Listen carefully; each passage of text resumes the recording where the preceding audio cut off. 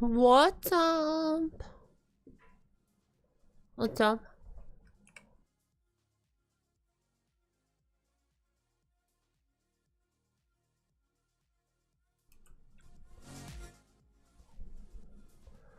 We're gonna be having DFM CFO. Let's see if everything is working well.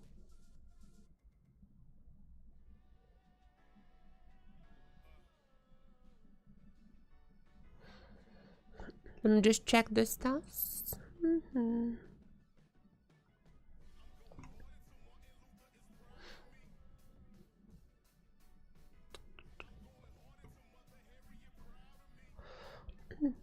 All right. Jesus. I'm a little bit tired right now.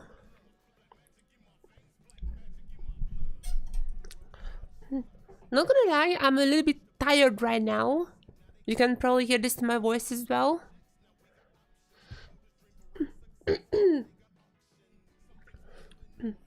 gonna be pretty bad throughout the whole series. However, I'm just hoping that at least we're gonna get something interesting here, so that I don't just fall asleep.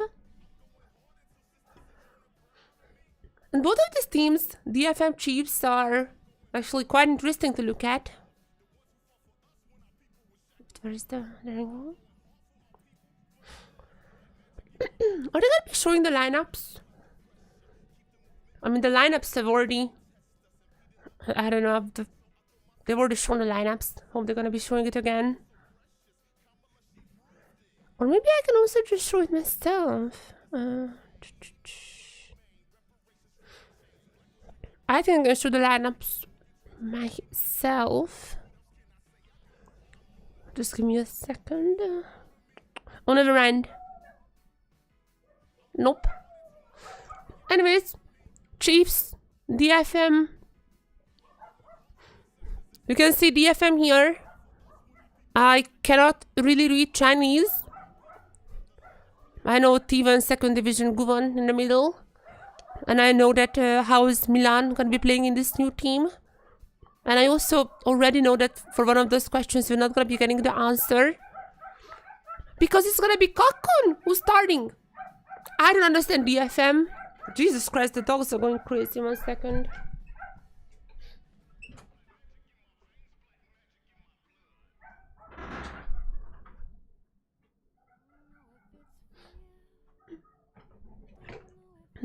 On the Chiefs side, you can also see that they have so many new members. Husha joining the jungle. Violet also replacing Limas, who retired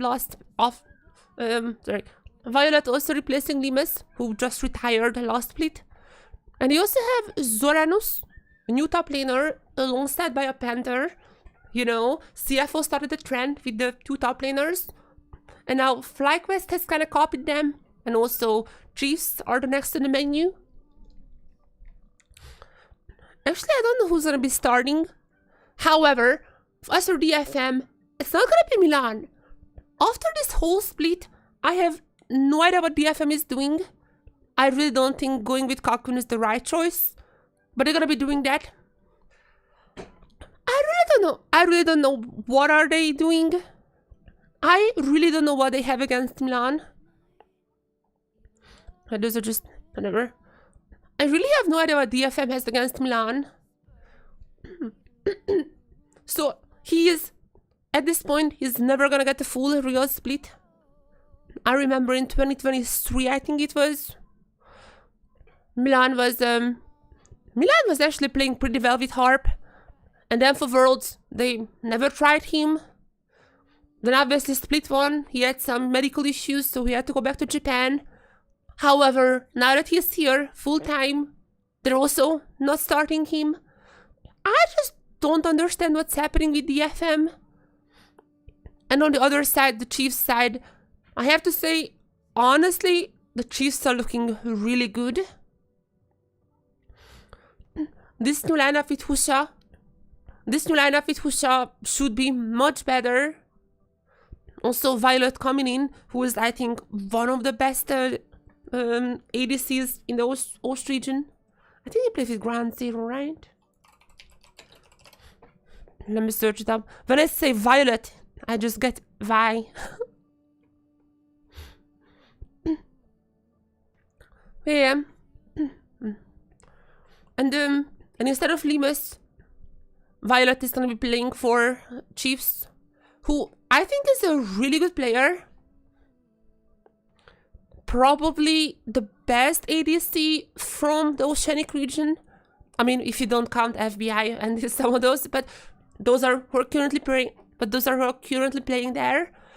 He played for Team Bliss. A little unfortunate situation. They couldn't make it to the spring playoffs in the PCS.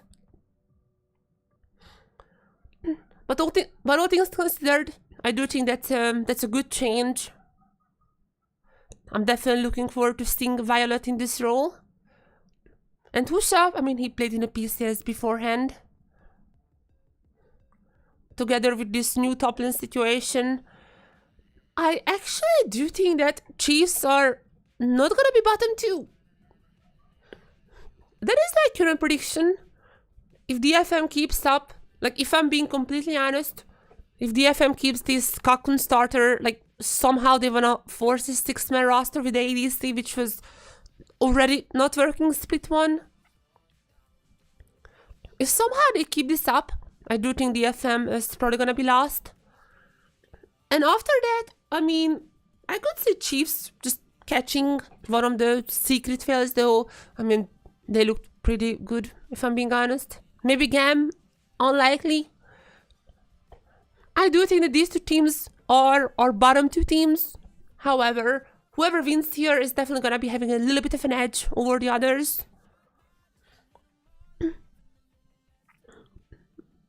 If they actually just lose to all other teams, then it wouldn't really matter. However, if they find some victories here and there, it definitely could be important. So I do feel like whoever wins here is gonna be starting this STP season with such a huge advantage. Why is it so low for me? What?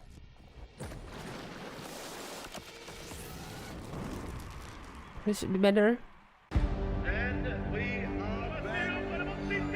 Also, once again, sorry. I don't know what's up in my voice. I'm kind of dying right now.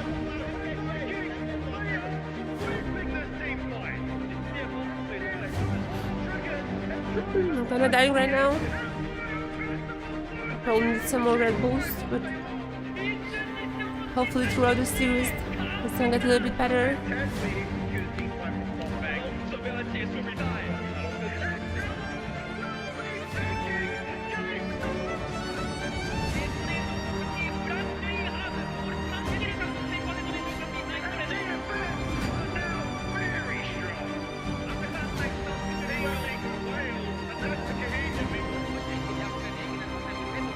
Also, just as a reminder, the CFO Talent Highlight series is coming.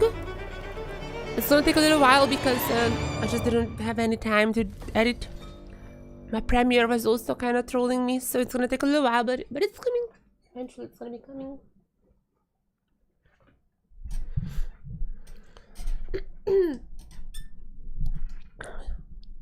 I'm not the healthiest right now, but I'm here for this matchup to hype me up.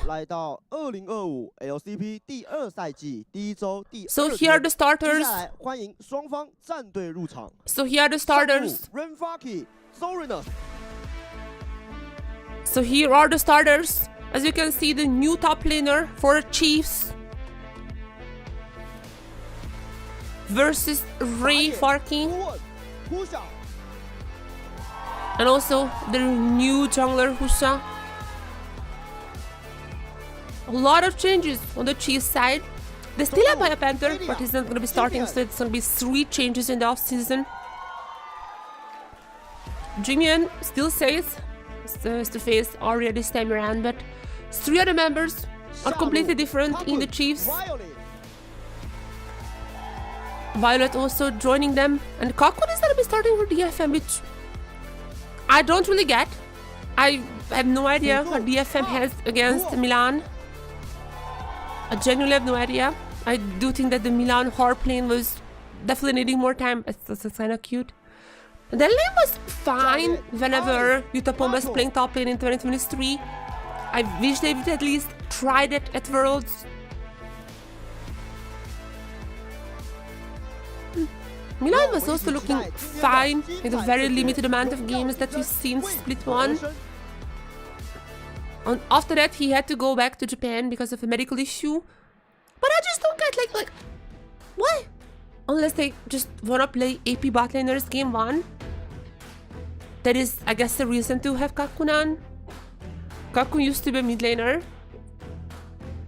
And even after swapping to bot lane, which was never announced, it literally like it was literally on the day when he played. The DFM just posted that, guys, you're gonna be playing Kaku as a bot laner now. I mean, he played some bot lanes in a solo queue with just, I don't know, whatever. Arya gonna be playing the 1v1s on the DFM side against Jimmy N. We're gonna be seeing a bit of a mid lane matchup. Now the only question left is which mid laners are we gonna be seeing? I guess not even necessarily mid laners. The only question remaining is which champions are we gonna be seeing? This is the Spirit Blossom, so only Spirit Blossom skins allowed. Surprise, I'm really not doing well.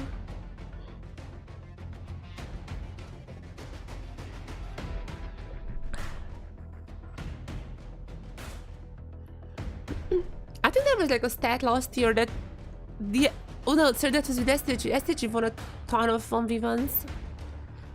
DFM actually hasn't.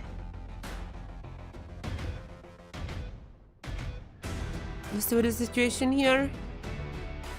Wow, Pez is doing a lot of work, it seems like. I'm not sure if this is for the 1v1s, but he's doing a lot of prep. He's coaching hard at the moment.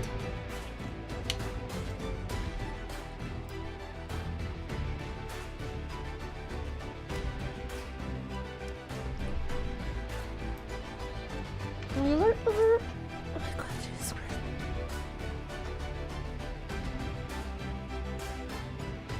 I'm sorry guys, I'm gonna be all over the place today. I really just hope that the matches are gonna be interesting. I have no idea what's wrong with me. I just came off from a sickness. Maybe I'm kind of relapsing a little there. But like, yeah, I'm not necessarily doing the best at the moment.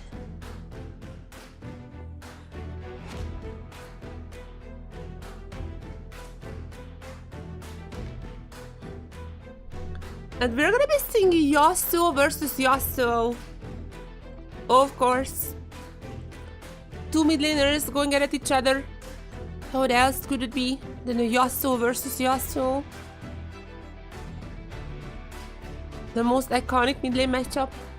Arya versus Jimian for the side selection.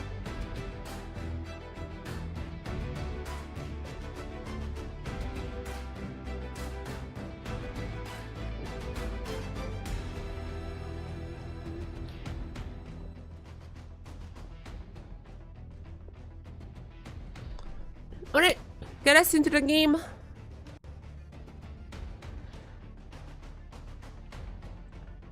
Get us into the game while Arya is playing.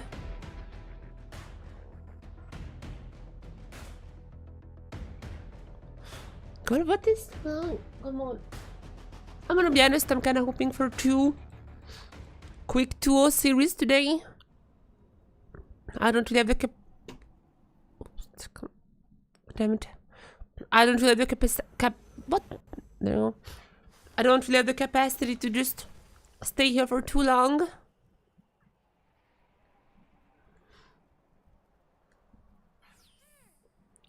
Wait! Arya is not using the skin!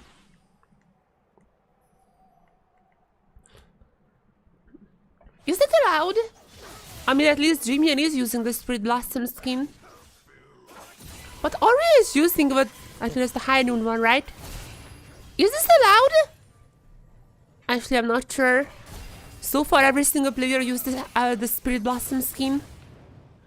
So they're going at each other. Minions, who cares about them? And Arya is gonna be dying. One held down. He still has one more left. But that's what he gets for picking the high noon skin instead of the Spirit Blossom one. Jimian gonna be getting some plates. There's gonna be a ton of money to recall. What is he gonna get? Already a boots? Already attack speed? Oh! Or is he? Always thinking about it. Not just gonna go for an attack speed just on the boots.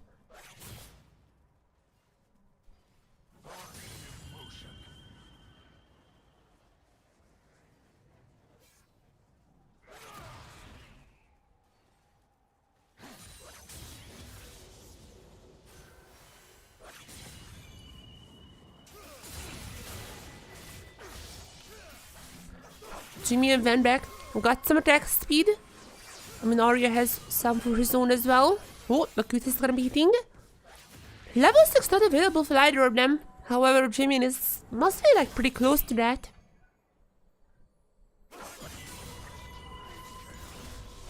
Arya has one more left. Arya has one more health left, and it seems like Jimmy might be going for that one. Q is gonna be missing from Arya, but what about the tornado after? Oh, Jimmy is gonna be pretty low. There's a Blade Blade, and Arya also gets one kill. So, 1 for 1 so far. That makes things simple.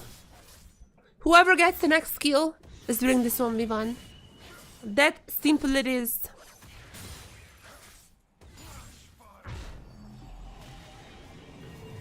In the end, Arya gets to recall once again.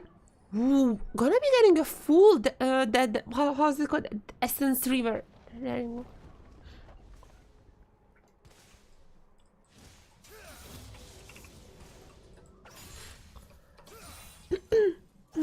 Jesus Christ, I don't know. No, not even Essence River. What is that? Dead Dance. What is the name of that item? Or something dance.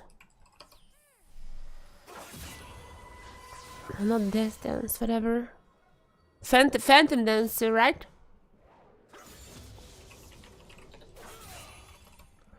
Yeah.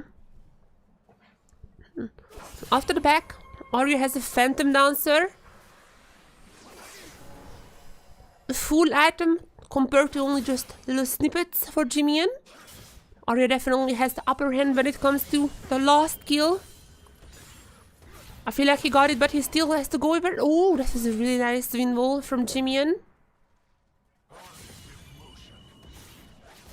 Arya goes in. Try to predict him, but no, not gonna be working out. Jimian playing this super safe, just constantly in the bush. Meanwhile, Arya, also very nice wind wall from him.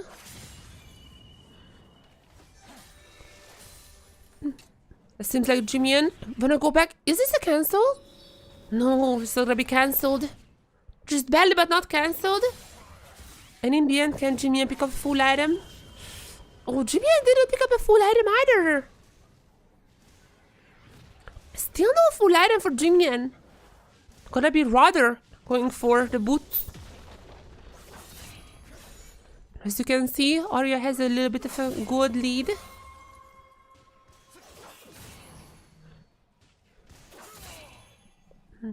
Let's see what Arya picked up after the recall. But after the final recall, Arya also picked up the attack speed boots. There's gonna be a ton of attack speed. And having an item advantage over Jimian. Full health. All charged up. Let's see what is gonna be the end. Oh, there's the ultimate from Jimian onto the Arya. Arya's gonna be super low after that. Probably gonna be popping the health bar. Oh, okay. There's a wind wall coming in from Jimian. Arya, I don't think like that was healing him. I think this is over. Arya is super low. There is Jimian ultimate. Oh, wait a second, ultimate. Is this a comeback? There's still the shield coming in, but Jimian is gotta get in the end. I really thought Arya would be getting this. Wait, Chief's gonna be choosing red side? Wait, what? Wait, are they gonna be winning this one? We want to choose red side? Okay, I'm fairly certain the DFM were at blue, so this 1v1 was for nothing.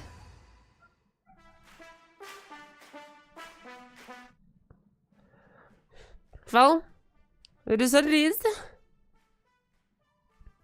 Let's get us into the game right now.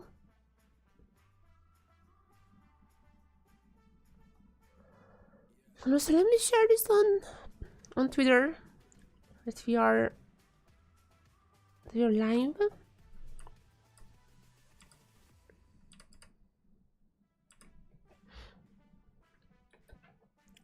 I really thought that Arya would be winning this 1v1. He had the item advantage. However, what he wasn't expecting was Jimmy was very safe. Used the ultimate at the perfect time. Well executed everything.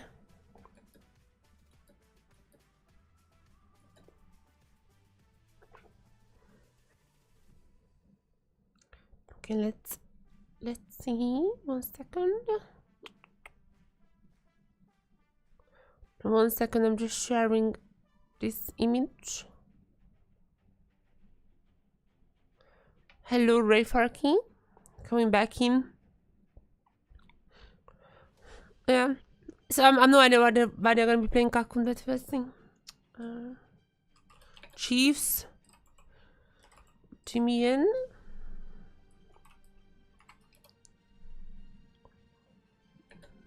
Wins. And chooses.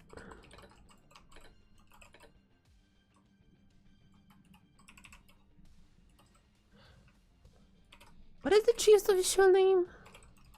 Is it the Chiefs or?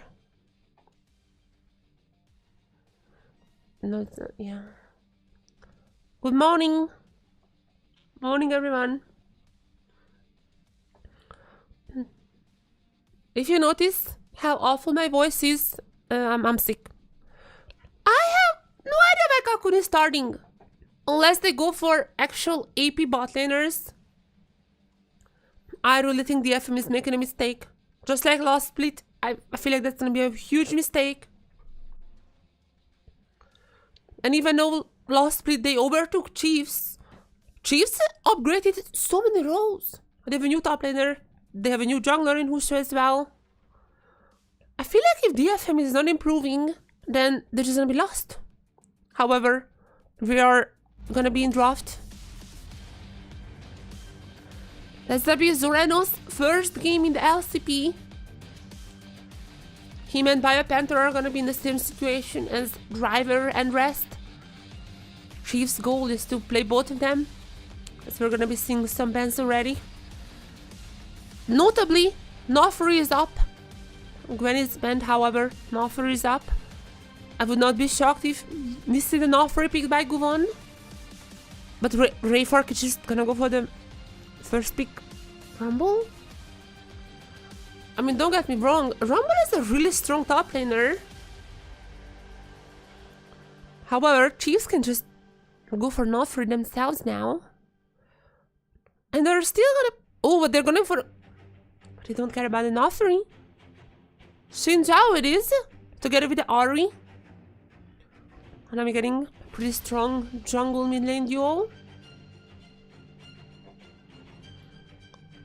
Question is, what does DFM want to do now? I don't know what Milan is not playing. Yeah, I don't know. DFM definitely has something against him. Guvon is gonna go for the Wukong. They're gonna go full engage here. I mean, DFM is not gonna have damage problems. They already have the Rumble. Should be fine. Welp. There's the Rise as well. Not picking Nofri made the stream bug a little. Just like yesterday. Nofri is so broken that it breaks the stream.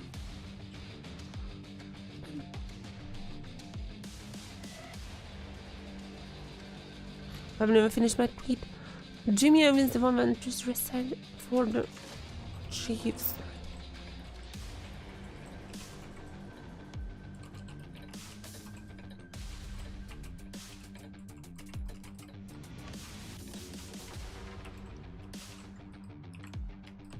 One second. I will need copious amount of caffeine. And there's definitely a misfortune picked for Violet. Oh my god, the misfortune, Ori. Yeah, Chiefs are kind of winning this draft for now, I think. Like, DFM's comp is not bad by any means. I just feel like that the Chiefs are kind of cooking at the moment.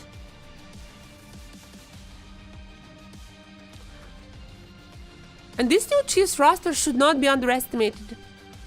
They kind of went last time around, but they made 3 changes. Husha coming in, I think it's pretty important. Violet, probably the best ADC currently playing in the PCS or like the Oceanic region. Violet, probably the best ADC in the Oceanic region, minus the ones who are playing in LCS. So definitely should not be underestimated. However, Zorados in his very first game in the LCP gonna be picking up the Aurora top. I'm not sure if I'm really liking that one. It's probably gonna be fine into the Rumble. But there's not really any frontline for Chiefs. And I don't know how to feel about that. DFM, Gambare. And the fighting in Korean. So DFM, Jayo. That is literally every single language.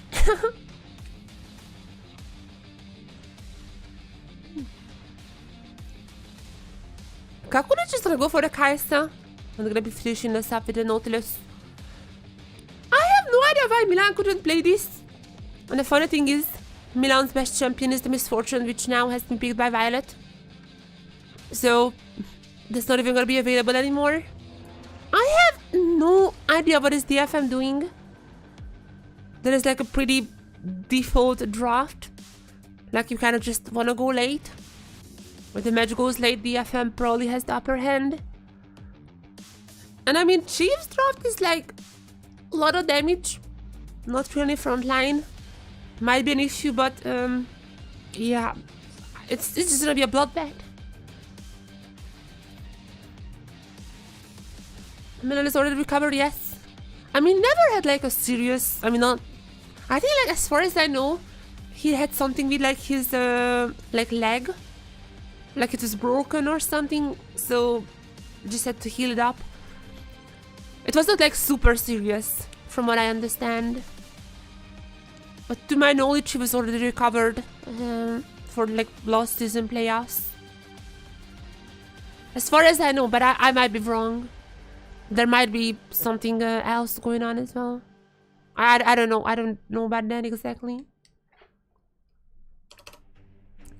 But as far as I know, yes. The DFM is never talking about anything. Like, they're never sharing information.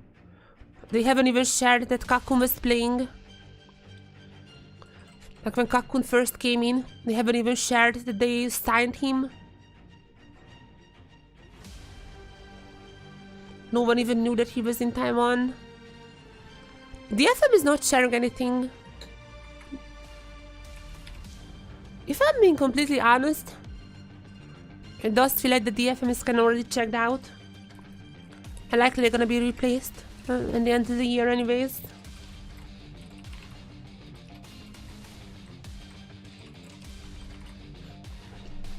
I do have I still do have a theory though. I do have a theory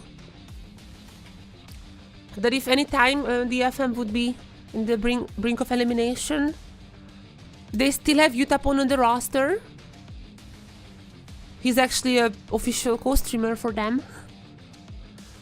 But I really do feel like that if DFM would actually be on the brink of elimination anytime in Split 3, then they would just be subbing in Utapon. That is my wild theory. they could do that, like, it's allowed. Still on the roster. The reason that Utapon is not playing is because he just didn't want to move to Taiwan. But if it's for one tournament, I would imagine he would just go there. That is my game theory. Because I just have no idea why else they would be playing Kakun. Unless Milan once again has some issues, but I don't know. As I'm checking Twitter, I don't see anything. Oh, wait a second. Okay, wait a second, chat, wait a second.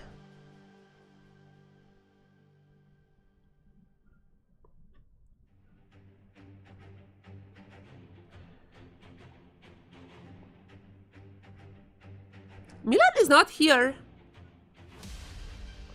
Wait, Milan is not in the room?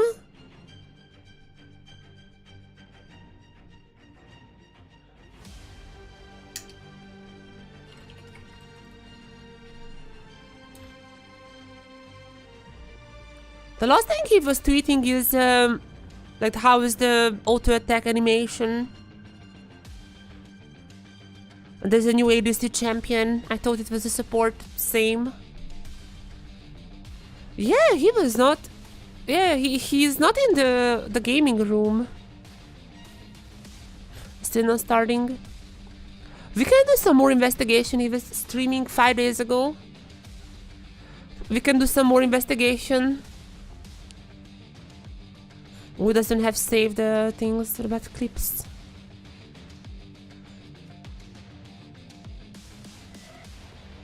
I wanted to check what was this ping, like if he's in Taiwan or not. Yeah, it doesn't seem like Milan is in the prep room. It doesn't seem like Milan is in the prep room. I have no idea what's up with DFM. That team absolutely never shares any piece of information. I personally have made more content than like about DFM. I personally have made more content weekly about DFM than the amount they produced throughout the whole year. So I have no idea what's up with them. I have no idea why Milan was not in the prep room. But it seems like Kakun is gonna be a starter somehow. I mean, to be fair, Chiefs draft also not the best, as we are having a bit of a pause now, it seems like. Maybe he's still in Japan. I don't know. I feel like he didn't go back. I mean, I could technically check. Whatever. I don't know. I'm not gonna like get into that. Maybe if we have like an hour pause, I'm gonna be investigating more.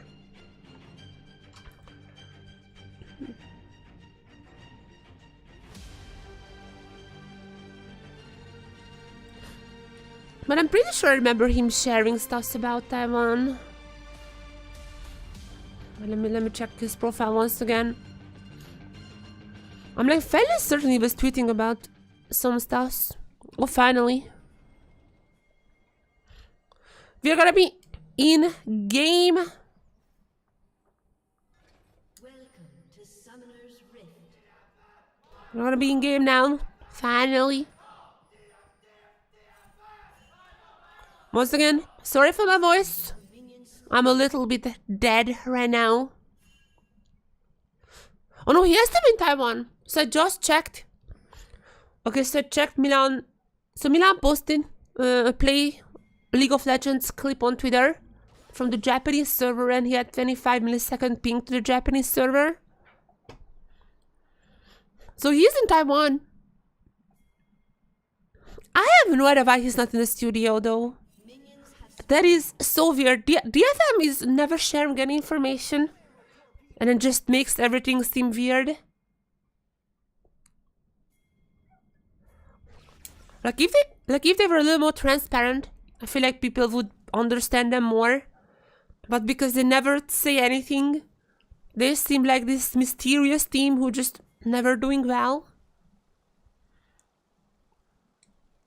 Okay, DFM surprising Chiefs here. Violet, welcome to the LCP as his lane partner. So get chunk down. Ignite has been used actually by both supports. I'm gonna be upping this little.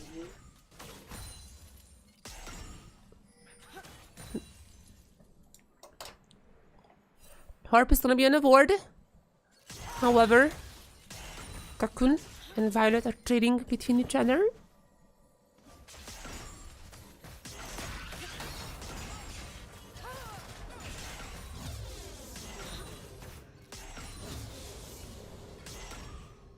I'm gonna love to see that. We need aggressive bot lanes. We need aggressiveness. Is nice hook from Harp coming in. Immediate shield from Luan. Not really gonna be getting more than that. Kakun has to be careful of the misfortune. Misfortune in the lane is gonna be super strong. You cannot even stay behind the minion line.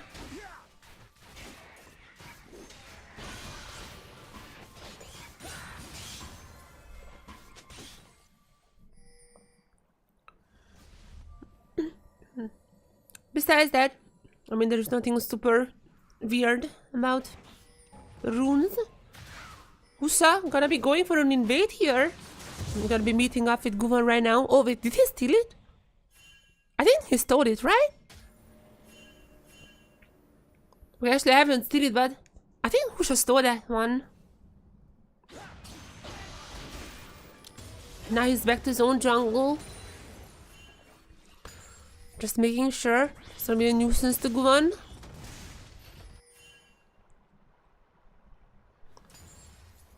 Honestly, during split 1, I don't think any DFM member really shined. The team looked pretty dead. No synergy, nothing. Now, they did say in the post, that they made a post that, hey guys, we're gonna be playing this split as well. They didn't talk wait, there's Guvan flashing out? Who's just still bullying him? Arya versus Jimin. Oh, there's the root there. The Q. Arya though has to be a little bit careful. There's a charm. He got baited. Wait, Viola just killed Harp somehow? And also Arya's dead as well. Oh, one more Q. Okay, he's out. Pause the pots. He's gonna be barely but just out. Okay, what happened to the bot side? There's gonna be the swap coming from the bot laners. Justin. I feel like this is a pretty early swap though. The grubs are not in the map for 1.5 minutes. What did Harp do here? What?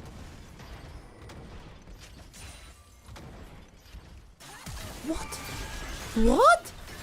What?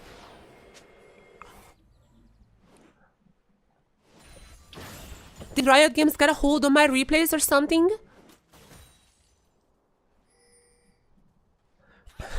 Wait, the just like my Nautilus and Soloki, wait a second. Chat, did Riot Games steal my replays?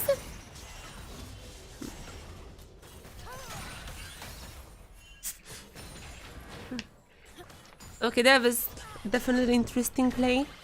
Emphasis on the int.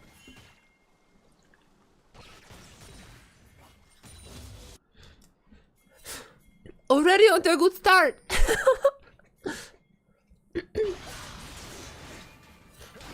Already on to an amazing start. Well, welcome to the LCP, Violet. Played for Team Bliss last year, not last year, but yeah, last year. Played for Team Bliss last year. That team got a bit unlucky in spring. However, now he's finally making his way into the LCP in Chiefs. I do think that was a pretty good pickup. They had to choose Oceanic ADC, and I think from the pool he was the best one to choose. As well, I don't know that much about Zoranos. So I'm not sure But yeah, I just cannot wait to see more of him. Husha also is a pretty good pickup for Chiefs.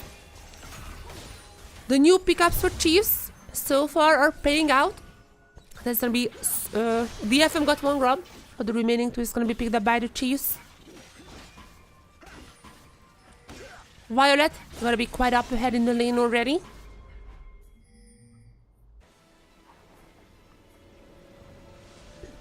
And even Zoranus. I mean, there's already a bit of a CS advantage for him. I would kind of expect Biopanther to come in like game 2, maybe game 3. I do think this is a similar situation as to the one in CFO. But for now, I have to say, he's playing well. I am a little bit worried the Chiefs don't really have a front line besides the Rao. And I guess like Husha on the Xinjiao, I wouldn't necessarily call him front line. It's basically just ultimate. So yeah, I'm a little bit worried how Chiefs is gonna be frontlining. But Violet starting with a kill is definitely gonna be massive. If Chiefs get ahead in this lane, if Chiefs is able to snowball, then I do think that they can catch DFM. But the Rumble is gonna be really hard to deal with. And Kaisa, eventually, if she gets the evolutions, then she's also gonna be quite hard to do. She's also gonna be quite hard to play into. Like Guvan coming in for the gang. Violet is gonna be the target this time around. There's the ultimate from Kakun. Kakun is gonna be getting the kill. Easy peasy 2v2 kill. Guvan did not even need to interfere. And at least I'm pretty sure that's gonna be granting DFM the dragon. At least they're getting something out of this.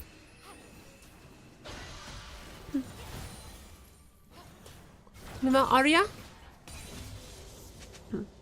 Harp is now gonna be rotating to the mid lane.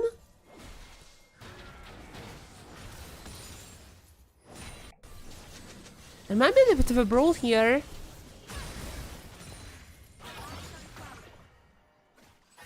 I'm kind of looking at Ray Farkey. There's a little bit of a CS disadvantage, but to be fair, Aurora is gonna be better in the earlier stages. Yeah, this is just a pretty simple 2v2. One second.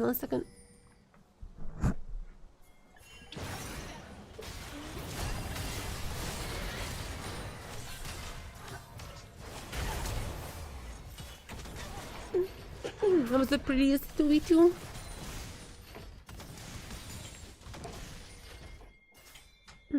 Game looks kind of equal now. When will they fix this HUD? Wait, what was the issue with the HUD? Is there an issue with it?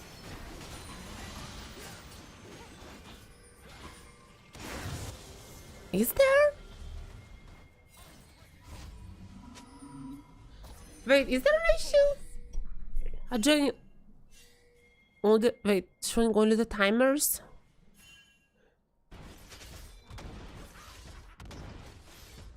Wait, what?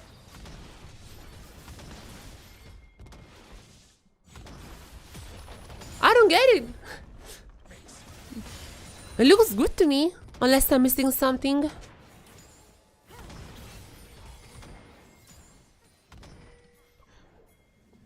I really don't know what's wrong with it. I mean, it looks fine. DFM is gonna be 1 second upside for the second grab camp. So far, this match is like pretty weird. So far in game 1, it's really weird. There already has been mistakes. There already has been fine pickups by Cocoon too. I cannot really decide if this DFM is better or not for now. Oh, the key account. Yeah. I'm not even really looking at that. Oh wait, no, it's showing now. I mean, this is good. Sometimes it's bugged. For now, it's good. DFM, so far, I'm gonna get all the grabs. It seems to be the case, unless there goes the new one. Okay, that's just a clone. Even I got baited into second, but it was such a nice charm by Jimmy, and Violet is gonna be the one finishing up the job, and Guvon is gonna kill Ray Farkey. Ultimate is not gonna be doing too much. Zoranos, though, had to invest everything.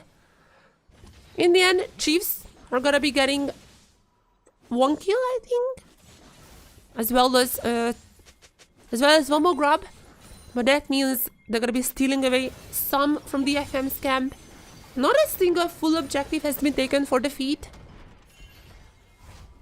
But Chiefs are only 1 kill away to at least get one of them. Yeah, I mean, there is the... Yeah, there they are. It is working. It is working in this case. Sometimes it's bugged. But in this case, it's working. That was a nice engage coming in from Chiefs. And that chain charm into the Misfortune ultimate was also well done. The Ray Farkey was super far from the fight and he was already down when it started, so I don't know what's the case to that. Can DFM at least get the dragon? 12 minutes into the game and dragon has not been taken just yet, and Guvon still not gonna be going for it. I kind of wish they would just try to play for some objective, because for now it does seem like that DFM is not really doing much on the map.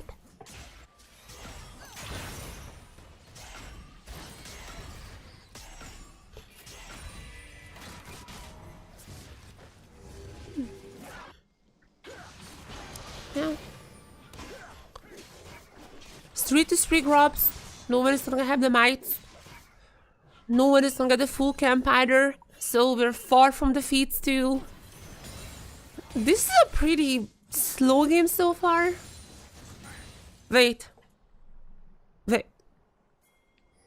Surely that's not real.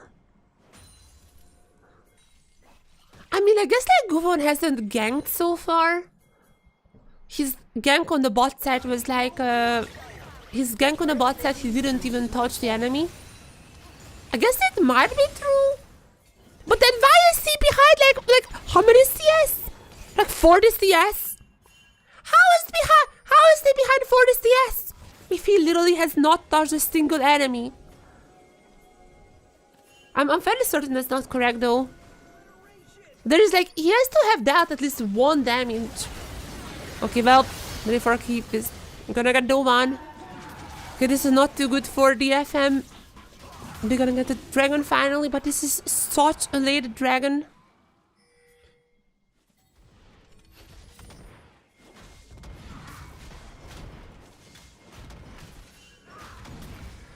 Yeah, this is already not looking too good.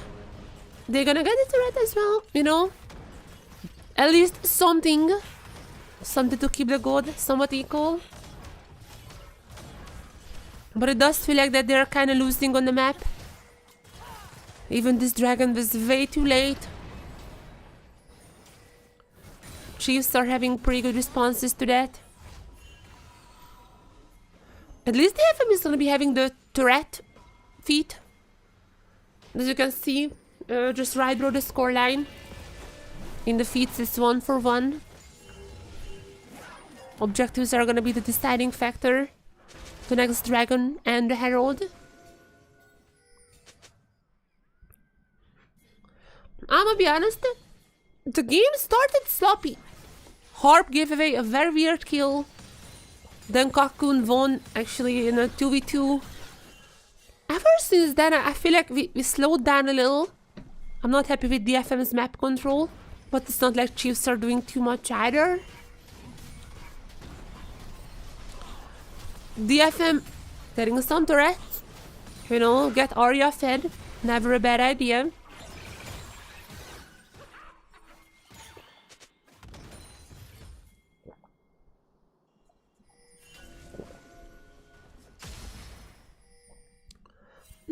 But I really want to see what is their goal here, because it does look like sorry.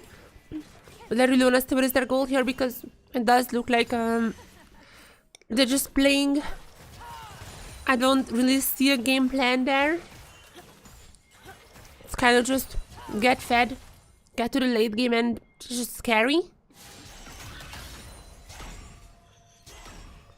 At least they're gonna be rotating up now for the Herald. So that's good. But they should be playing for that because so far anytime they played for an objective they lost.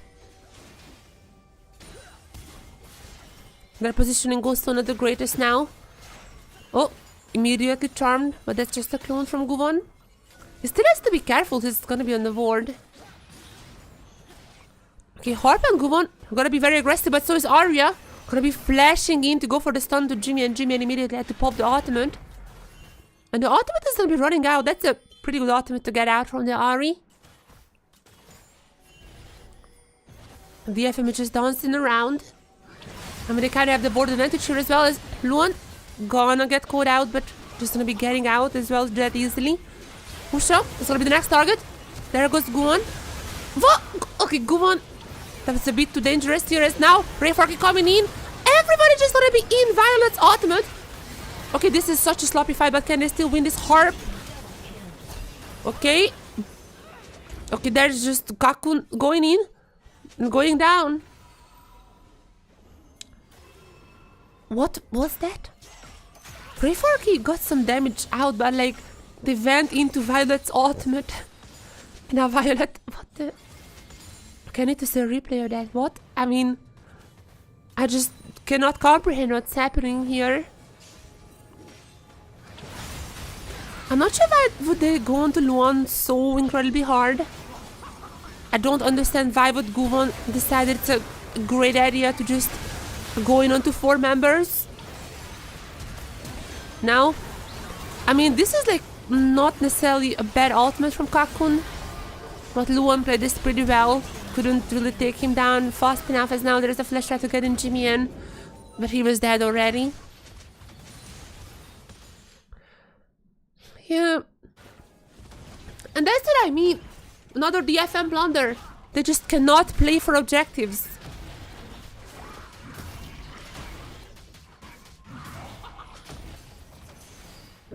The Chiefs kind of gonna be snowballing this game out from here on, I think. Just like STG yesterday. Yeah. No, I'm really waiting for Reject to come in. Actually, Reject might not even be able to come in because can they? I mean, that's a good question if Reject would be coming in, because if DFM ends second to last, then it's definitely gonna be Reject who's beating them.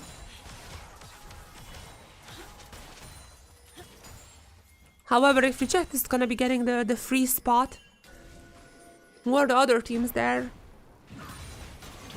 Vietnamese teams are not that strong, and I guess like Frank is the closest competition to them. Frank or DCG. I mean, maybe, but that's so far in the future.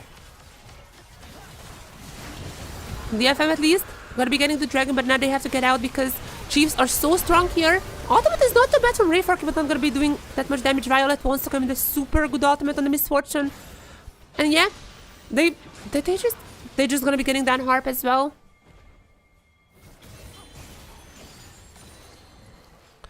Well, DFM got a dragon, but this is such a late dragon to be stacking them, and in every single fight, Chiefs are gonna be getting the victory over them.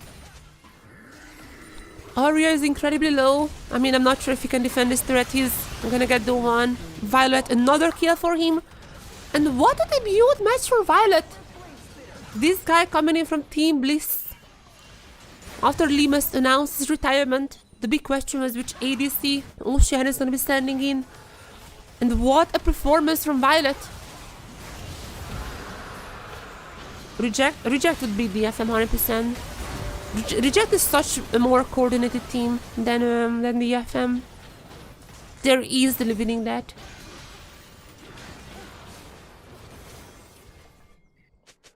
In almost every single role, Kinetsu was always beating Rayforky in MJL.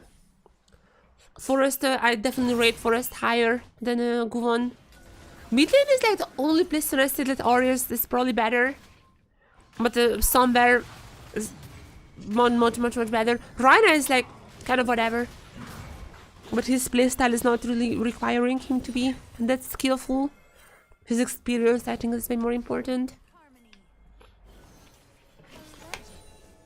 1,000 Wait, is this real? Like, Guvan just not doing damage? I know, like, we don't need to do damage on the Wukong, but still.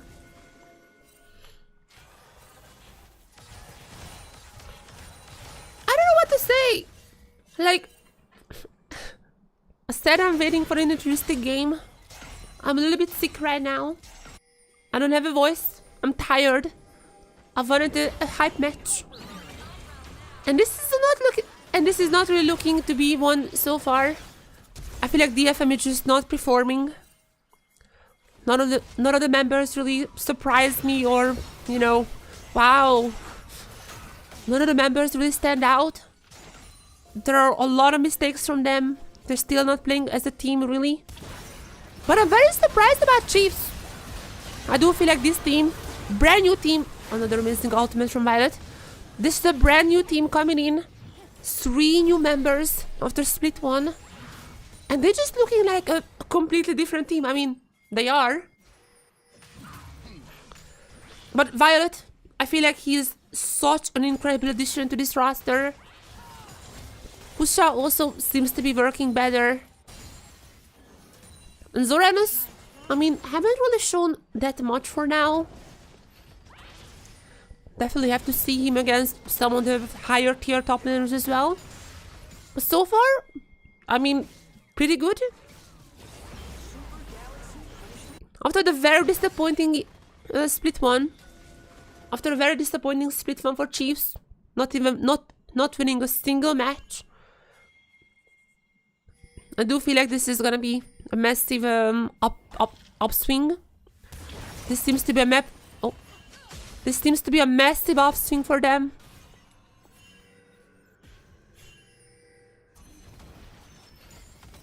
And I know this is just DFM. However, the team is just looking good, like together on the same page.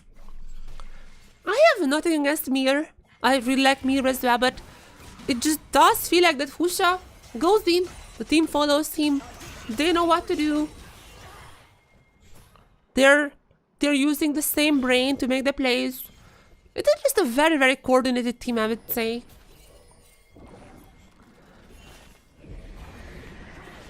I feel like they have an idea what they want to do in this match, and they're executing this perfectly. As Zoranus going in, Alright, I know, I'm a caster and I know my power. I literally just said it, I don't know what to think of this guy just yet. Well, that was one of the flanks of times. But this is still just absolutely not enough for DFM to start a comeback. I mean, Jimmy and Violet still there, and Luan also such a nice ultimate. Also Violet followed up a little bit of a damage there. Not hitting that many members, but doesn't need to. Others are following it up. There's gonna be a double kill for Violet. And a guy, triple kill for him. Guy just carrying. This is such a strong Miss Fortune performance. Also gonna be getting the dragon for themselves. There's not gonna be a soul in this game, but nonetheless, a little bit of extra healing. And Chiefs are looking to end this game very quickly.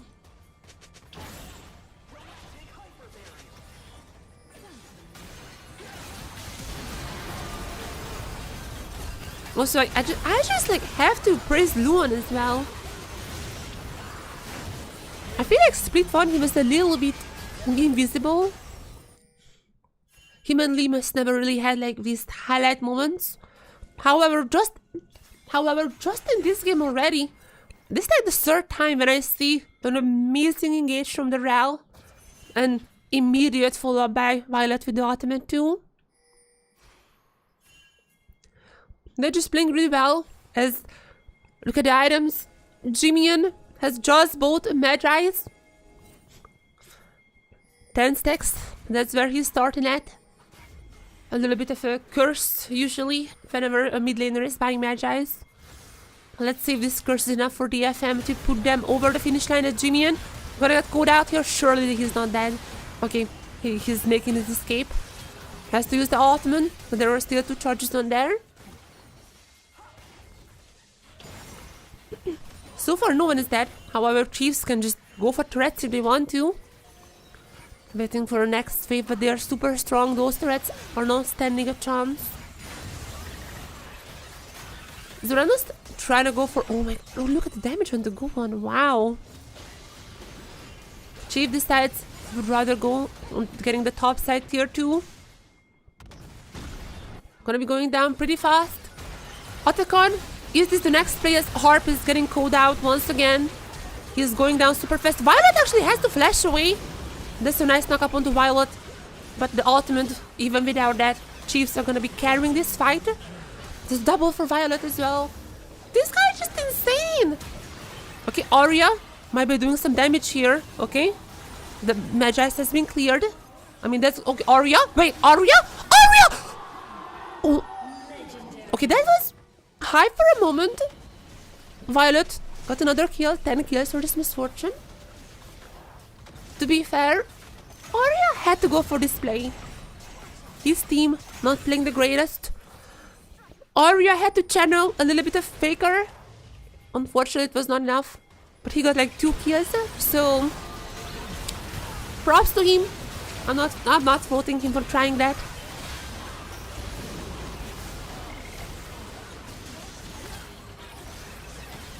I have no idea what Kakuma's doing in this fight. Kakuma just in the middle of everyone. He hasn't done any auto attacks. He just waited for the Q cooldown. I mean, Arya tried his best, but Violet, with 10 kills at this point, is just way too strong. 4 items. Bloodthirster, Lord Dominic's as well. Immortal, whatever it's called, I forgot the name. 4 item misfortune. And yeah, I still have zero idea why DFM is playing Kakun. Like, I mean, I don't see their screams. Maybe this is like scream resolved. Maybe Milan is once again not in Taiwan for some reason, even though he was there like a few days ago. The team never shares anything. The players barely ever share anything. So I don't know, but it's just weird. And it's making me really hard to even root for this team.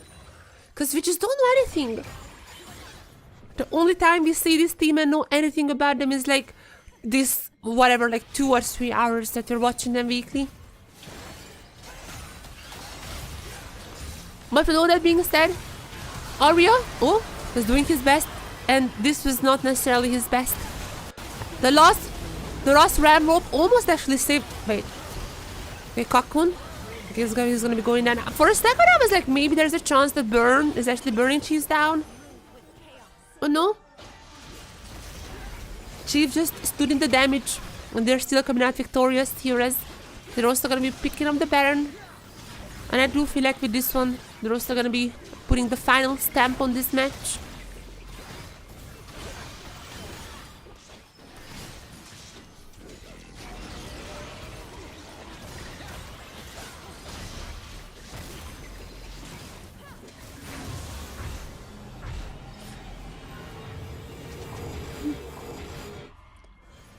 I don't know what to say.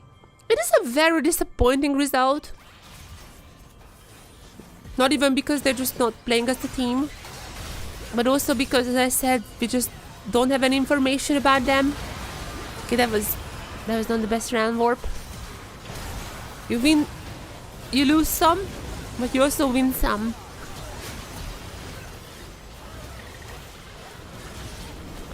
But yeah, I don't know. Really, the only thing I'm wishing for is just if DFM would be more transparent. Like, why is Milan not starting? I don't think it's working with Kakun. Like, this team is looking by far the worst team in the LCP, so if for some reason you don't want to play Milan, then why is he on the team? Like, why aren't you signing a real ADC? There are just so many things I don't understand. And if DFM is not coming out, not having a statement, I just don't know how I could support them.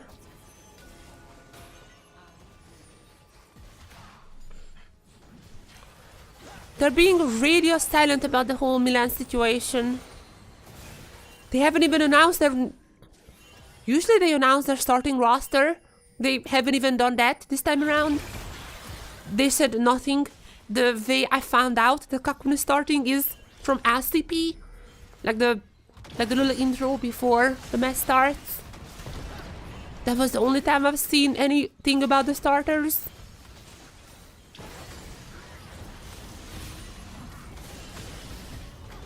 It's overall disappointing in DFM, but on the other side, Violet is hype. Husha fits into this team super well. I cannot wait to see what they're stealing. And okay, there is one more kind of desperate attempt from Kakun as, yeah, Violet, just another amazing ultimate. Husha is gonna be down here. Okay, wait a second. Okay, Chiefs are a little bit trolling, but as long as Violet is up and alive, I don't think... Okay, Violet? Never mind. Never mind, they're just too far ahead. Chiefs are kind of trolling here and there. But as long as Violet is alive, the game is unlosable for them, and they're gonna be pushing it on their next turrets now. These new Chiefs, with their new top laners, Zoranus to the new ADC Husha, and their brand new Oceanic ADC Superstar Violet, they're taking game 1 against DFM.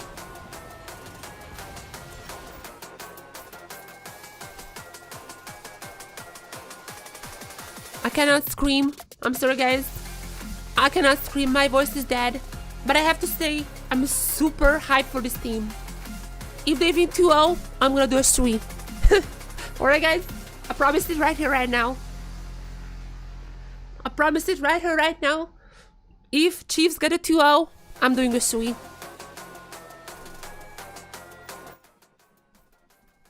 Where's my camera? Check. If Chiefs win the next game as well, if they win 2-0, I'm doing a sweep. I am doing a sweep. Live on stream right after the match.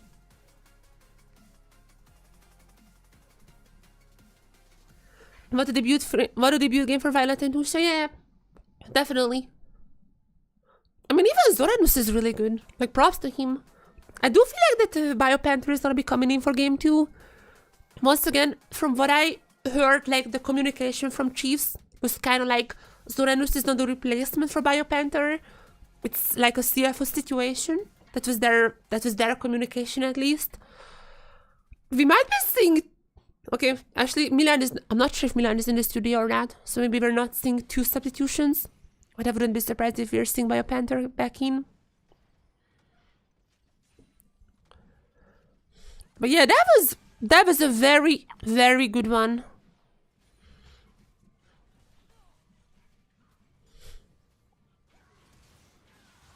Props to them. Violet especially.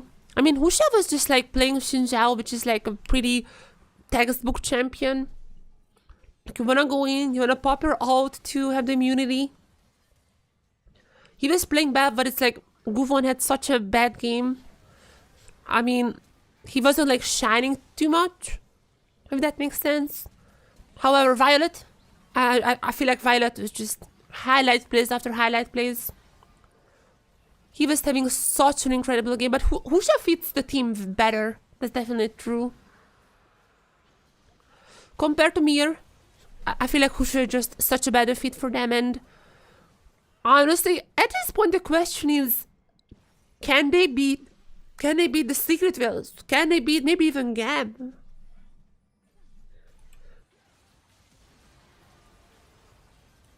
Like, remember, GAM was also hard struggling.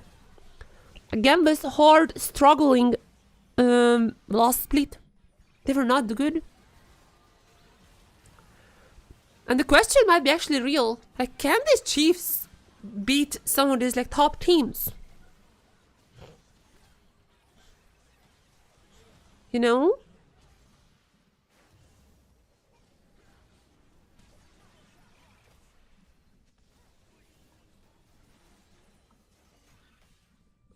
But we'll see.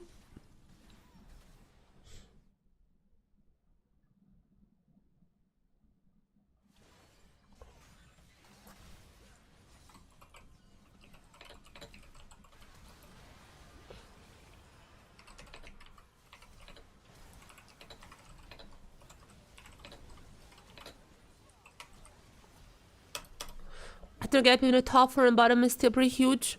Over 100%. I mean, even like the top, I guess like we still need to see GAM. GAM was like, we're gonna be seeing them against the Secret Wells just after this game. But like GAM was having such a weird split last time around. On paper, GAM should be much better, but they were struggling hard. So I need to see them, how they're doing against Secret Wells, to really assess the situation here. Secret Wells should have been pretty bad on paper. Like, they should have been pretty bad on paper. However, I mean, obviously, as you know, they were like the only team who beat CFO. So they definitely overperformed my expectations. This is really weird when it comes to the bottom teams. I don't know where to put Chiefs. This is like actually just a brand new team. This is such a new team. It's 3 new members. I'm giving them a new chance. Jimmy was always supposed to be better. Like, I feel like last split was not really an indication of how good he is. I personally absolutely loved watching Jimmy in the PCS. So I was very hyped to see how he does. And that was underperformed. Like, the whole team was not on the same page last time. Also, I mean, Luan, I didn't know too much about the guy. But once again, Limas was unfortunately not too promising. Yeah. I feel like with Violet coming in, Luan is also a little bit unleashed. And Husha is just a glue to this team, it seems like. They're looking very coherent. I mean, I have no idea what was with SAG. I don't even know. I really feel like that teams need to start making changes after this split. I know in North America there are actually big teams who are gonna be making changes for split 3. I mean, yeah, they're already thinking about split 3, but this like new 3 split system is a little bit weird, because after the first split, teams are like, do we wanna change players? Should we give them another split? And a lot of them are like, let's give them another split, which I don't think is the right choice. I feel like it's much worse if you're running your new roster for split 3. I think it's much better to just experiment before even split 2. But yeah, there are many teams, I know, in North America specifically, who are already looking for changes for particularly split 3. And I do wonder if SAG would be in a similar situation, because the jungle mid duo is just not working. Fate was playing fine in the LCK, like he was a mid-tier player there. But in this team, it's just not working out. I'm not sure if like communication, I don't know what's up with that, but the mid jungle is not working. I mean, nothing is working, to be fair. It's Marble is like the only one who's actually playing good on the team. But I would definitely expect more changes just from the trajectory I'm seeing from a lot of teams. I definitely would be expecting some changes when it comes to split 3. I personally would love if teams wouldn't wait for split 3, because it feels like a lot of the teams are just wasting their time now. Like, once again, I know of a team, I'm not gonna say which one, but I personally know of a team who know they would wanna change some players, but they're just not doing it for split 2. They're like, let's test out this new team in split 2. Like they're just like screaming with the new players and everything, but they're like, we're not gonna be swapping players for now because we don't wanna swap around in split 2. But I feel like if you're only doing this for split 3, it's kind of late already. Like, you need to build synergy. I feel like they should do it already for split 2, but yeah, a lot of the teams are not doing that. So there's that. Big question, are we seeing substitutions? I still see Kakun being played. Okay, so Milan is not even in the arena. I have no idea what's happening. At this point, I have to assume there is something up with Milan and DFM just doesn't want to say it. What?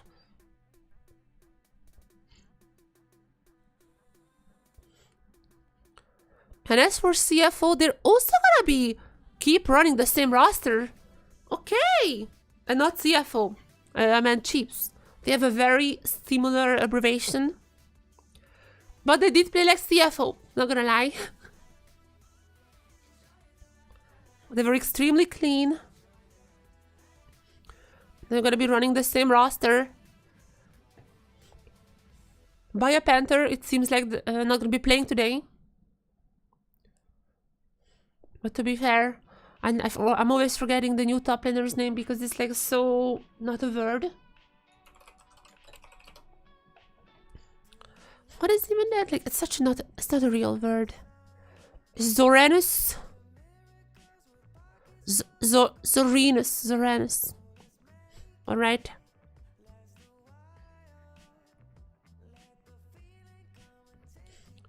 But he also played well. I'm no Aurora. I'm kind of an assistant cooking from DFM. Game 1, the draft was a little weird. It was a little bit random, but I did think it was fun to watch. I want to see even more cooking for Game 2. I have no idea why Kakun is playing, but if he's playing, I want to see AP bot laners. Also, Arya is so good at Yone. And Yasuo as well, basically. And on that note, Yasuo as well. I want to see... Also, Nofri was not big Game 1. Yeah. What's up with that? Like, not a single... Like, not a team? I get that she was nerfed, but like, she's still probably the strongest jungle in the game. I don't get that part either. That would be my dream composition. Some tank for Rayfarki. Or maybe the Darius as well. Okay, I'm not necessarily sure how viable he is right now. But Rayfarki was a Darius one trick. Yorick potentially. Though DFM's macro, I'm not sure if I'm really trusting that with the Yorick. Yorick's whole thing is just always keep up the pressure on the side lanes. I am not sure if DFM would be able to do that. Also, we've seen Jax being a somewhat good counter to that.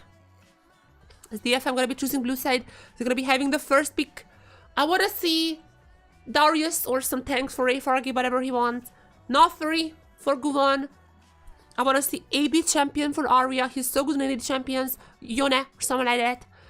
I wanna see AP bot laner be the Ziggs. Be the Talia as well, even though that one time didn't work last split. Talia bot lane could still work, I think. And as for Harp, I mean, he had a kind of an off game, but I do think he was looking fine split one. So I don't know, All-Star, something like that. More ace in the team, just put in a position to carry, yeah. Finally.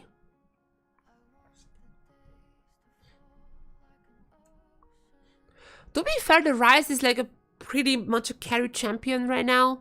Like, Ryze is pretty strong. And he also actually had some pretty good plays on the Ryze, but I get like it's not like a Yone. Yeah. And as to Chiefs, I just want to see some fun stuff for Violet. This guy had such a good debut. I want to see the most fun champions for him. I want to see him pop off, having some highlight moments. Guys, Nofri is up. Surely we're going to be picking Nofri here, right? Didn't happen game 1. But now game 2. Back against the wall. Surely it's Nofri. Extremely strong still, even after the nerfs. Surely. I mean, it's gonna be probably Kakun's Talia. But like, why? Like, come on. Arya you really that desperate? Were you really that desperate to just lock in the Talia? Okay, I'm not necessarily sure if Husha plays the Nari, but not Nari. What even is that word? I'm not necessarily sure if Husha plays the Nafri, but I mean, this could be an angle for that.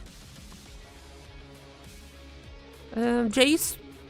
Alright, just a little bit of a poke on the top side. Is it an Nafri slam? I feel like it has to be. If Chief's not picking up the Nafri, then DFM almost certainly would. Surely these teams are playing the Nafri, right? Like, there is no chance that she just goes through 2 games without being picked or banned. Maokai. I mean, Maokai is also kind of strong. In even support as well, it's kind of a flex. But with that being said, I still would have preferred the Nafri. DFM, you can pick the Nafri. Nafri Yone, please. Nafri Yone would be so omega here. Sion, fine. Nafri. Come on. Pick the dog. Pick the dog. Woo, woo. Woo, woo, woo. Pick the dog, DFM. Woo, woo. Come on. Alright. Oh, okay. Okay. Jesus Christ, why was it so hard? That's actually a pretty good start. I have to give it to DFM, that's actually a pretty good start. I mean, Chief's still gonna be hard to beat. They're definitely the better team in terms of player strength. And Jimmy, I'm gonna get the Yoda. No! That was my pick for Arya! Oh no, Jimmy N. Okay, he's here to play. Jimmy N, here to play. This guy gonna be locking in the Yone. Oof, oof. I mean, he was already looking pretty nice on the Ari. And now he's like, oh, if you want some action, I'm here with that. Wait, what is that? I'm not the commentator 0721. What? What was the sign? What?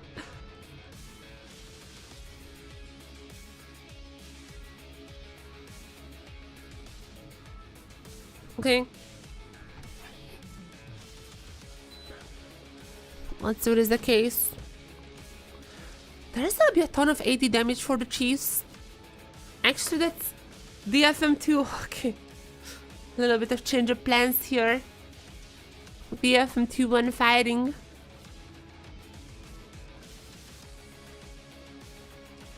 And we've seen the bot laners are the one remaining. Unless this is the Maokai support, which, I mean, I would say probably the case. They would be lacking AP if this was a Maokai jungle. I could see a Lilia being picked here for Chiefs and making it a Maokai support.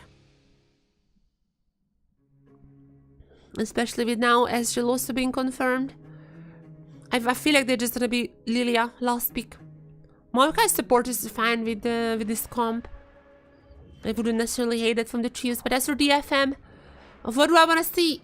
I do think still that this is gonna be Kakun's. Okay, I guess it could be either. Arya on the Talia, this. Actually, I would love so much more if this is Arya's Tristana, which I mean could be the case. Again, Kakun has played the Talia in the bot lane beforehand. He used to be a mid laner, and this exact pick has happened already in the LCP. So now they're gonna be stealing away the Leona, even though Leona is not really a pairing with Ezreal anymore. And also, even though that I still don't think this might be a Maokai support. Chiefs need some AP here. Lilia would be my choice, or maybe Nidalee if they really wanna be coming here for some action. But it's gonna be the Braum. It's gonna be the Braum. So it's gonna be Maokai in the jungle. I mean, a lot of AD. To be fair, that's like not the worst thing that can happen. The AD items are pretty fine. So even if you run full AD, the armor shredder items are pretty strong. So enemy can build as much armor as they want. It's not gonna be that bad. Now with that being said, it's gonna be Arya on the Talia and Cocoon on the Tristana. Why are we once again setting up Cocoon to be carrying? Like, you have Arya and first game Rise, which is like, I guess, could be kind of carrying, but still. And then you put Arya on the Talia, which I guess could be carrying, but still. Like, why is DFM... I don't understand what DFM is doing. Like, genuinely, this is such a confusing team.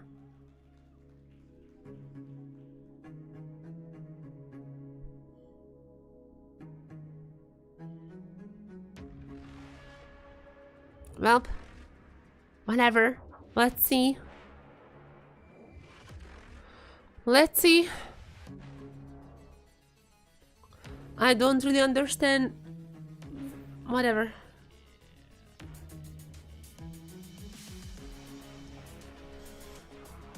I'm never gonna understand DFM. They're so secretive about everything. There's no chance I can do that. 30 seconds until minions spawn. Alright, level 1s. Level 1s are so back, and Guman? Surely he's not gonna be coding code out. Yes. Some doggos die, but the big doggo survives. Rayfark already got a little chunk down here. However, it's not too much. Level 1 won't grant too much for the Chiefs. They're just gonna be running around. Isn't there like a protection thingy lane swap? I'm not sure how much that would be activating.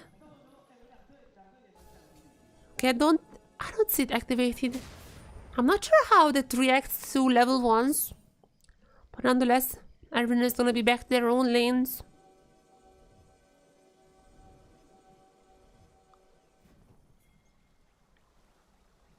And now, Violet had such a good performance on the Misfortune. This time it's time to prove it on the Ezreal as well.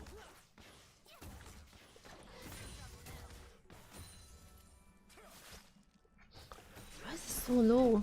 What? What is all over the place?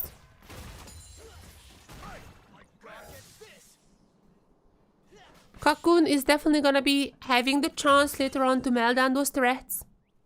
I'm a little bit worried about the DFM's macro. But with things like with champions like Sion who can ult around the map, same goes for Talia. Maybe that's gonna be enough to really band-aid that issue. We'll see. Definitely, it's gonna be pretty interesting in team fights. I do hope that the Noffer is gonna be popping off. Her opponent in the Maokai is also a very strong jungler, so should not be underestimated. DFM's positioning is gonna be key here. They really need to dodge those Maokai ultimates. If someone like Cocoon gets caught in one without a cleanse, then Jimian is just gonna be killing him in basically an instant. Arya? Gonna be pretty good so far. The trades are in his favor for now. I mean, this is a range matchup, so range versus melee, Arya should definitely be winning this. It would be really bad if he's not winning these trades. Okay, Cocoon got a lot of damage from Violet. That was a nice combo from him. Some is gonna be traded back, but that bomb is not gonna be doing too much at just the first level.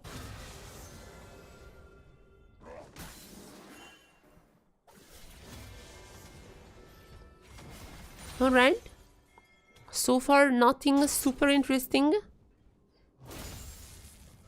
I'm kind of trusting in the Sion.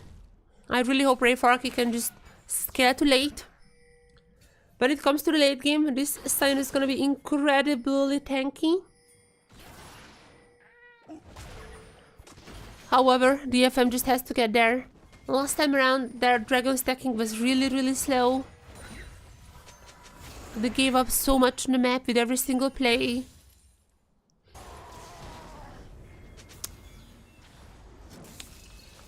What just happened?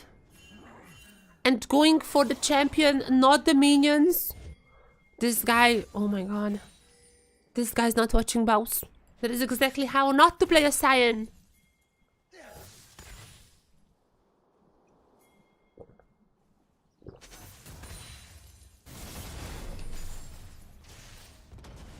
What just happened here?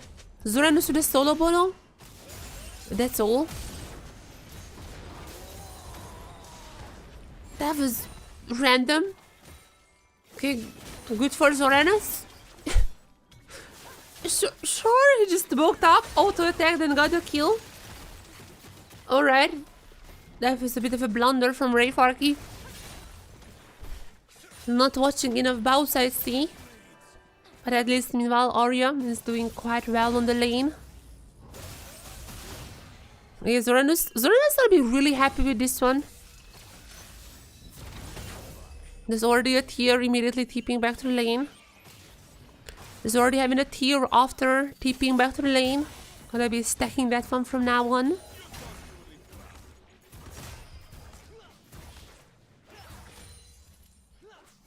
As to the bot lane, there is a bit of a CS advantage for Violet, but it's nothing substantial. Arya is kind of winning this lane. Okay, that is pretty good to see. Jimmy and won't even have TP, so that's gonna be like a full wave lost for him. Auto lanes are kind of iffy, but at least Arya is doing well so far, I'd say.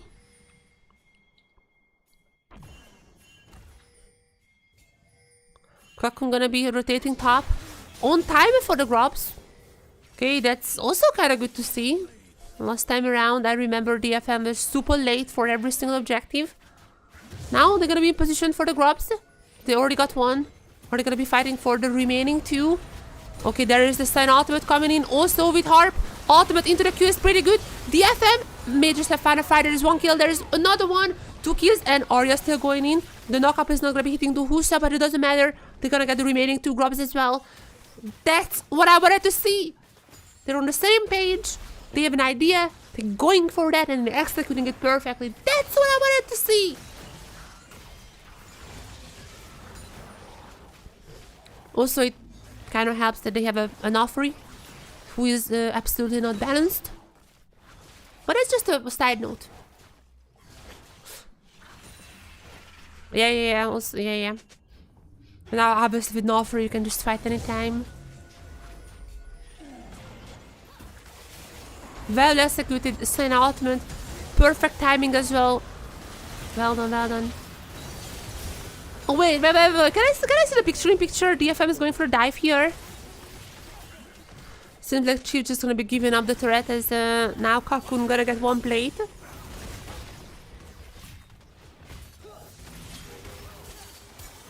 Okay, I'm not sure what Harp is doing there, but Guvon is still there. Guvon has to actually use the dodge, but that also means Kakun is likely gonna be going down.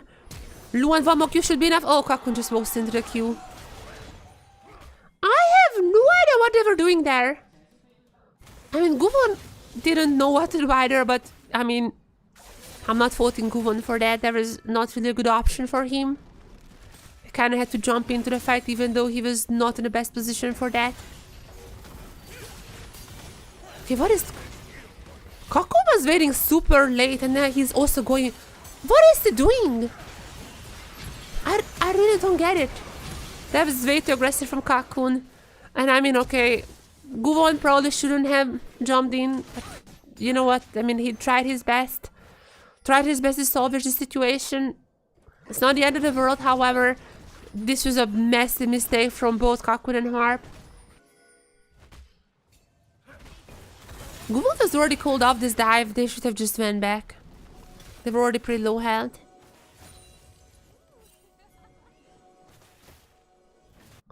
But Nofri is still Nofri. She's just gonna go back to farming.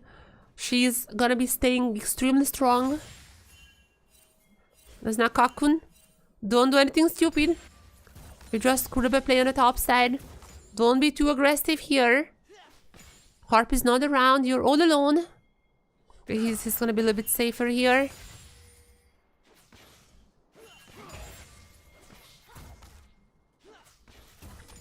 What is the next objective? Arya just roaming around. Maybe the dragon, but once again, dragon has not been prioritized by either team in both games. I mean, at least DFM got 3 grubs this time around, so there's that. The dragon has absolutely not been prio. If they were to get the dragon now, they could be in a perfect rotation for the grubs as well. They could just lock down at least one of the feats. And this might just be the plan, however, not free still. Just roaming around, cleaning up the jungle. And Chief's gotta be finding out Harp.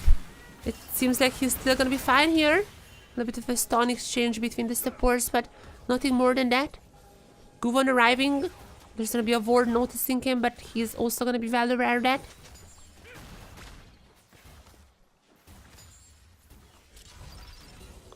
Okay, nothing is really happening for now. Except, okay, Rayfork is hard losing this lane. What on earth? How much is that? Like 9, like 20? There's like a 20-25 gold lead. Oh, it's not gold lead.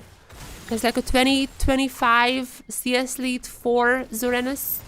And I get that's a matchup favorable for Jace. I get that it's a range versus melee, but like, Jesus Christ, Zoranus is super fed right now. DFM has to start winning teamfights because this Jace actually might become a problem. And there's the grubs. Still, not a single dragon has been touched, but second grub camp is Harp going to Luan. Okay, I'm not necessarily sure about this play. A little bit risky, but not really gonna be resulting in anything else. Oh wait, Arya? Oh my god, just gonna be getting this Maokai on the edge of the stun. Jimian has to go back. Somehow no one died here. Somehow no one died in this one. I mean, I guess DFM is just gonna be getting the grubs, so that's fine. I didn't think that actually they would be catching Husa with that one. Well put by Arya. I was not sure the Q would be hitting. I was not sure that Arya's would be hitting, but you know what? The Q into the Arya knockup, that works. That works like a charm. 6 grubs, a kill. With this one, they're gonna get at the same time the kill feat. Oh, sorry, no, they did steal the dragon. I forgot they didn't take a dragon. With this one, they're gonna be getting the kill feat, and only one more dragon away to get the feats of the strength as well. The teams are allergic to the dragon though. I'm not sure what the dragon has done. I'm not sure what's this anti-dragon sentiment happening on the Rift right now. But the team just don't care about him. Or maybe that's the opposite. Maybe I'm thinking about it the wrong way. Maybe they are so pro-dragon. They don't want to kill him. Just leaving the dragon, live his life. Just spectating this match. The grubs though? Fuck the grubs.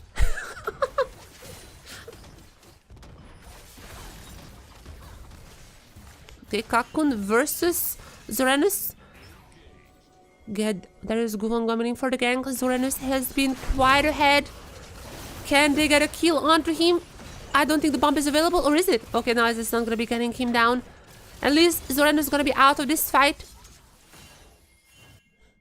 For this one, Arya. Wait, Arya? Okay, Arya might be actually. Oh, Husha.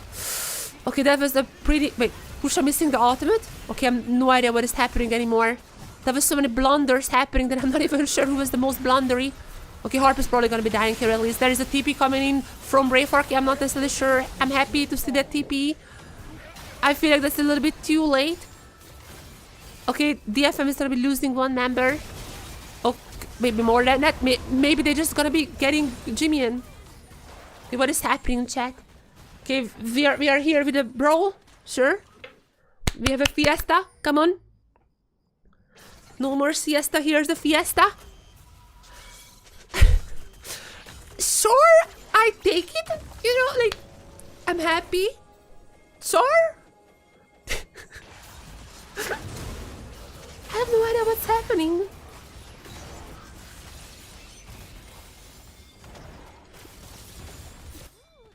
was extreme. Okay, this was extremely aggressive from Arya. He absolutely should not have done this. But right after, Husha was just missing the ultimate. I mean, I guess I thought missing, but he thought that Arya would be still caught in. So at this point, there was like 2 ultimates, quite bad. Then Harp got caught out here. He is dead. So, I mean, there is that. That was well done by Chiefs. But right after the TP from Rayford come in, and I did not understand why the TP was here for. But then I realized, oh, they were expecting Jimmy to just go in and kill him. Alright. They were these teams were 2 steps ahead of each other. They knew what the others are gonna be having. They knew the others' mistakes already.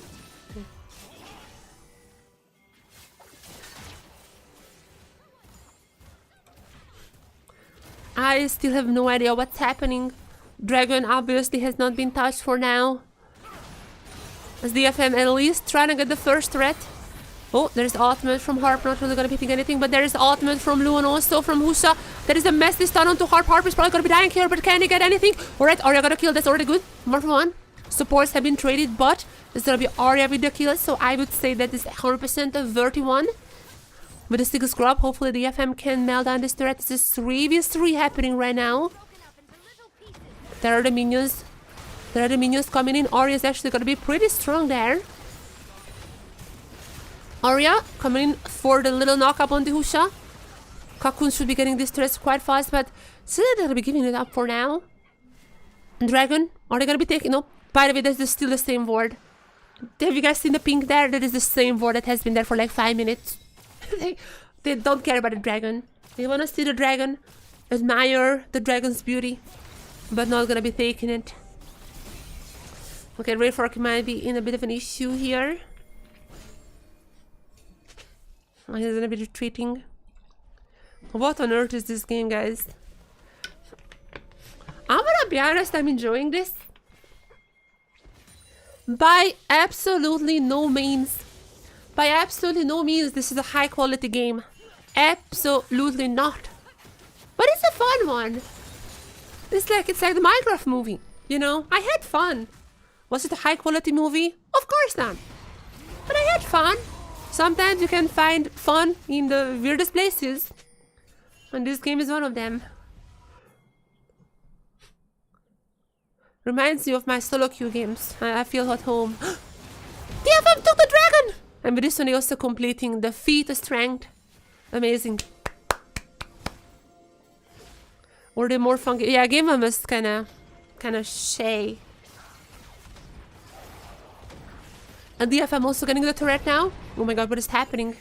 They're stomping on the map. Husha might be getting this herald though.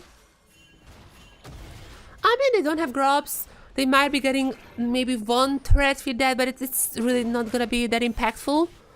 Unless Husha... Oh, Husha's not even gonna be taking it, as now Arya coming in for the mid turret as well. The mid turret is gonna be taken. Or is it? Or is it? Okay, they're gonna be in a little bit of an issue. Arya is the one on the target. Arya is extremely low, but Arya is not there. Just there it is. Jimmy gonna be killing Arya, but there it is. Guvon is still going strong. There's now Furry. No, Furry with the double! And DFM gonna be coming out victorious once again. Herald also not been taken by Chiefs. Might be DFM's chance to get it with 6 grubs. They're just yummy, yummy, yummy, yummy. So many turrets are on the menu. Turret's gonna be on the menu with that one. Arya was good out here for sure. I mean, he still lived for far longer than I was expecting him to do so. Nonetheless, I mean, okay, Nofri, that's so good. Why Nofri was not picked game 1, I could not understand. But, oh my god, this dog is so incredibly OP.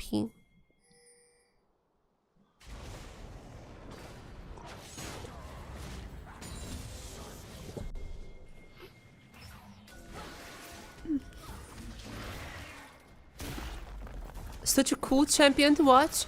To be fair, after the nerfs, it's like not too bad.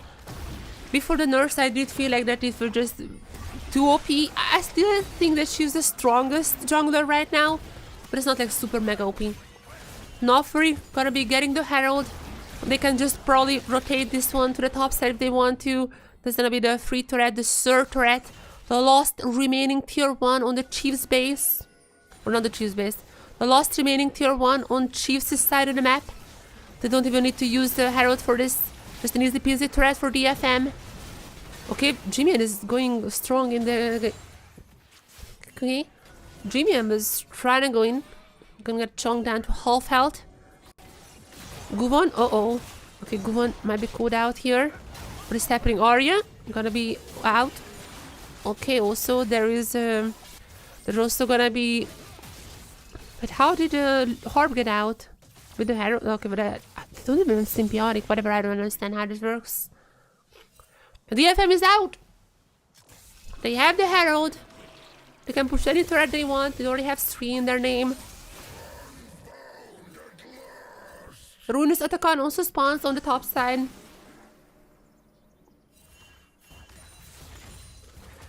Rayfarky is a tiny bit behind. I mean, okay, 1.5k, that's not really tiny. Rayfarky is a lot behind still. Zoranos Jace. However, if they take Ruinous, I feel like that's gonna be kind of equalizing that gap that they are having. This Ruinous would be so important for DFM. Let's see if there is any kind of priority happening there. It might be a bit too early for that. But I mean, they kind of have this place warded up. They're gonna be cleaning the remaining ones as well. And DFM is strong. I do feel like they could win a fight here. They have to be careful. They're not like super OP just yet. But 2 items on Nothri. 2 items on the Tristana as well. And also, like, yeah, same for Arya. Everyone is having 2 items now. This is the time to fight if you're DFM. They're gonna be a little bit careful, not gonna be attacking the Atakan just now. But especially Rayfarky, I do feel like he would really be needing this Atakan. Jace is the only member left who's way ahead in the lane. I mean, for Chiefs. Jace is still somewhat of a win con, I feel like, for CFO. Well, keep saying CFO. Jace is... I think Jace is still somewhat of a win con for Chiefs. They're quite far behind, and I know as the longer the game goes, this Sion is gonna be outscaling him.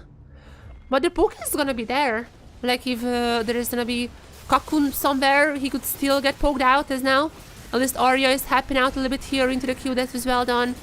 Zoran is gonna be taken down. Who's gonna be getting the kill should be Arya. Arya is with the kill. Okay, I guess like it's fine. They're gonna be also bringing down the Herald. That's gonna be a threat for DFM as well. This Jace is not gonna be a problem. I was a bit too hopeful for CFO, but it looks like that, nope. It's already GG's. Sion is already way too tanky. DFM gonna get their 2nd dragon. I don't think we will be seeing a soul, but just in case, 2nd dragon for them, we're gonna have an Ocean Rift. Oh, sorry, we're gonna have an Inferno Rift.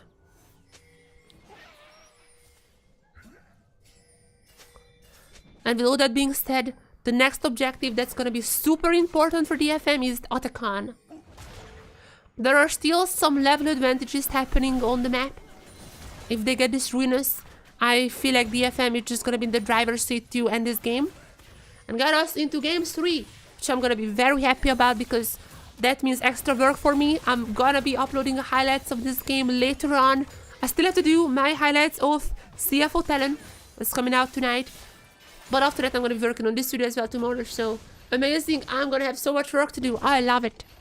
I mean, for real. Don't know. I mean, I last 3 games. It's just some extra work afterwards. Actually, Chiefs are gonna be the ones around the Atakan, but no way they can just start it off now. Oh, surely. I mean, okay, Husa, don't do this to me. Sure. They're just walking around.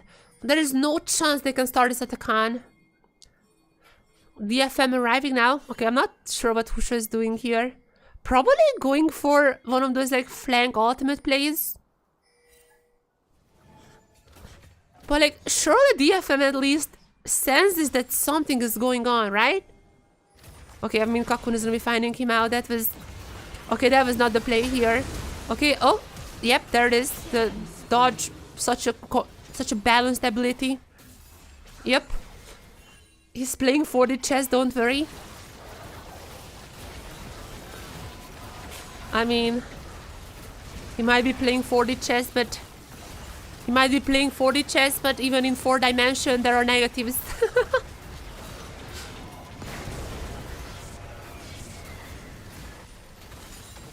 Okay, that was one of the plays of all time.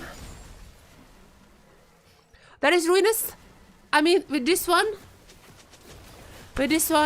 I feel like DFM closed even the top gap a little. Goldie is still gonna be in Zorena's favor, but now with a little bit of an XP buff, Rayforky is gonna be level 15, 1 level ahead of Zorenos. And it does feel like the DFM finally found their footing. They're looking so much better than in game 1. This does look like a cohesive team. They have a game plan. It's either Arya or Guvon going in. I mean, even more. They have 3 champions who can hard engage. Actually, kind of 4 with Harp as well, but I mean like the Sion, Nofri, and the Talia. It's very easy to execute. One of them engages, other ones follow it up. You cannot screw this up, not even in solo queue. So these are the comps that I want to see from DFM. Extremely easy to execute. Just bring the team together on the same page. And now as they're taking this Baron, hopefully taking this Baron, it does feel like that it's a little bit of a better showing than what we've seen in game 1. Now TP coming in from GMN, but before, okay, they're just gonna be cancelling off this Baron. Luan is gonna get pretty low here. As okay, Rayfork is literally just not taking any damages. Pusha is down. Are they gonna be going for more, or just a Baron? No junglers on the enemy side. I do feel like it is time for this Baron. This is a raid boss Sion right here. There's just no way to get him, as I mean Arya gonna be using the Vol to just keep them out. Okay, I'm not sure why they're, but they should have just gone for the, I mean I guess they're gonna be winning the fight now. Okay, I mean okay, that's not for time. What the, I'm not sure why they just didn't do the Baron, but you know what? I mean they got some kills. Gonna be abandoning the Baron? I feel like they could have okay, this could have been a little bit risky, I guess. But like they had Steel jungler with Smite up. They were stronger. They should have just done the Baron. Like if Chiefs engages, they can just clean them up.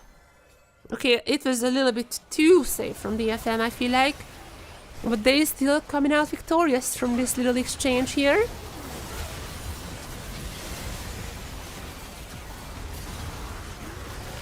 So, Baron or not, you know, I'm happy to see they got some kills. They won the team fight and now they're looking stronger than ever.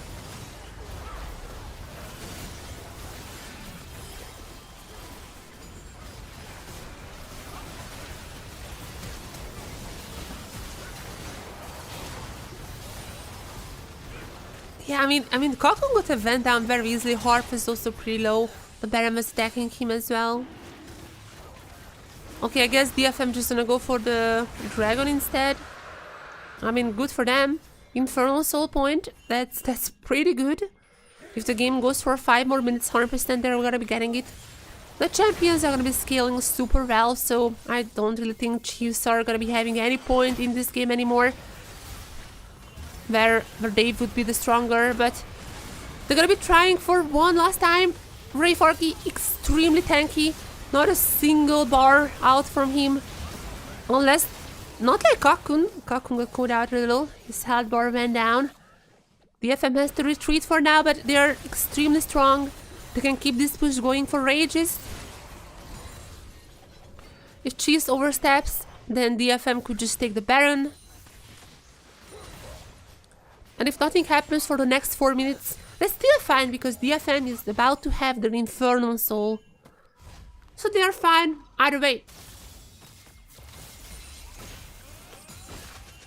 That's a bit of TP coming to the top side from Arya. He's just going there to clean up the minions. Harp, I'm gonna be cleaning the minions. Harp gonna be cleaning the ward in the Baron pit. I feel like it is time for them to start it up. Arya also TP to the top side to be there fast. And after this wave is gone, I feel like that's a go button. I feel like it is time for the Baron. She is gonna be well aware that it's happening, but can they stop it? That is the question here. I feel like DFM had a better chance of getting the Baron than now. Last time around, it was with no Husa when DFM was trying to go for the Baron. Now it's going to be a 50-50 happening here. Or it's not a 50-50, they're just like cancelling out the Baron. Wow, they're going to be trying to get the others. Jimmy is already down, but back in the pit. And oh my god, Guvan even going to get the Baron. Jumping back into the pit, getting the smite fight. And they're just going to be cleaning up Chiefs. Actually, a nice exchange for DFM. Triple kill for Cocoon. I'm sorry for adopting you. It seems like this comp is working well. Arya going to Zonya's. Ruin the last one standing is gonna be the ace for DFM. And I think this is the game as well. I have night and day. Night and day what this team is doing game 1 and game 2. Game 1, they just thought separately. Game 1, there was no cohesion. Game 2, they're doing the same thing as they need to do. On the same page, Guvan with a Fnatic flare. I'm not sure if that's a curse or not. But for now, the Nofri was absolutely stomping here. Even though the Nofri was strong, even though Guvan played really well, I also have to give a shout out to Rayfarky. He was kind of falling behind in lane, but I do feel like the Qs were just absolutely on point. Together with Arya's knockups, those two together worked so well. Like, I'm not sure if you guys are following, but like every single time there's a Sion Q with a swallowed up by the Talia knockup, every single time without mistake. It was really well done. It is like such a well done executed combo from them.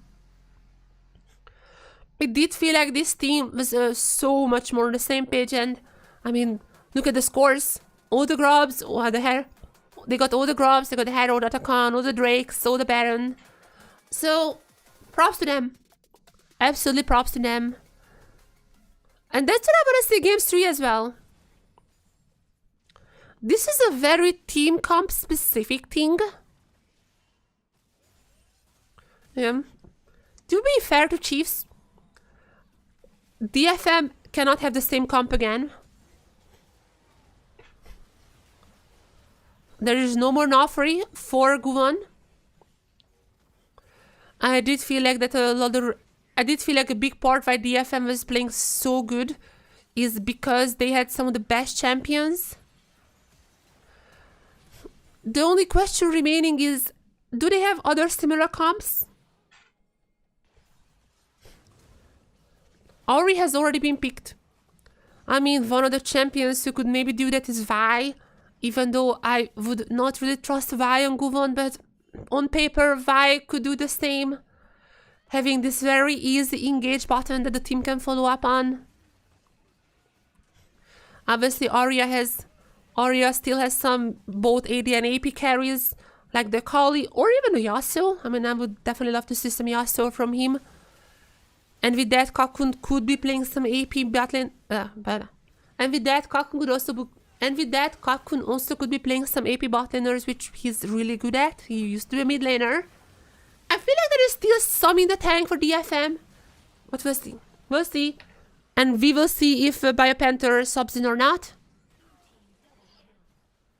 Talon jungle, there is no chance Guvan plays Talon. There is no chance. I'm sorry. There is no chance. Gwen jungle is coming sooner than that. Actually, Gwen jungle is pretty good as well. Alright, chat. I'm gonna be right back. And then we're gonna be watching Game 3. This is turning into surprisingly a banger series. Yeah, be right back.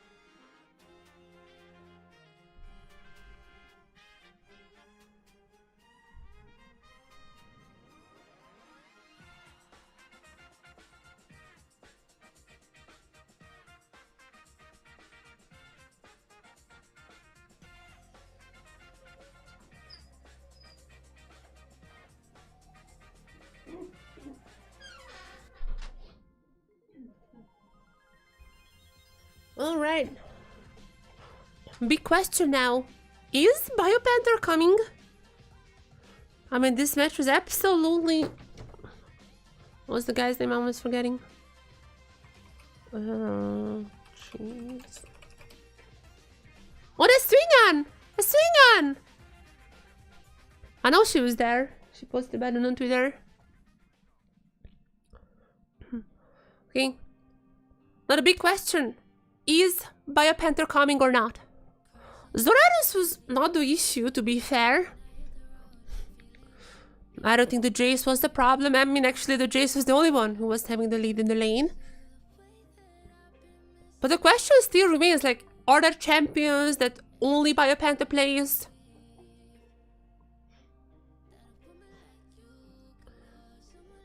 You know, is there something? Is there some other strategies you wanna try out? We will see. We will see what happens very, very soon, as now the players are arriving to the stage. And that's Zoranis. That's the Zoranis. So we're not gonna be seeing BioPanther today. And it's also gonna be Kakun on DFM's side. So no substitutions. No substitutions for either team.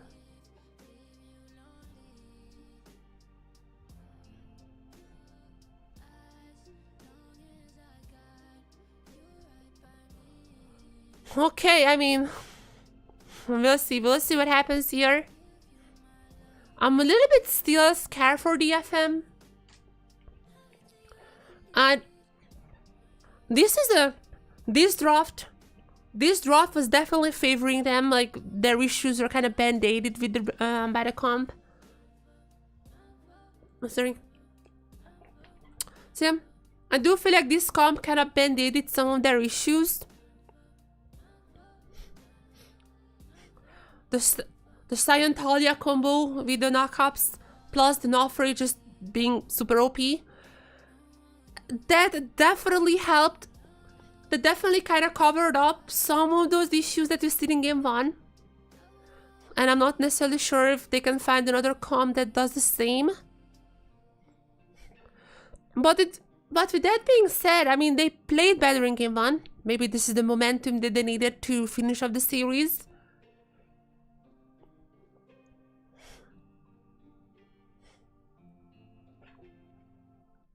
And as for the Chiefs, I was very happy to see Violet's performance. I do think Game 1 Violet was incredible. Game 1 Violet was not as much on the Ezreal. I did feel like he was doing fine, just there was not much he could do. So with all that being said, I'm looking forward to how these ADCs are battling it out now. I do look forward to Game 3 comes, because this is Fearless. So that means Game 3 might have some more cooking. I'm looking forward to any weird champions appearing. Is it gonna be helping either team? I'm not sure. Chiefs is kinda new. Maybe they would be lacking more chaos. DFM looked kind of lost whenever there was not a clear game plan. So maybe chaos is helping Chiefs. But we'll be finding it out soon. Gwen has been perm banned so far. I mean, that definitely would be one of the picks that I would love to see being up. Though I would assume Chiefs would be on blue now. In which case I don't really think DFM. Wait, Chief choosing red side? Who did they pick last? Who did they last pick last time?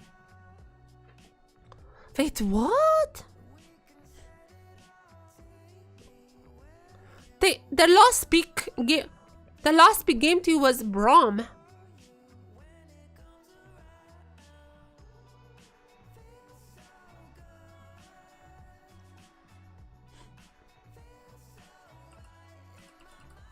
What was their last pick game 1?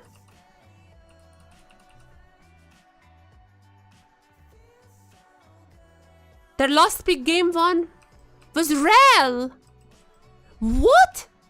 Why are they choosing red side? Those are not necessarily counters. I know they chose the red side, I just didn't know who did they last pick, but it was Real. Okay, I don't get it. I guess they would be banning the Gwen, yep, or Ren. I mean, Gwen is out of the table then. What? I am, okay, so... Why? As far as I remember, even in Split 1, they were like the only team who sometimes chose red side. I have no idea why. It didn't really feel like they would be countering any one of DFM's champions. Maybe because they wanna lock in their jungle mid laner at the same time, but I mean, you can do that if you just first pick top lane. Yeah, I have no idea what's really happening here. But as for DFM, so far yeah. But as for DFM, yep, Varus first pick, that absolutely makes sense here. I was about to say, I was surprised how Varus got through so many draws. But now we're getting to him.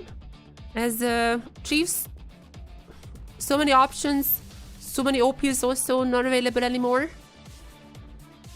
Only question is, what is the champ pool of the players? And there's gonna be the Jhin. So they're gonna be locking in ADCs first. Who are you picking with the Jhin? Are you gonna be stealing away the Renata or the Skarner from the remaining junglers? Definitely, I feel like the Skarner is for the strongest one. Are you gonna be picking the Renata here though? I feel like Renata would be Omega. It's not only good against the Skarner, it's also really good with the Varus. I feel like Renata angle here, or Lilia. I mean, Lilia is pretty good, but Renata, or are they just not locking the champ for Alistar? I guess, yeah, that's also not the worst, kind of like countering the Skarner ultimates. I definitely would have liked Renata more, but whatever. The more important thing though is the Lilia, because that suggests to me that Arya would finally be going to the AD champion. Arya, I feel like, in my opinion, Arya is just so good in AD.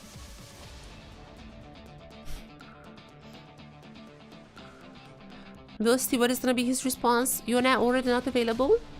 I mean, he can go some weird routes like the Yasuo, or some boring ones as well, like Corki. What is this? Luan Magic? Esports Beethoven? Wait, what? What was the sign? Wait, what? Okay, at least Corki is not gonna be available. At least it's not the Corki. Thank you, Chiefs. Thank you. I did not want to see Arya and Corki. I mean, is it just the Yasuo? Like, am I just crazy here?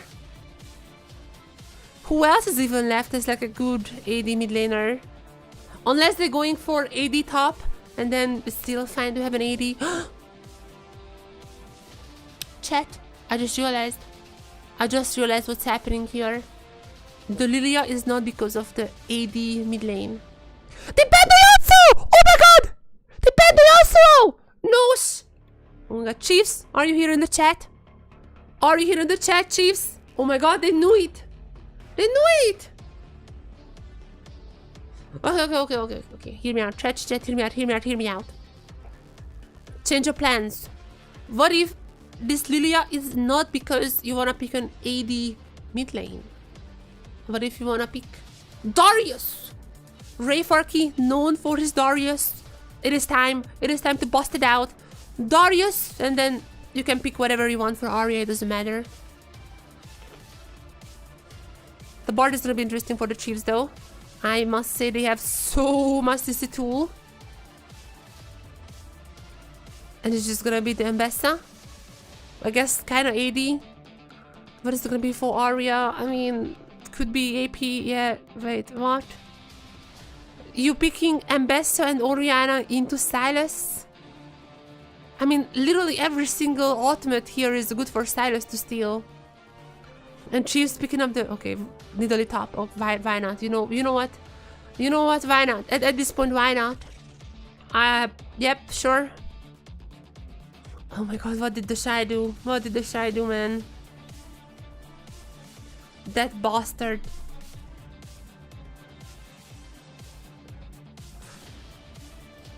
What did this guy do? Of course, why not? We have a Nidalee top. You know what? Why not?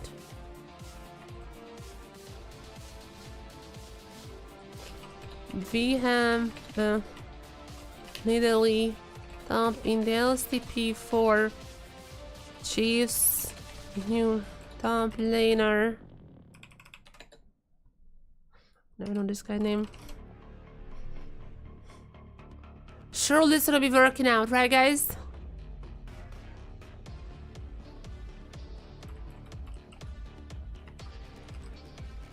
Surely it's gonna be working out.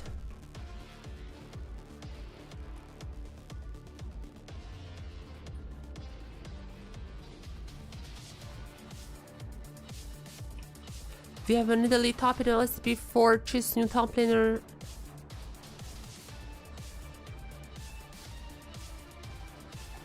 I'm sharing this on quickly on socials.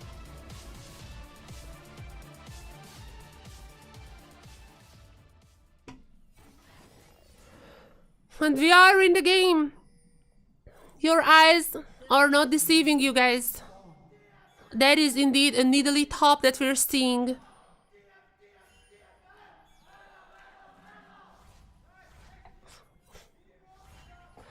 Going for the grasp, teleport, flash. Chiefs are kinda cooking in this draft. It's a little bit weird, but to be fair, it's not too bad. I feel like the stylist is gonna have a pretty good time stealing away whatever ultimate he wants. Every single ultimate is gonna be good to steal for him. There's also the Bard who could set up really nice ultimates for Husha if they time that correctly. So there's definitely potential in this draft. The only thing that might be worrying is the Nidalee top. Or maybe if you're DFM, you're happy to see this thing. Or maybe if you're DFM, you're thanking the Shy right now for making this a thing.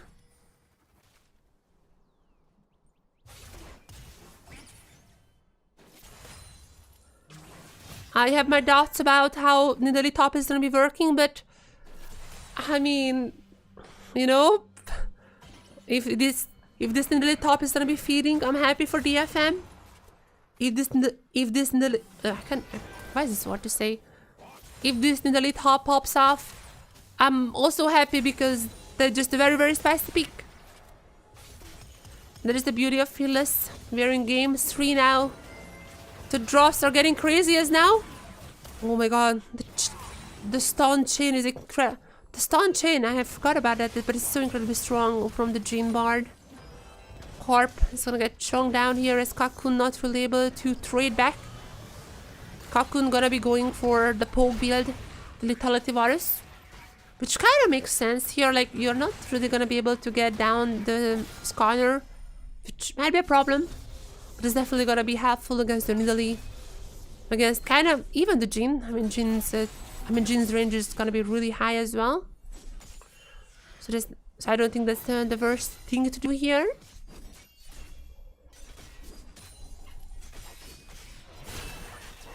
But Rayfarky, man, you need to win this matchup. All eyes are on you. You need to beat the Nidalee top. There is no way we're losing to Nidalee top. Please.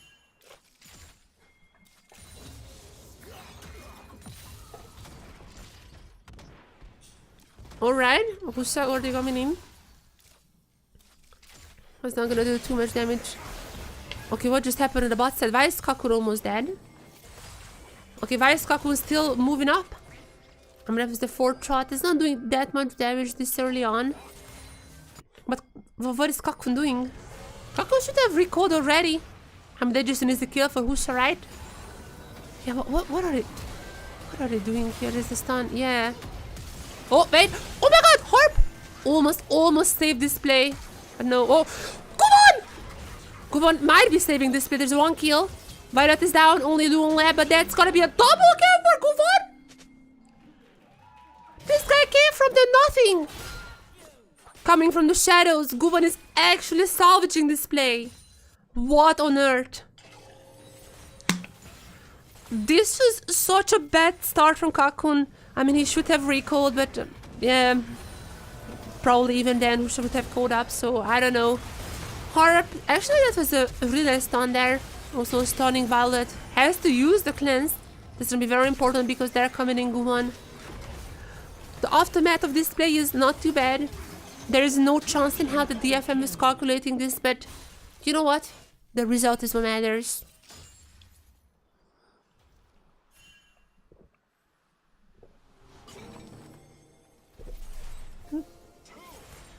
What a play.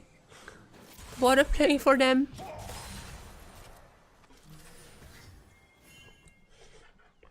Guvon absolutely turned on his monitor in game 2. And ever since then he has been carrying. On the Nofri, I mean obviously quite a non-balanced champion. But even now on the Lilia, it seems like he's getting ahead early.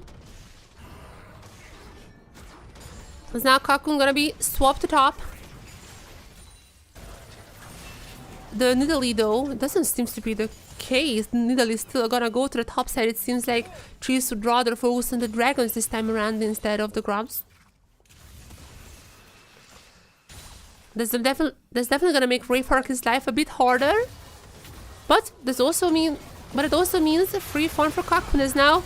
There's gonna be Arya, yep, stunned in with his very own ultimate as now he's using his own that's saving him. Ultimates traded in the end between the mid laners. Is now Guvon coming in once again. You already salvaged one play. Can you do it again?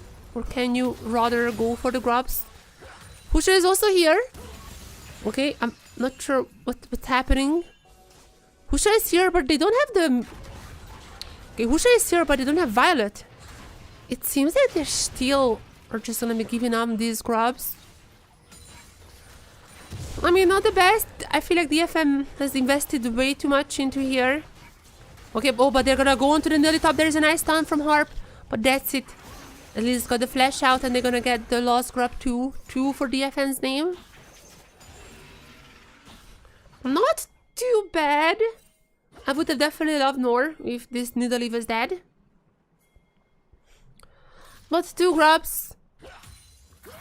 But 2 grubs. Rayfark also didn't die on the bot side. I mean, that's that in itself so far is pretty good. Guvon still sticking around here. That's gonna be a 3v2. But Arya has to be careful. He's a little bit in the danger, especially if Husha also coming in. But Jimmy needs to go down before that happens. Uh-oh. This 3v3 now. Jimmy though can't really enjoy the fight back. So in the end, it's not gonna be any casualties on either side.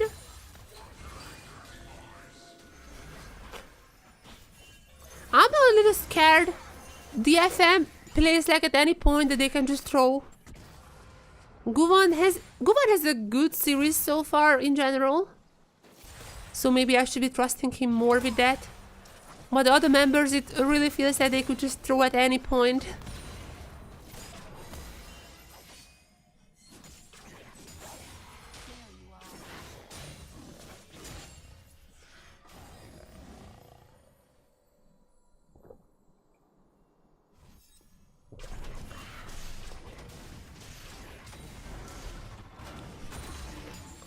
Kakun, a little bit of alone time here. Kakun is gonna have a bit of an alone time, and he really needs it. He was like in a 20 CS differential.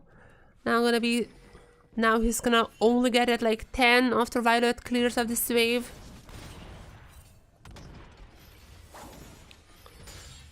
It's not too bad. It's all fine. As long as Guvon is ahead. This guy needs to be put on carries every single time, I feel like. The Nofuri game showed that this guy deserves the carries. What did he even play game 1? What this was Shinja, right? Was it? No. What did he even play? Game 1, I forgot. Oh, the Wukong. Game 1 on Wukong, Guvon could not do anything. Do not give such champions to him anymore. I wanna see the Naafiri, the Lilia. These types of junglers for him as Arya. Might be caught up here. Or maybe not. Just dodging literally everything. No flash, no problem. He just dodges every single ability. There are gonna be more Chiefs members though in this area, so it's better to just get out. But nothing has been invested into this escape. Definitely well done by Arya. So now he's gonna be still sticking around to clear up some of the minions. Ray Farky though, it's gonna get Dove on. I mean, hopefully he knows about this. Yep, alright. That was a good call for DFM. Immediately gonna be going back into safe lines. Oh, Guvon. Gonna be going for a potential solo bolo here. Okay, there is an ultimate being dropped as well. Sleep. Oh, there's a flash from Cocoon with the ultimate on the tip. And it's gonna be Guvon with a kill. 3 kills all on Guvon. That's what I wanna see. Feed this guy. Num num num num num. Okay, I mean, Arya's probably dead here.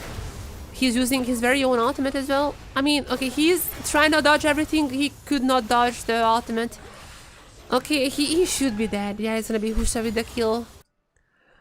So much has been invested into Arya. Honestly, it's not even the worst. Okay, wait, what? Sure, the Bard is not gonna be killing Ganguvan. Wait, I mean, surely. There's a flash! Oh my god, good reaction time. Okay.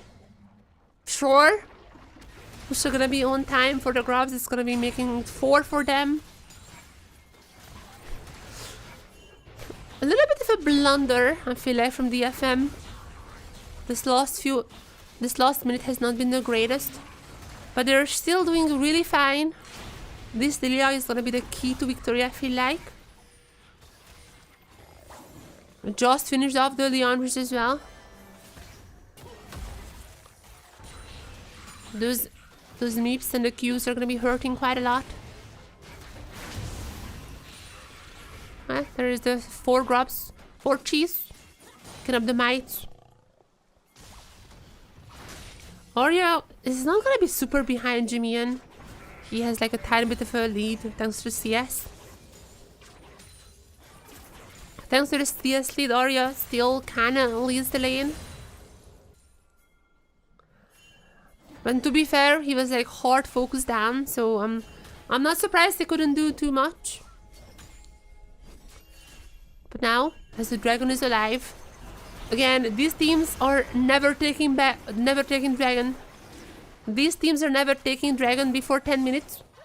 But now the FM is here, gonna be picking up for free. Really not much hustle. Maybe also getting the scuttle. As the Chiefs are gonna be just cleaning the jungle. The FM is definitely not strong enough to fight unless Guvon is around. He's basically the only champion in the FM's lineup who can actually fight these players. The FM has to look for a really nice engage to win any team fight. Even though they have like a super tiny, like about 1k of a lead. That is basically all on Guvon. If he is not around, there is no chance that the FM wins anything. Was really Farky. Gonna be chunking down Jimian. Something I'm happy to see though is that the Nidalee is not having any leads. The only thing I'm really happy about is Nidalee absolutely not snowballing. She's a very early game champion. If she gets ahead early, there's just no stopping to her. But at this point, she has 1 item. Also starting with the Triforce. I'm gonna be honest, I'm not the biggest knower of top lane Nidalee. I don't have the most knowledge on this certain pick. I'm not sure this is great or not. What I know is that Luan is just dead. That ultimate is actually pretty good though. Now that's gonna be immediately into the ultimate from Husha. Hard because it's gonna get caught out here. Immediate ultimate pop up from him as well. As I used immediate so many times, but it really was. Nice reaction times out of that. DFM is gonna be winning this fight. Luan dead. And Rayford gonna be pushing the top side. Just a few more seconds while the plates are up. Gonna be getting one last. Well done! This DFM is looking so much better already. What the hell happened to them? What did they get? What is in their food? What drinks do they have? Silas not gonna be huge. It is pretty good for DFM as well. Yeah. Oh yeah. Forgot about that. Yeah. The fact that Silas is not ahead, that means DFM probably is gonna be fine without an anti-heal.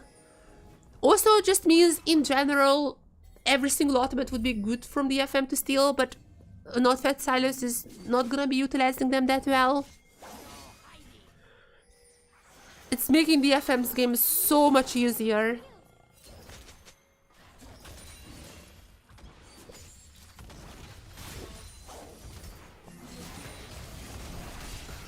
DFM looking for a cheeky play here. Arya was waiting if potentially Dundali would be stepping up. It didn't happen. Playing a bit safe here.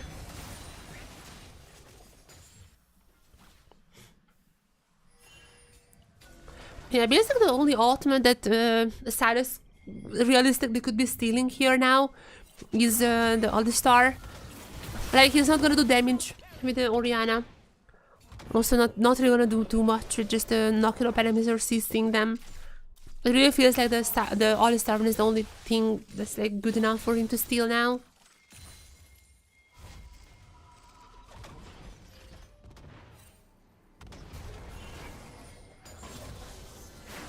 DFM looking better, but the game is not over. Rayforky has been really quiet this game. Hopefully it stays this way, and I did not just... Oh my god, I just jinxed him, right? Oh, PP coming in from Arya. I'm not exactly sure about that. Unless Guven is also here. Now I'm really sure about this. Arya coming in, ultimate available. There is also public execution into the... Oh, ultimate not has been used. But there it is. Ultimate into Guven as well. There is a sleepy. Nom nom nom. Nom nom nom. Another one. Get him fed. 1 and 2. And gonna go for the third as well, right? Bam! Triple kill for Guven. This deer is not gonna go into the meat factory.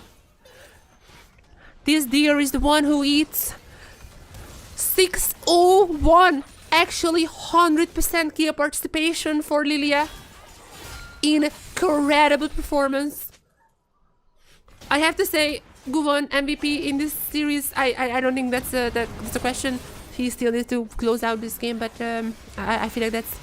For now, it's quite obvious. We don't really have an official rating for this match. We're gonna have an official rating by the co-streamers for the next one. For this one, we don't have. But if we had an official rating, I would definitely say Guven 10. It does feel like a Guven 10 scenario.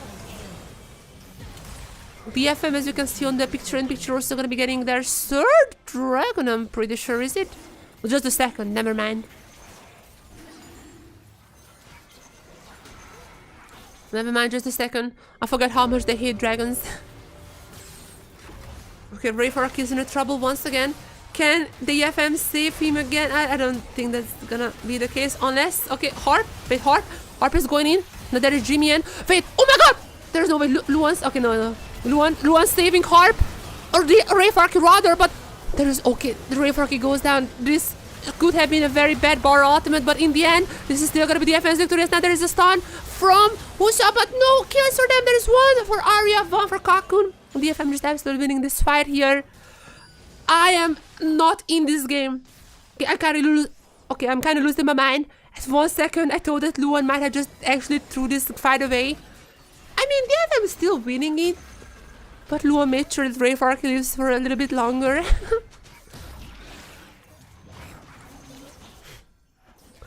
That was one of the ults of all time, I'm not gonna lie, but DFM in the driving seat. Gonna get the Herald as well here. Guven, is he still having 100% KP? I mean, he was part of this fight. I'm pretty sure he still has.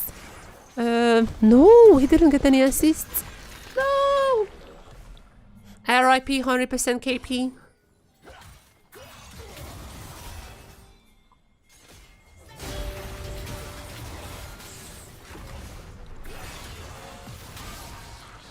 was so sure Rayfark is dead here. And I mean, DFM as well, they were run away. At this point, oh my god, that was not the greatest do not. However, a lot of shields onto Rayfark, but not enough to save him from Violet. Actually, getting a kill to Violet is not necessarily the worst idea here. Definitely better than giving it to Scanner. But it didn't matter. In the end, it absolutely did not matter. DFM got 2 kills, they got the Herald afterwards. They were still winning that fight. It was just a little bit funny. Reminds of my own Bard. Finally, a relatable Bard play. Yesterday I was watching LCS. And I think Vulcan was the one who was playing Bard. And he just like perfectly hit every single ultimate. Not even trolling his teammates a single time. And I was like, this is not relatable. Now this Bard play was relatable as, oh, wait a second, that's a 4-man stun by Arya, but I mean Harp's still gonna be going down. He was a bit too aggressive here, but now they're coming in Cocoon even if he's stunned. He's already having 1 kill, and other members are just arriving. And oh, that Q almost also got down Zarius. Zoranus. What is the pronunciation of that name? So yeah, all things considered, that was really aggressive from Harp. In the end, it kind of worked out as Pose City. It wouldn't be an LCP game without a pose. What is the case? Let's see what is happening.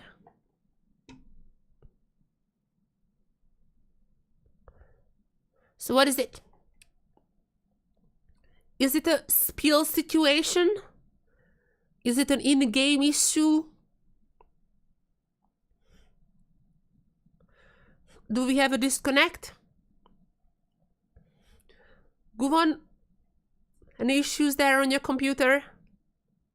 CFO is like, hey, this guy Guvon, check his PC, him cheating. I'm not sure. I mean, we can like find out what's the issue. I feel like they're talking about it on the main broadcast. And also like I've seen some posts about it on Threads. Like last time around, I've seen a post on Threads about they were like a cyan bug, something like that. For now, we don't really know what's happening. We'll see.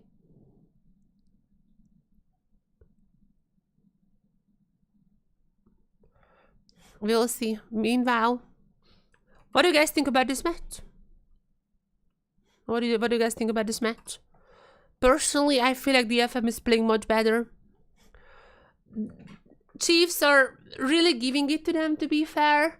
Like, I don't think that it would be working against other teams. Oh, we're back in game, nice. Oh, wait, what? Replay? Wait, what happened? Oh, Harp was stunned. Wait, what? What was the issue? Got 4. I don't understand. Wait, what? What is the bug here? Or is it or it's not a bug, it's just a simple replay?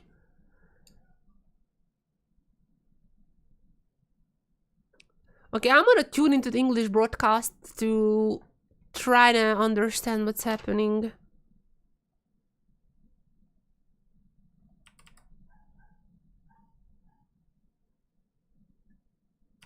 Wait, what?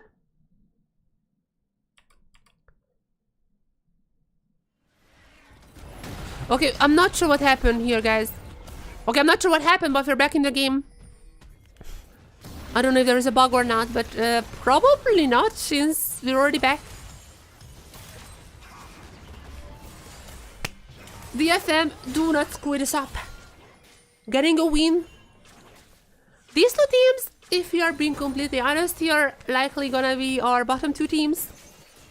So that means getting a win against the other is gonna be super important not to end last. Which is kind of doesn't matter in split 2, but it's gonna be mattering a ton in split 3, because if you're lost as a guest team, your spot is gonna be up for grabs among all the regions. If you're second to last, your spot is only gonna be up in your own region, which is like a little bit better. As okay, okay, When I saw the spear, I was like, sure not, but okay, there it is. DFM got the Voracious.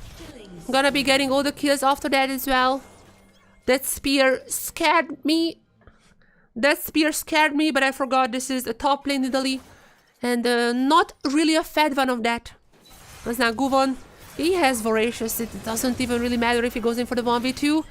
He's gotta be just, you know, still trying to go in for that. Juking it around. He's not really having a heal. There is a withdraw in the end. Still, I would say this is worth. I'd say this is still worth. Not necessarily in the gold department, but in the fun department. When you have Voracious, you're just allowed to have a little bit more fun, as Harp also seems like he was having a little bit of fun there. Now, Public Execution is not available for Rayfork as far as I can see. DFM doesn't really have an engaged tool for now. They're gonna be recalling. There's Aria also gonna be TPing back to the bot lane to clean up the minion wave there. There is a dragon too. Not the fastest one, still. However, it's only DFM so far who have been taking dragons, so 23 minutes, that's gonna be their Mountain Soul Point. Which is, by the way, against the Nidalee and the Jean. That's like the best soul you can get. Even if they're like not gonna be fed by any means. Like, this Nidalee is not fed. No, it's like a little kitten.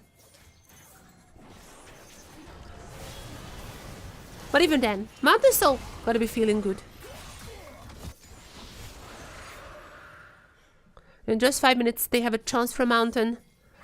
For now, though, seems to be the case if you look at the minimap that Chiefs is trying to get a turret on the top side, but they can't even really get that one. Harp was able to defend that, and Rayfork is also here. I'm not sure what Chiefs can do. It feels like the clock is ticking and their time is over.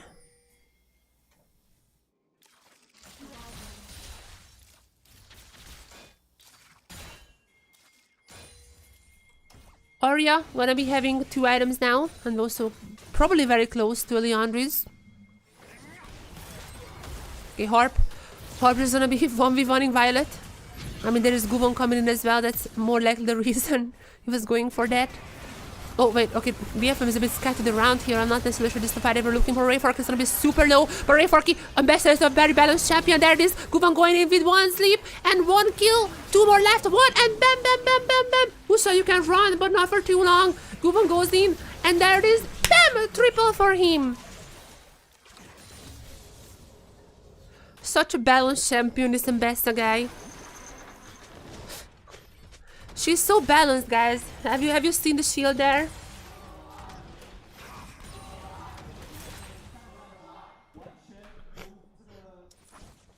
I'm sorry, Cheese, but none of your champions are released in 2024.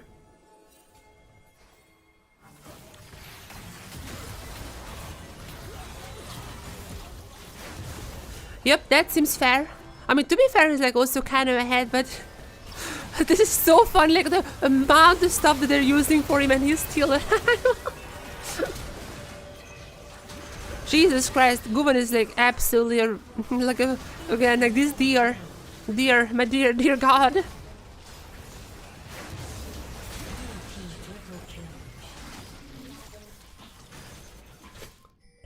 Yep. Chiefs, it's all on you for picking champions made before 2024. It's all on you. As DFM gonna be securing this barrier now. There is just nothing that Husa can do. It's not even gonna be near that.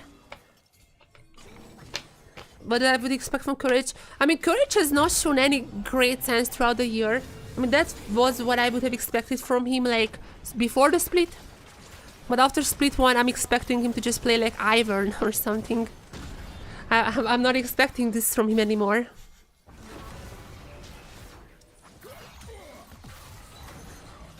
There is gonna be Nidalee trying to push some turrets on the bot side, but meanwhile, DFM just knocking on the base.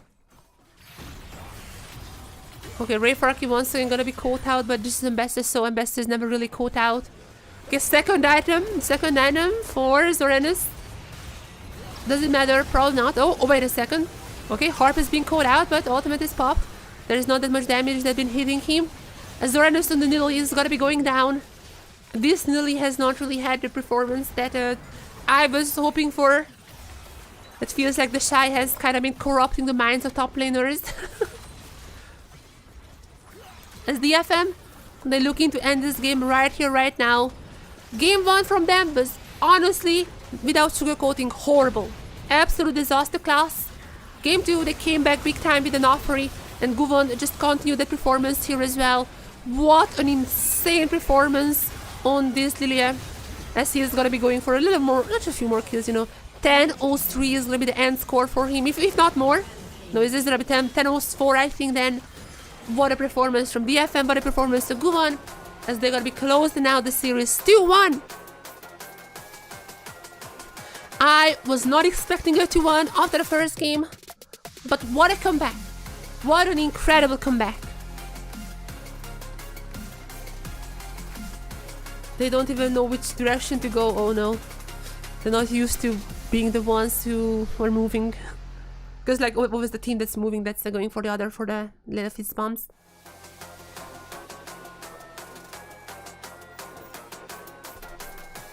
After game 1, I was not expecting for DFM to see them standing here, bowing. But Guvon, what a performance from game 2. The Nofre just brought back the momentum. Lilia performance as well was absolutely perfect, immaculate. We don't have official ratings for this game in particular. We don't have official ratings for this game in particular on the LCP broadcast. But if there was, I would be giving Rayfarki, no sorry. But if there was, I would 100% would be giving Guvon the 10. I would be giving Guvon the 10 and the MVP as well. Like, it's pretty obviously him who's the MVP. DFM just needs to keep this up. Chiefs is probably gonna be the easiest opponent they're facing this year. Oh my god, the looping music, oh my.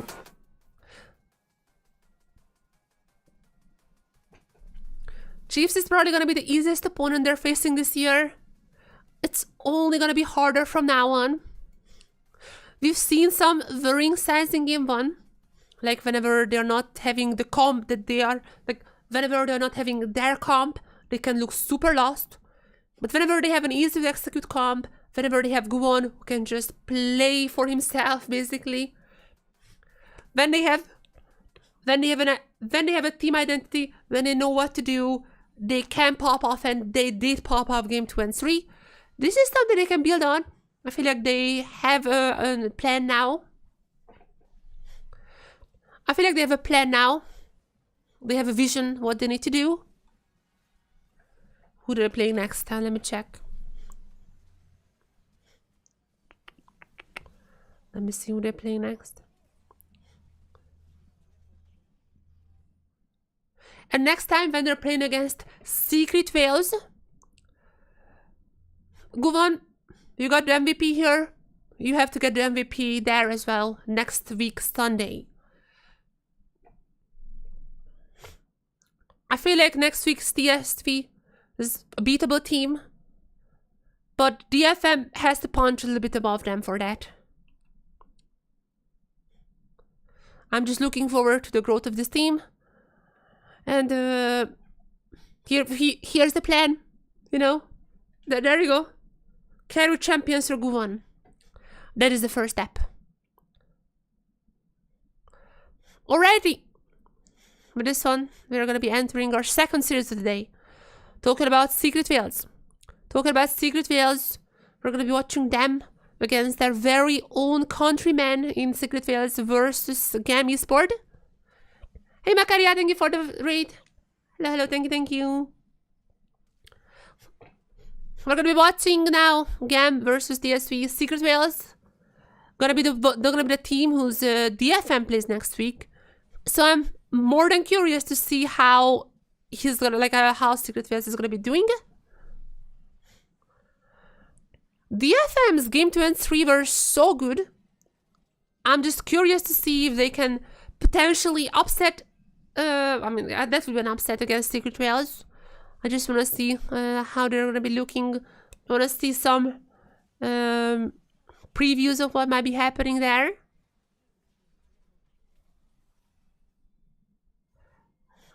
Yeah. Okay. Signet Fairs also have so many substitutes. They not as much as last time around, but they still have some substitutes. So I'm gonna be curious to see who's starting. Alrighty. Nidalee top, guys. Why are we still doing Nidalee top?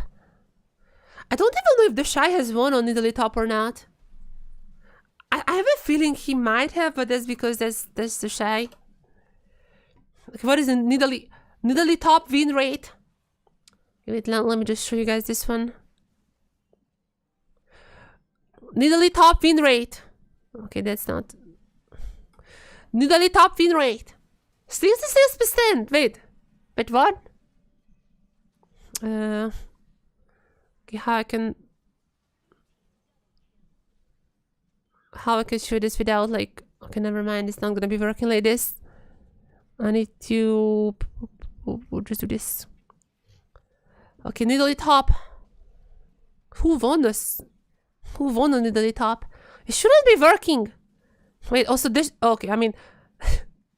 Okay, the Shy. Wow. He played this more than I was remembering. Wait a second. He played it way more than I was remembering. So Zeus is one on that. Jesus Christ. And with this match, it's gonna be another defeat.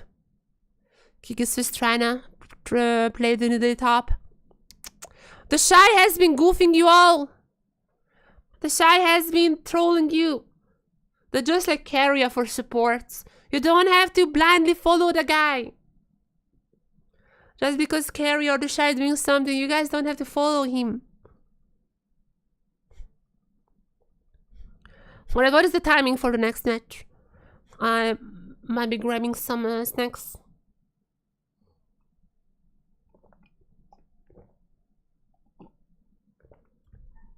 Might be grabbing some. Let's see. Is there anything what's happening? 在结束了上半场的对局之后，紧接着来到是下半场的对局。现在大家都十分期待，毕竟下半场可以说是两支越南之间的碰撞。越南队大家都知道非常的恐怖，整体的实力也非常的强悍。在今天，我相信一定会有一个胜者跑出来。哎，哦 ，TK，TK， What happened？ 哈 ？What's happening here？ 什么？什么？先生，请问一下，哎，你 UGM Boss？ 不是 UGM Boss。 我是 GAM fan。 啊 ，GAM fan。 我是 GAM fan，I am GAM fan。 Yeah. Okay, he's just a fan here. 现在 What time is it? You know? What time is it? What time it is? No. Chat, what time it is? 现在几点钟？现在几点钟？现在几点钟？我问一下，现在几点钟？ It's like what time it is now in Chinese? What time it 现在 is? 几点钟？现在几点钟？不不是14分。我是 I am. 现在是 GAM time。 It is now is GAN time. 现在是 GAN time. 我们老板在今天 It is GAN time now. 他今天是粉丝代表，还特别准备了一些今天小应援。晚上你们是 GAM fan 可以吗？可以吗？So we will cheer for both Team Secret Whale and GAM. So whoever makes the most noise, we have some prizes and stuff for you guys here. Prizes? So we can all GAM cheer time? together, Oh, okay? wait, he brought prizes? 小礼物， He brought 后 prizes! 面还有字 No, I 格。 love TK. I met TK in Berlin actually. Like last year. 粉丝，剧院的粉丝在哪里？有没有 I met TK in Berlin last year. He's just always such an energetic guy. Are you guys ready for the Sunday night showdown here at the LCP Arena? 哎呦，准备好了吗？是。场的准备好下一场比赛了吗 Are you guys ready? Are you guys ready for the next game? ？OK， 那接下来很好。那我们接下来就准备休息一下，回来之后就是精彩的 TSW Right 打 then. 上 GAM 的比赛。 And then, yeah, we're just gonna go to break and then we're gonna be seeing Secret Fails versus the GAM Esport. GAM, 加油!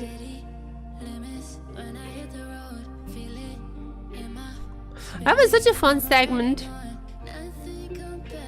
Yeah, TK always being the showman. Even yesterday he was in the arena. He was rooting against Talon. Alright, chat. Okay, LCP Twitter is kind of being a little crazy right now. Okay, LCP Twitter is a little unleashed right now. Feeling the plank, don't pick needle if you are not. I mean, at this point, it's like the Cheyenne Canyon. This is crazy. That is a... Jesus Christ. LCP Twitter. There is a crazy shade. Oh my god. There's a crazy shade that's been happening here. Okay, who can play the Nilly? The Cheyenne Canyon. I feel like those are the two players who are having the pass right now. Just like how Peanut is the only one with the bypass.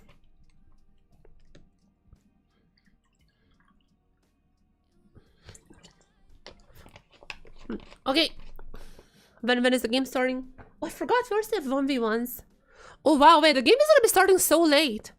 If this is going to 3 games, then I might be here until literally night.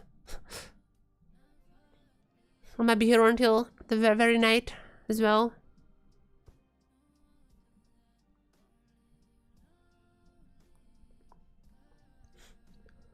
Okay, do I read... okay, I'm gonna read some reactions for the match then, until then. There is no chance I can show you screenshots of Shitaraba, which is like a 4chan. But that's like the biggest platform for like Japanese conversation about the LCP and LJL. There is absolutely no chance I can show you guys anything on this side. This is not always not always broadcast friendly. What is the reaction?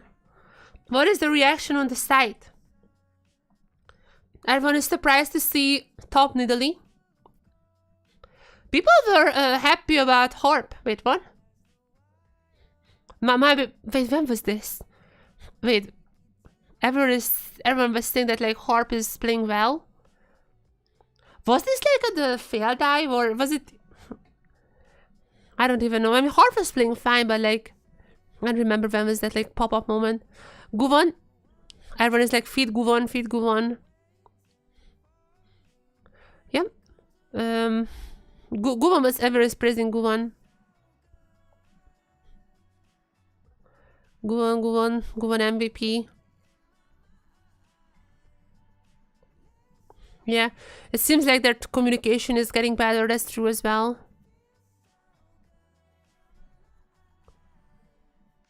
Yeah. Also, Rayfork was like playing fine.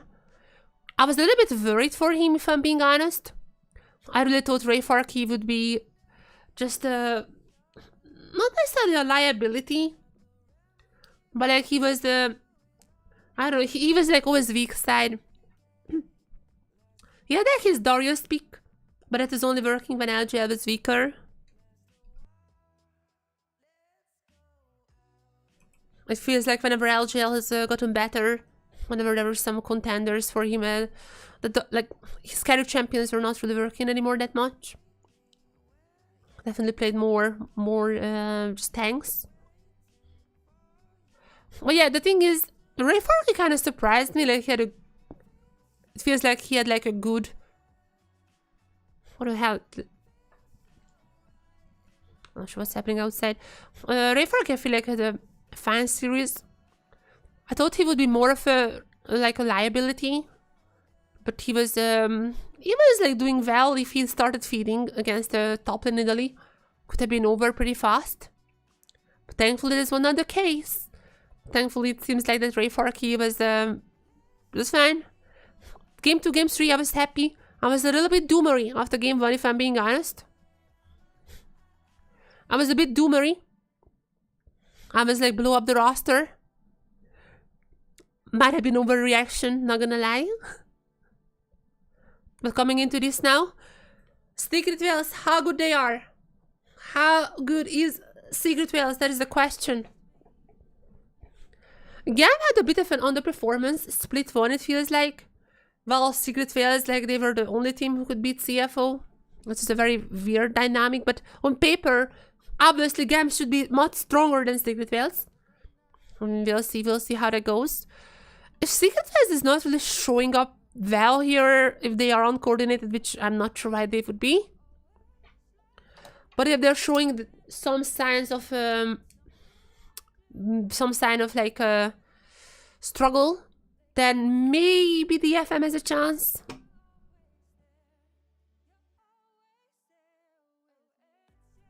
Whenever DFM is playing around Guvon, or comes when Guvon needs to be the one commanding the engages, it does feel like that they have a chance to upset.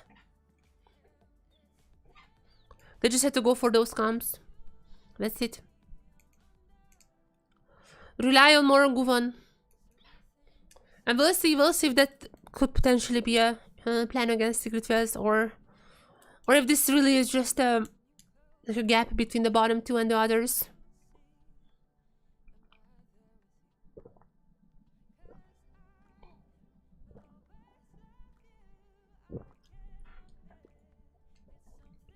With this match, we also have seen every single team for the first time this split.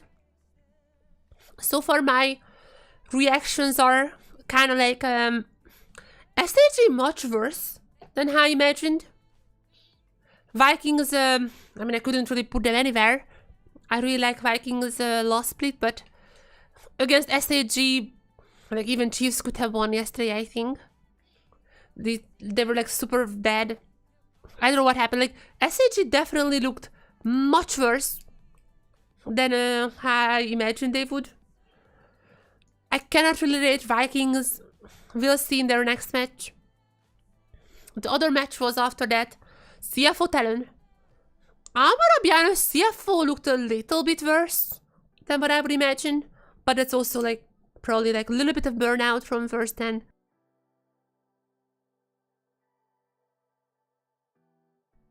It always happens whenever you go to international, especially when you go like quite late. They also like came back to Taiwan and they haven't really played for so long. They haven't played in such a long time, so they probably were a little bit rusty, a little bit tired. Took a few weeks off maybe, then they got a little rusty as well. All that being said, CFO still look like the best team. And they won. Game 2 should have been theirs as well. Talon looking like having some killer issues. Probably still the second best team. And from what we've seen today, DFM, they could look like the worst team, but they can also just, if they play around Guvon, they might be punching some of their playoff spots. It might be. I feel like they can, I mean, they just beat Chiefs. They can maybe reach a struggling SAG. And we'll see. First, there are last two teams here in TSW and GAM. How they're going to be looking. If TSV still just as good as last split, I really don't think that SAG or DFM or Chiefs could be reaching them. But if maybe GAM wakes up, maybe Secret Phase losing a little bit of their momentum from last split, maybe there's a chance. There are no more lane swaps. So, I mean, there's that. Probably, I think it's going to be helping GAM a little. They definitely should be having stronger laners.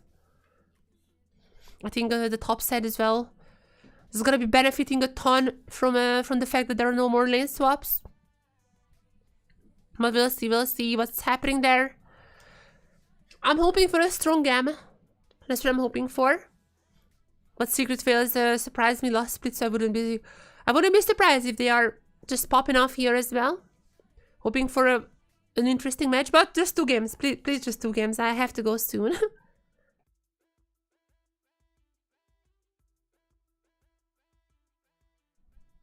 Give me 2 games, please.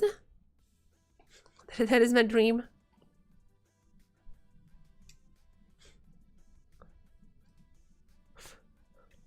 Damn.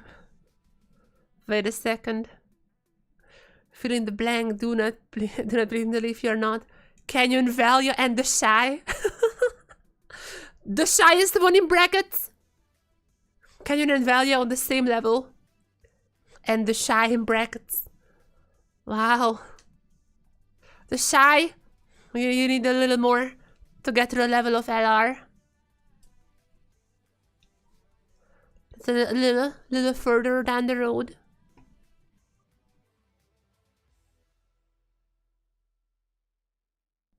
Okay, are we getting the 1v1s now? Or the team's getting ready there?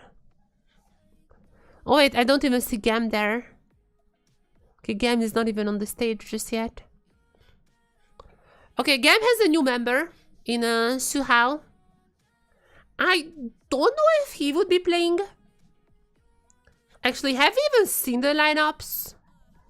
Okay, let me check Facebook. Have they shared the lineups anywhere? What would be their way of playing?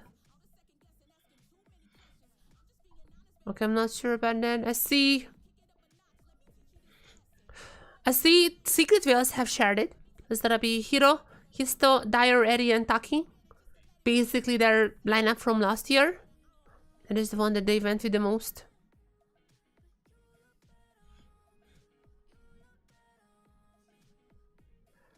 Okay, let's check GAM.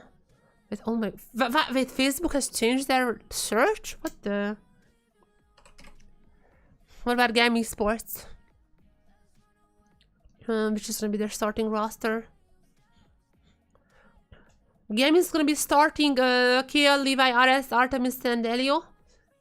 So it seems like Suhao at least is not gonna be appearing game 1. If I can listen to the lineup posts. But with that being said, I'm pretty sure Chiefs also posted that they would be starting the Biopanther. And they just started the other top laner, so yeah, I'm not necessarily sure this is how it works.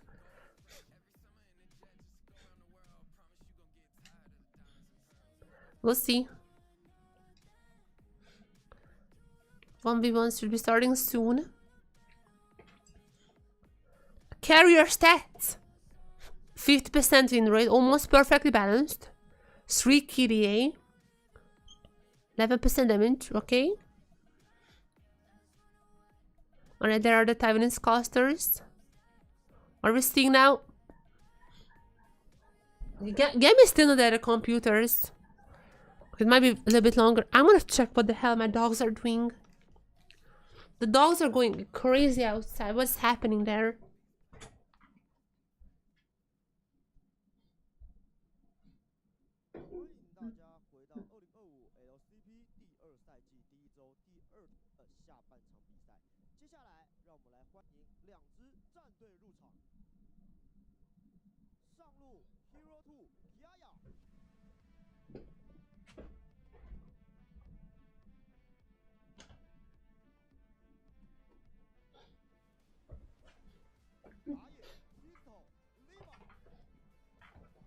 There are just some people here. Okay, there you go. He's still Levi. Okay, alright. There are the players coming into the stage. Dyer and Ares. The mid lane. 下路 AD Ultimate. As ADC is coming up. Eddie versus Artemis. 辅助 Taki Elio. And Taki versus LDO on the support. Taki has been actually so good. Like, I was very happy with Taki's performance. Split 1. Archie. Coach. This says coach.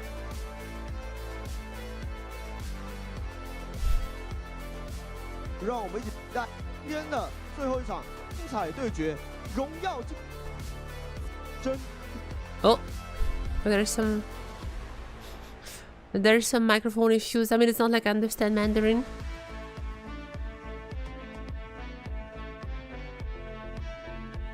Alright, everything is set up. Who is winning? Who are you with, you guys? Who are you with? Is it GAM time?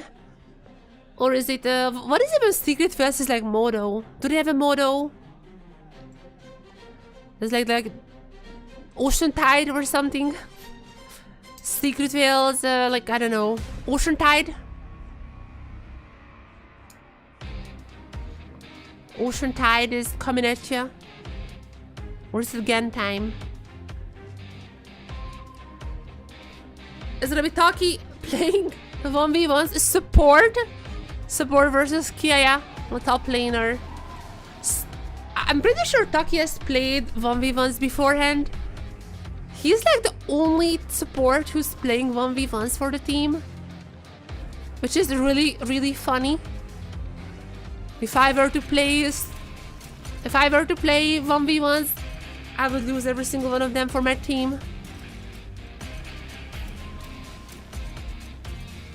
As a reminder for the rules, it's a 1v1, simple as that. Everyone has 2 lives. You can only choose Spirit Blossom skin champions. It turns out that you're not required to use the skin itself. Arya was using Yasuo, bot used the High Noon skin. But nonetheless, most of the players are just choosing the Spirit Blossom skins for fun. What's happening there?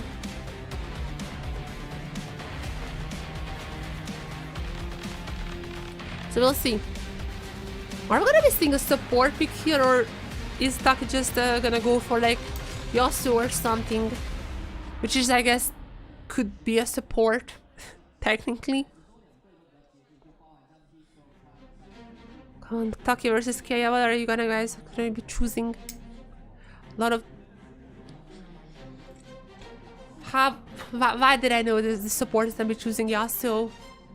I mean, I'm a support winner, that's where my mind went for the first time as well.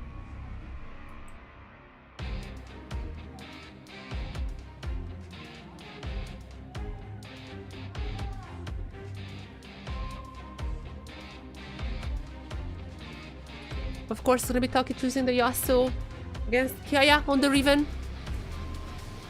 It seems like at least among the top laners, Riven is the most common pick for now. Also a reminder, each team can only play a champion once throughout this throughout the split in 1v1s, which means they're gonna be playing like 7 different champions in their 7 matches that they're having in the regular season. And a lot of them are starting with Riven. Like, this is like the 3rd or 4th Riven I think I'm seeing.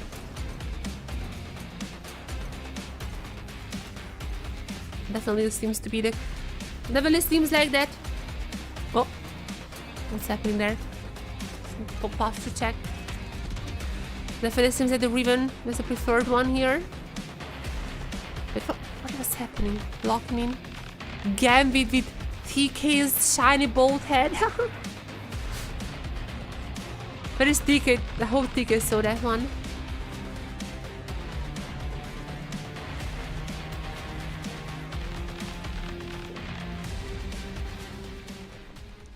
So now we're gonna be in 1v1. There they are. Taki playing the Spirit Blossom skin. Okay, what about Kiaya? Kiaya as well is playing, yeah. Kiaya as well. So it was really only Arya who hasn't played the Spirit Blossom skin. That's why he lost. I mean the 1v1, he won the match after, but that's why he lost the 1v1. Everyone else is playing the Spirit Blossom skins. Taki gonna be waiting a little bit here. Riven obviously has a ton of CC. If she goes in, yep, there's gonna be a lot of damage being dealt, but I mean, Yasuo is a very slippery champion. Also, whenever it comes down to the ultimate from Kiaya, the Wind Wall is gonna be in a great help. For now though, well, it seems like Kiaya is doing better. On to level 6, I do feel like that the Riven is gonna be having an advantage. Even if there is an occasional tornadoes coming in from Taki. I mean, there are not really any attack speed items. The Q cooldowns are not gonna be that great for now. Oh, what a prediction by Taki. That was a nice one coming back to health to equal. However, both pots have been used by Taki. As oh, nice damage coming in from Kaya. Summoners are still available, but I feel like Kaya might be looking to end it now. Oh, perfect! Oh my god, such a perfect prediction. Taki would be greedy and gonna go for the heal.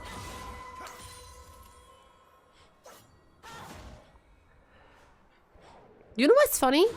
Like last year when the 1v1 started, I feel like teams were like just going at each other. We've seen so much fighting, just random fighting in the 1v1s. But now, it really feels like that now. Just teams are way more coordinated with that. It does feel like they are a little bit slower, but you know, just more calculated with what's happening. Definitely getting bad during that one. Okay, that's yep, that's a very dead Taki. Level 6 there was it on there's it for Kaya. Wait, did he even he didn't even use it. Wait, I'm not sure I thought that he was using it. Wait, that is crazy though. Kaya has not even yeah, he can just stick around with that ultimate. I don't think he's gonna be in too much for danger. Taki also has ultimate but have not used this so far.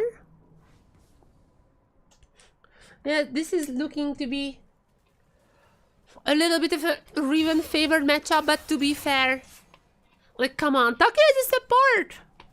Secret Whales tanking their support's reputation. I mean, he was playing 1v1s before, so I'm not surprised, but come on. At this point, Taki is just looking for the perfect ultimate to be hit. If any of the tornadoes are connecting, this is gonna be an insta button. Kind of, you know, go for these like crazy predictions. I feel like Taki could definitely get one kill. Like if one of those tornadoes hit that, just with the ultimate and with a few dashes afterwards, I do feel like that's an easy kill for him. But he needs to hit tornado before that is now okay. That's just a nice combo, Rakia, yeah. That was a nice combo. Unfortunate timing. Oh, Kia is celebrating like crazy. They're gonna be choosing blue side of this victory. Taki, not as happy. Kia was like literally celebrating. Kia was literally just celebrating this victory.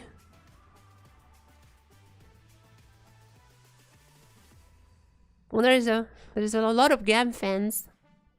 I'm gonna be honest, like I don't think there's gonna be that many Secret Whales fans. Obviously, GAM is just a much bigger brand. But I'm looking forward to seeing at least a few. Oh,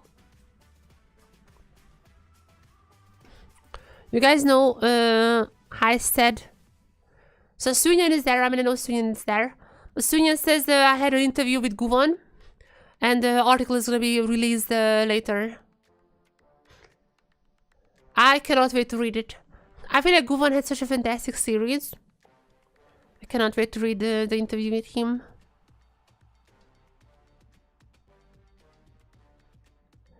Maybe what did TK do this time around? Get ready, hashtag GAMFam, it's hashtag GAM time. Follow us on Facebook, Instagram, YouTube for more info, and hashtag Rises1. Oh, is it supposed to be Japanese? No. It's like a woman. It's not Japanese. I was like, it kind of for a second, it looked like Atade. But no. Follow us on these platforms. Yeah, follow us. It's probably like I don't know follow in Chinese, but I would assume this like follow us. And yeah, that's Weibo?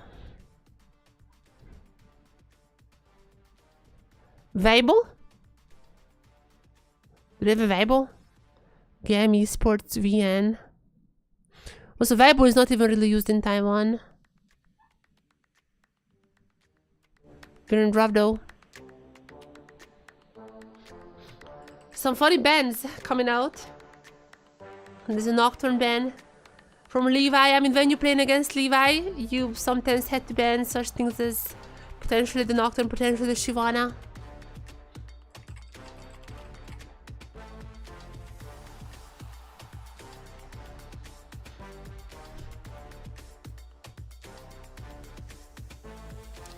Or that was Twitter.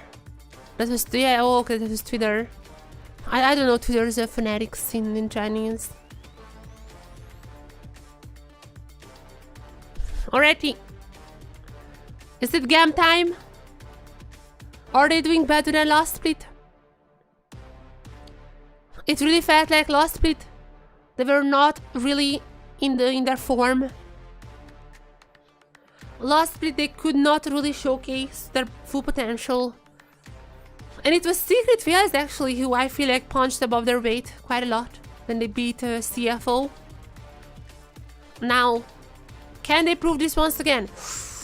That's gonna be a strong start for GAM. Such a strong start for GAM in the form of the Kalista, but the reply is also similarly strong.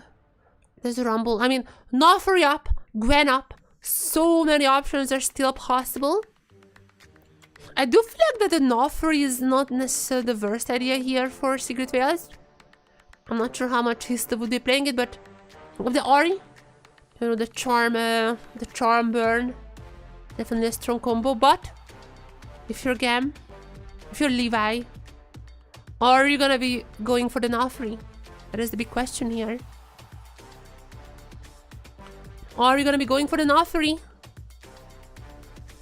Potentially, even the Gwen. Kea Gwen, Levi Nofuri. I feel like would be a deadly combo. From early on, with the help of the Kalista, it would definitely be stomping us. I mean, Nico is also really, really good with Kalista, so I'm not surprised to see that.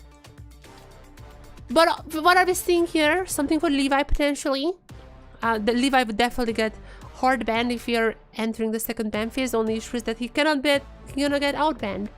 He plays everything. With that being said, I feel like Nofuri is really just too strong in right now in this meta. As they're gonna be picking the Galio, could still be flexed top or mid. I am surprised to see the Nofuri go on pick for so long. Like even in DFM's game 1, Nofuri was not picked there, it was only picked game 2. And Xinjiao also gonna be the one prioritized here. I don't really get it, like, Nofuri has been nerfed for sure, but every single Nofuri that we're seeing is just completely stomping the game. I mean, obviously the players are not that comfortable playing Nofuri, but I do feel like Nofuri would have beat Omega. I mean, it still could be picked for GAM if it's not banned. There's a Wukong. If we're talking about Levi, there's just not enough bans to ban out Levi. He could be playing any of his pocket picks like the Shyvana.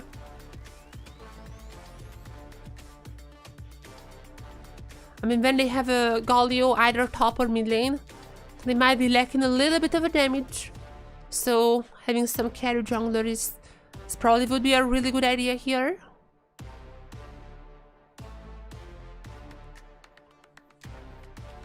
Let's look on the other side. For Secret Fields, we're gonna be only having the bottom side left up for the side. Misfortune Ezreal banned. I mean, there are like still so many really strong ADCs. Kai'Sa probably the best choice here though. A little bit risky. You really don't want to lose early game, but if you survive early game with a Kai'Sa, you can definitely have the late game done for yourself. So in that sense, I would say that Kai'Sa may be a pick here, but if you're gonna go safer, the Varus still up and open. A Corki, I forgot about a Corki also. You can just scale not secretly. If you just wanna scale in peace, then Corki still there. I still think the biggest question is what Levi is gonna be playing. And and where this Galio goes. I remain on the stance that Nofri would be pretty Omega good here.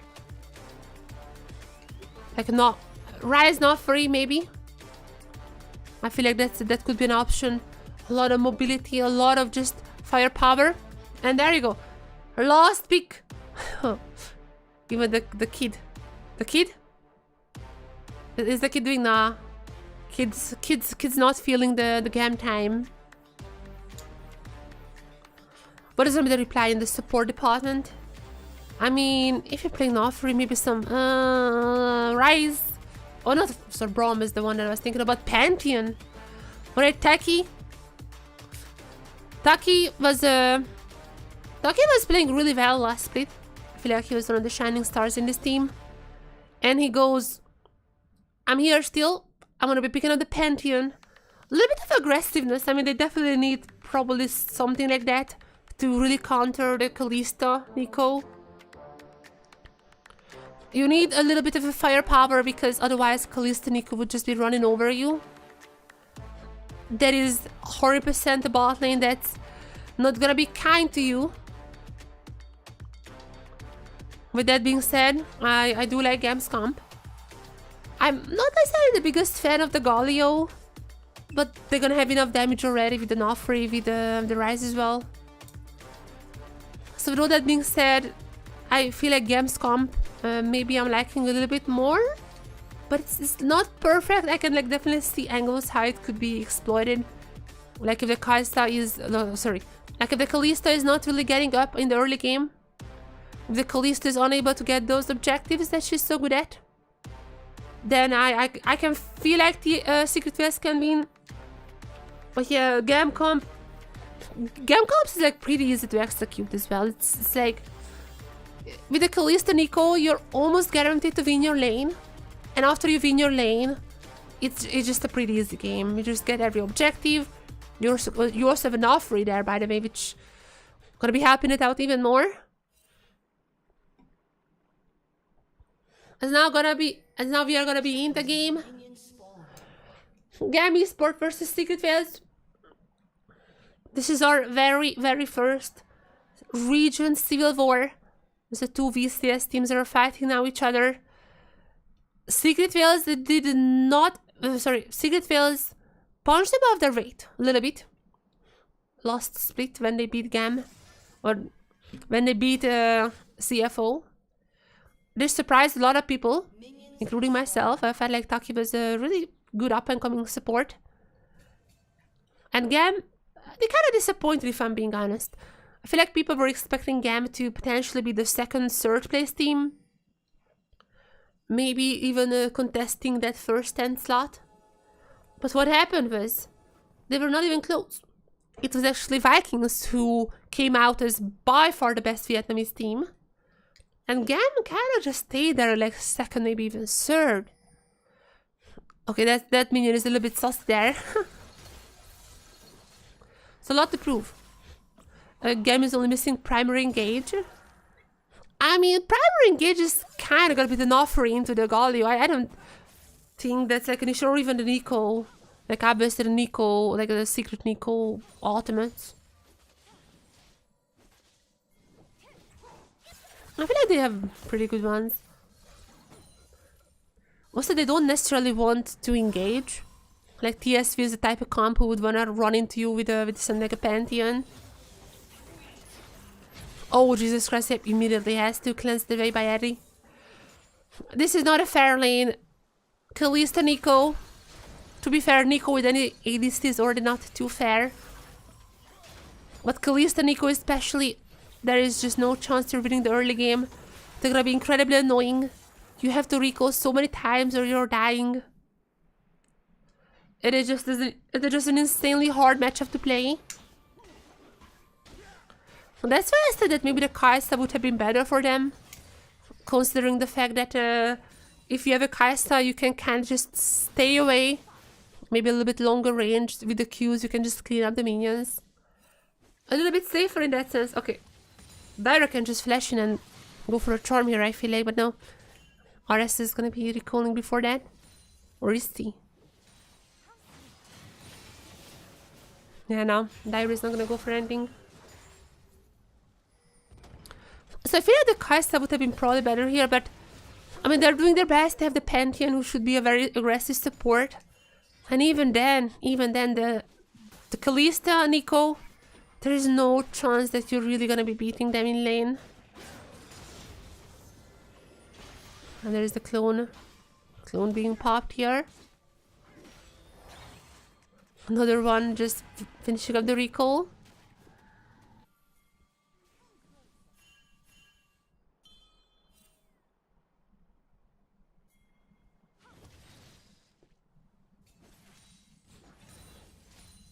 I'm back. Alright.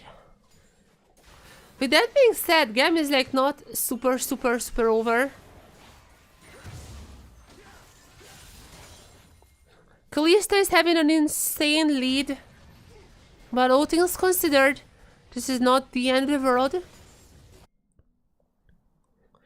If somehow Eddie can keep this up, eventually he's gonna be outscaling the Kalistas. Oh, there's a stun going to his to even through the flash. Are gonna go for the dive. There it is, nice from Kiaya. Gonna be getting the kill onto Histo. No jungler for TSW now. That means that Levi can steal away so many camps.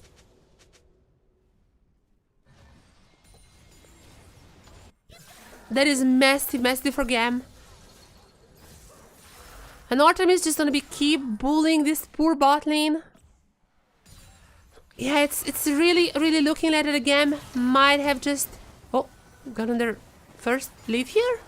Elio was staying there for a little too long. There's Taki! Taki with the flash! And also the spear. Taking out Elio. I might have spoken too soon. That was so nice from Taki. Wait, what? I didn't realize how long-lasting the stuns were on the TSV side. Yet well done Makaya, however. The play that followed after. We're not seeing that? Come on, show us the play! As we're seeing a bit of a swap. As we're nearing the grab spawns as per usual.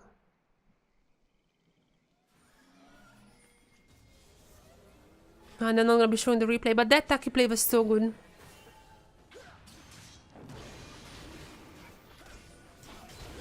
That is the reason that you pick the Pantheon in these matchups. The Pantheon is gonna be really strong earlier on. You can just go in any time. A little bit dangerous because of that as well, that there's definitely risk with that. When you're facing such a strong early bot lane, there's definitely something I feel like you have to take. Now with that being said, Secret Fields gets the dragon, however. 3 grabs coming in for Levi. I feel like that's something that should be keep an eye on. The Nofri is gonna be scaling.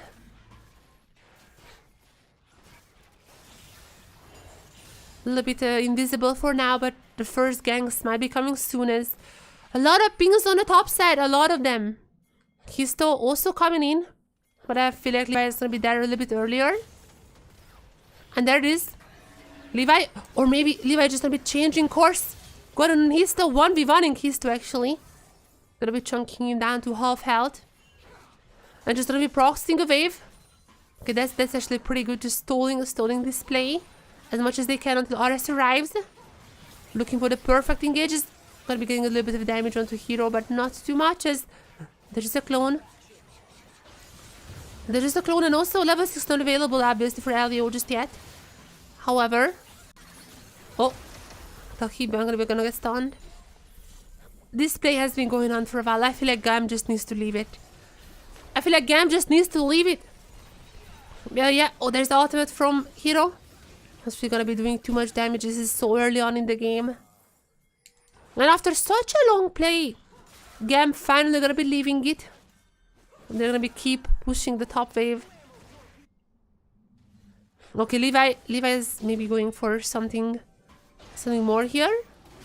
Waiting on the Nico. Okay, Nico stunned. There it is. Taki is stunned. Had to go around the shield, but gonna be super low. There's the dodge. Levi's still alive. Artemis is gonna be the one. The first Gruntaki, and Histo is here, but not for too long. Another kill coming in for Artemis. 2 kill Kalista. Gonna get defeat. And I feel like this is GG. I feel like at this point, it is getting GG. We have 100% KP Nofri. You have kind of fed at this point Kalista. How on earth are you gonna be getting objectives if you're the enemy team? You, by the way, also have 3 grubs so far, so yep, the second grub camp is almost guaranteed to be yours if you want it. I do feel like this is a start. If GAM plays it well from here on, they can snowball this lead so well. Stick is only chance if this game goes like super late and then maybe the Corki can do something, but I really don't think that's possible at this point. Because now, oh, Artemis and Elio are gonna be, yeah, they're gonna be sensing that something might be going on. They're gonna be leaving the bot lane, they're gonna be playing safe, recalling now.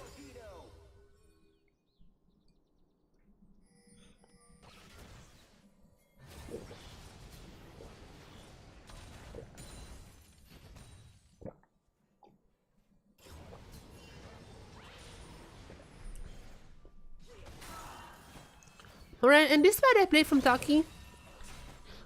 I mean, yeah, other parts of GAM just looking better.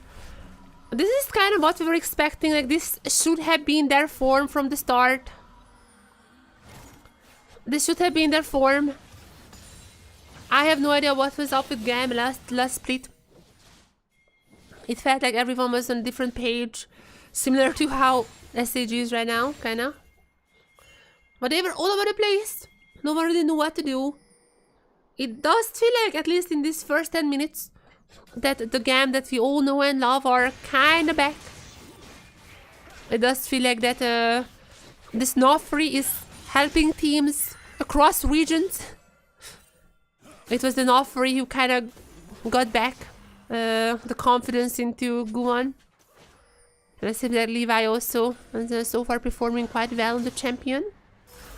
Artemis is going to be set up for next objectives quite well as now. Second grub camp is here. Every member from GAM is trying to happen out here. Kia, not even needed around this area. And there is not even going to be a try from Histo to really get any one of them.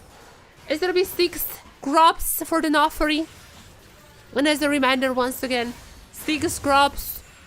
Like a 100% kill participation Nofri.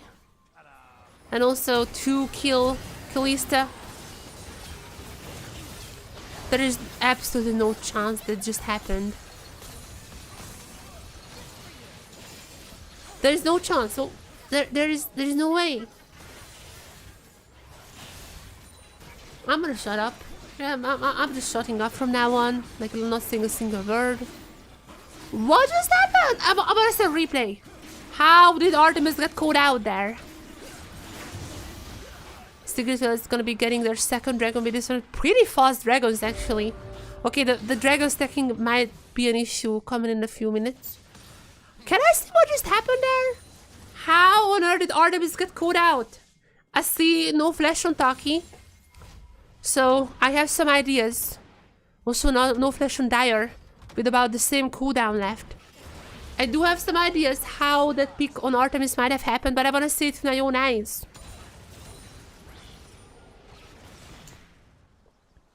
Okay, they're not gonna be showing it. They're the secret fails for a reason. That replay is also secret. Okay, Elio so far has not really been the best imposter. Every time the guy is like, this guy is a minion, either like in the front of like all the other minions, like a king minion or something, or in like the middle of the pack, or in the jungle, you know. I'm just a minion in the jungle. Yeah, we're actually not getting a replay of that. Wow. I mean, again, I'm pretty sure that to just like Taki flashing in with the stun, followed up by Dire with the flash, with the charm, something like that. I'm almost certain that's what happened. Even after Artemis is down, I still stand corrected. 2 kill Kalista is gonna be strong. Already boots very, very close to the first item. Paired this together with Ordeus with a Shojin on Levi. I feel like this team is still gonna be super, super strong and extremely hard to delete when it comes to objectives. However, the next objective is a little bit farther away. And the Elio. Gonna be a little small dog. I mean, is this gonna be fooling anyone? It's not like Nofri evoking a land without her dogs. Like if a Nofri doesn't have any dogs, you know it's Nico.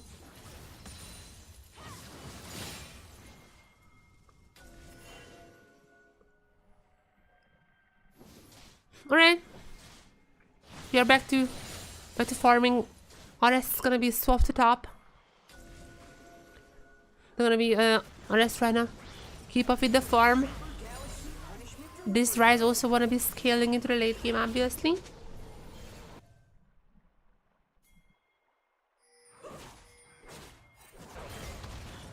Kiaya, going into hero. I'm not necessarily sure this is the play that he would wanna go for, but Levi is here.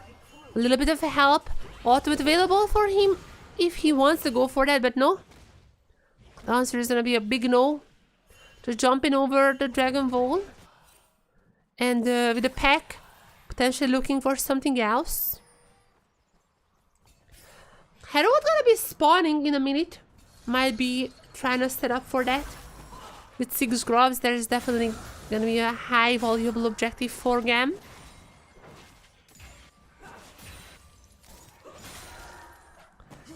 But yeah, I would lie if I said that it's a high octane action game. We're also gonna be getting a Voracious, as we can see on the cooldown. It's definitely looking like a little bit of stalling happening. Secret Fails don't really wanna fight. I mean, they know how strong GAM is at this point.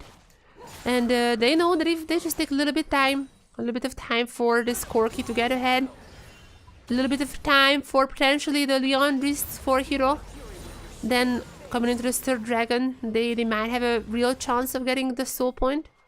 It's just gonna be just gonna be a cloud, whatever. Still a soul point nonetheless. After the early game, I feel like Secret Fails kind of just wanna get to late, like that is their game plan. Dragon stacking so far has been pretty fast. If that's their plan, that's a very clear one.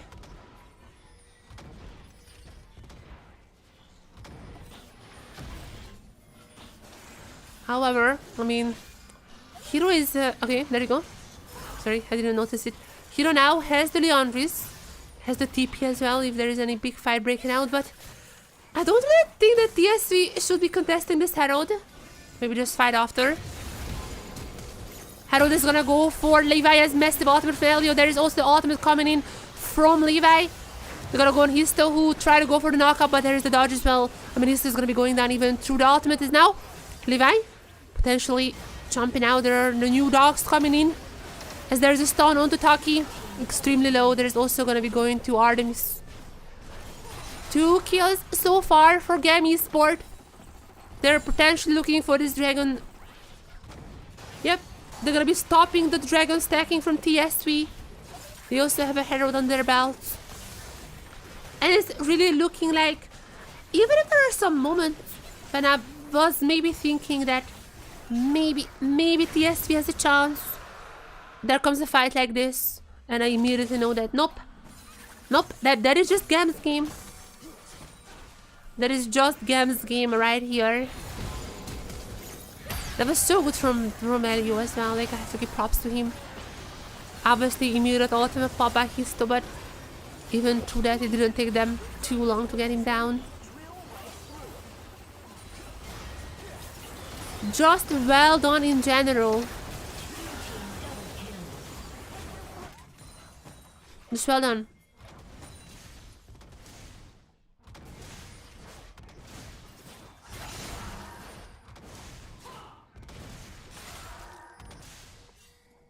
Corki damage is actually pretty high already. I mean, that is not the only thing that Secret Wales could have hoped for. I feel like it's a little bit too late for that now. I don't necessarily think that Corki can save this game anymore. The Rumble, I mean, has the Leandris. Together with Taki, that might just be a kill here. Ultimate available. Oh, there's even a TP. They're investing so much into that. Surely they're gonna get at least a kill. As Taki is gonna be super low here. Not free. Woof Woof is kind of balanced champion. Taki somehow still alive. As Levi is gonna be the first at the full. Okay. Dairo's gonna be missing everything, but Levi is still alive. There is no chance. There is no chance. There is a shutdown coming in for Dire. I was like, there is no chance Levi survives this one. Shutdown for Dire. That's gonna be very much a direable shutdown. Can they get something else? I've been watching a lot of pawn shops, pawn stars. I've been watching a lot of pawn stars. My accent makes it sound like a really weird. I mean the show when they make auctions, like the little auction house. GAM. I just realized my accent is making it a little different. Auction house. I was watching auction houses. Then there's Rick, who goes like, that's a little bit too much, that's a little bit too much. And then there's a guy who was trying to sell something. And they're like always, oh, but can I get a little more? Can I get a little more? That is exactly the feeling that I'm having right now in this match. It's like, it took so long. Such a hard negotiation that was happening here. Levi is alive for way longer than he should have had. And after this, finally he goes down. But my question is, can he get something else? And the answer was no. And the answer was no. GAM is still leading. They're not giving an inch more after these little mistakes. And Secret Wales really just has nothing really going for them anymore. GAM is basically just waiting for objectives. Otacon is a big one. That definitely could be something that is going to be putting them ahead of this stall that sometimes they find themselves in. That might just be what they need.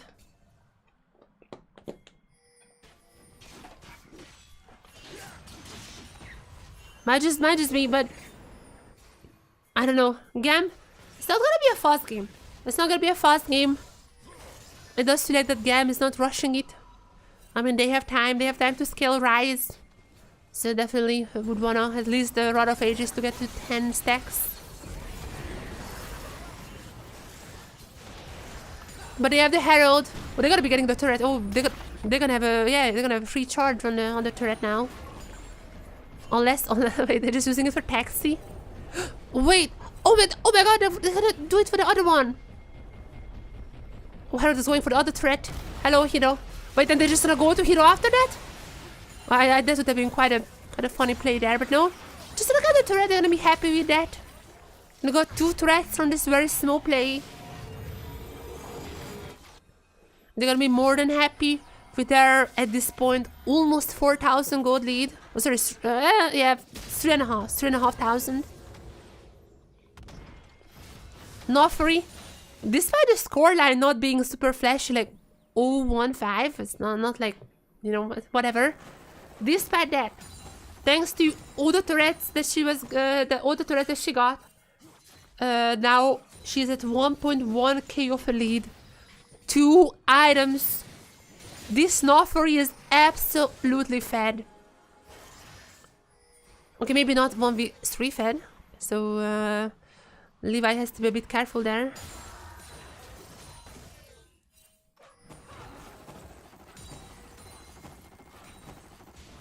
But nonetheless, again, very calculated game. They're not rushing anything. I kinda prefer this form. My biggest question regarding GAM was, can they bounce back? Split 1, they looked disconnected. It really did not look like they were one team. It's just, you know, weird plays all over the place. Levi was not really performing well either. I feel like partially also lane swaps did not really have them. Kyoya would have wanted to play one of, like, this 1v1 lanes and he just couldn't. Now, with the new season, the new changes, no more lane swaps, it does feel like GAM very, very slow game, but very calculated, and they are looking to win this game one quite clean, I'd say. A much better performance. Now, I'm not necessarily sure if this would be putting them in that like CF or talent level. I mean, I had to see how this playstyle works against them, because I would assume CF would be 105, like they would be just love to go into such a slow playstyle. Which is also interesting because there's like such a opposite of what usually the VCS playstyle is. But I guess in the current meta, you sometimes you do want to scale, and with these objectives being so like after each other, I mean that's literally one of the things that they're gonna be fixing with the new season. But right now, basically, you would want to start a game, you would want to get a few waves. After the lane stop restrictions, you want to swap your bot to top, get the grabs, trade for dragon, set it up, go back, get the other dragon, get traded for the second grab camp, fight for Herald. Like there are so like basically every single moment you know what you need to do is like extremely textbook like. And some of the changes like with the grabs, there are going to be less grabs, there are going to be different timers. There should be more fights, there should be more creativity going into the game, but that's still in a few weeks time, actually 2 weeks I'm pretty sure. As now, GAM is going to be the one starting the Datacon. Oh wait a second, there's surely no way. Okay, Levi is going to be getting Datacon, a little bit too late for Elio, but the other members are still there and still alive, and they're not even going to be withdrawing for now, as there goes in Levi. Oh, actually Levi has to flash out here. A little bit too dangerous, but they still have the... Okay, they still have withdrawing. Oh. Okay, they're gonna be going on to Arena. Okay, there comes Taki. Few withdrawings here. Oh my god, the rise damage is crazy. Levi's still here. I mean, they're just a support. Surely not gonna be killing a jungler, right, guys? Okay, that was a pretty good play from Taki. I feel like he definitely helped the team as much as he could. But nonetheless, this is 100% still worth for GAM. Taki is going to be surviving this one, but RS is going to be pushing in this wave. That is a massively worth exchange for GAM. They're going to be losing with the force life, I'm fairly certain. But the gold they got out of this is already pretty huge. This fight was not good for GAM. They started Datacon. It was way too early. No real setup. Wasn't ready for all the people coming in, but... Now they're doing the same thing with the Baron. I'm just seeing it at least. Oh my god, massive ultimate from Elio coming in. Okay, this is looking a much better setup now. Elio with a massive ultimate. Meanwhile, Levi also got the Baron. They're getting 2 kills here. As Elio gonna be pretty low here. Might be going down. Levi still has the force life, I just realized. So he definitely can be a little bit more aggressive. As now Kiaya gonna be pushing these threats. 6 grubs, Baron buff. These threats won't last a second.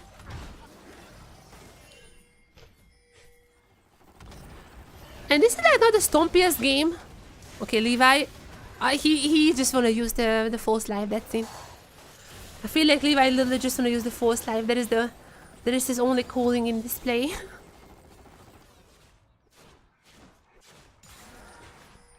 But the way things stand, it does seem like GAM, slowly but surely, as we're soon entering their potential third dragon. It seems like GAM would be closing this game out. They're just taking their time. Elio was massive here, also together with Kiaya. The double taunt stun. While the other team members, actually it was Kalista who got the Baron obviously, but still. Kalista and the Nofri is the Baron for them. Are we gonna be seeing GAM getting their third dragon? I mean, there are some members in the arena. I don't think it would be taking too much time for them. Doesn't take too many resources either. And I mean, Cork is still with a pretty good damage, but what I don't understand is how on earth actually the Galio has the most damage. What? I don't understand. I mean, Riftmaker, I guess, but This is not like the Storm Surge type of Galio that Sai was always playing in the LJL. This is not like Sai's build, which actually would be doing similar numbers. How is Galio dealing so much damage? I don't get it. Maybe the turrets are also countering, or I don't know. But now Galio, okay, this Galio is gonna be dead. Surely. Yep. But meanwhile, oh my god, this is not worth. Meanwhile, they got Galio, however. It's gonna cost them like 2 inhibitors. Meanwhile, GAM is just absolutely destroying the base right now. They could have just went for the end as well. They're not gonna be that aggressive. There's one more recall most likely before, I mean the Baron was also running out. One more recall before they wanna finish off this base. They wanna finish up game 1. Quite slow, but nonetheless it's gonna be ending in GAM's victory.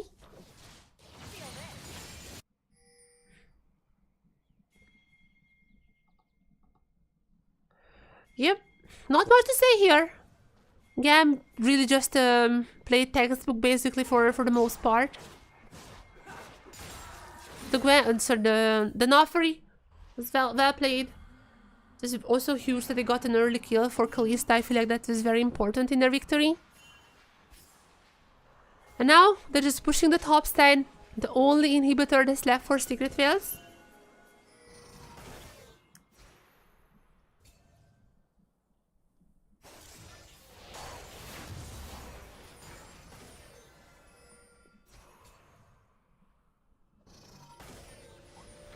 That is the only inhibitor left. Elio still with the small dog. I'm not sure if Elio is fooling anyone with that. I'm just a little doggo. Nope, no one is fooled. Levi meanwhile pushing the mid wave.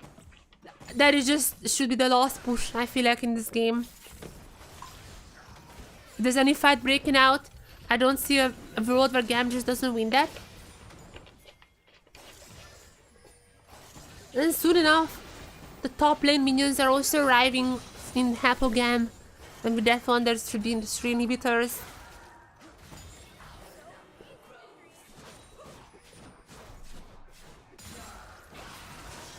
They can play this fight as long as they can, as long as they want. GAM is chilling here. I mean, they're just pushing in the minions, trying to get the turret, trying to get an inhibitor. If it takes a minute, then be it, they're just gonna be turning on to the Baron. They are not in a hurry by any means. They still have 2.5 minutes on the bottom and the mid lane inhibitors.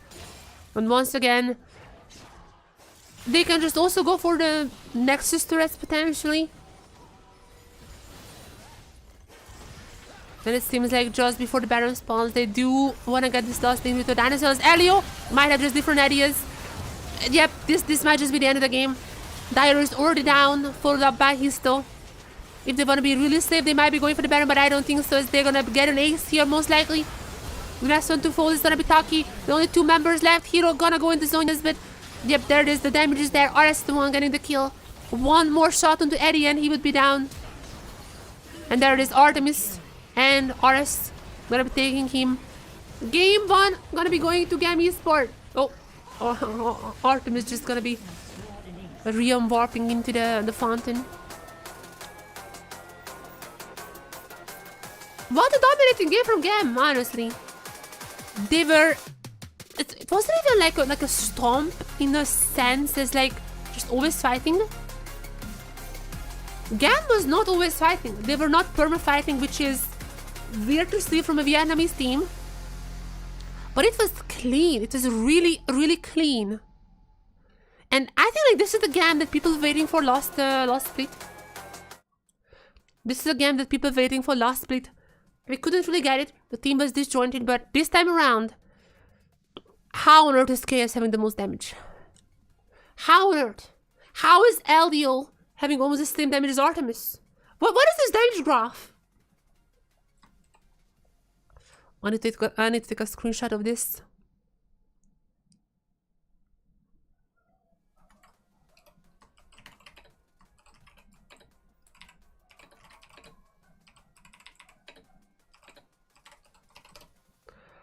What is this? What is this? Hello? Kaya? This is illegal. This is an illegal activity that you're doing here.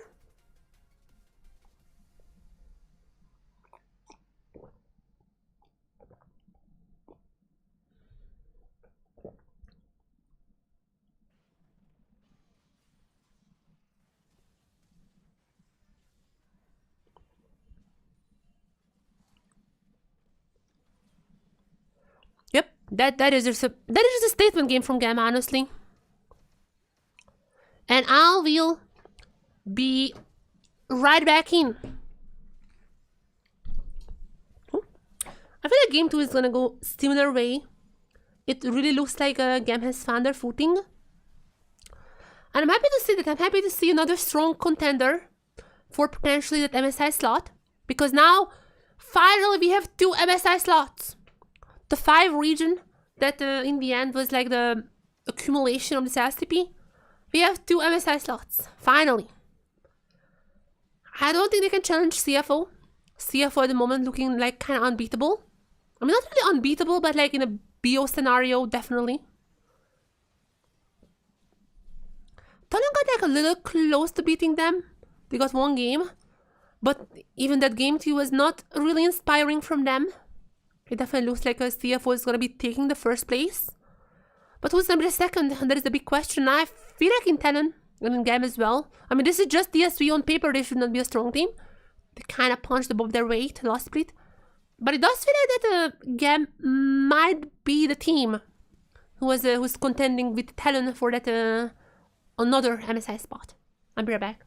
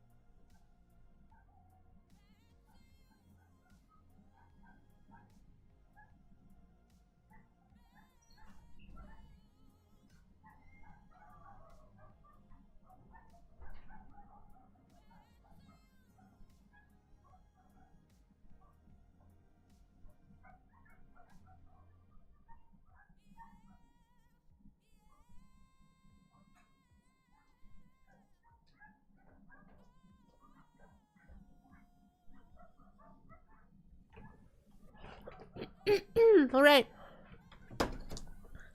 Game 2. Game 2.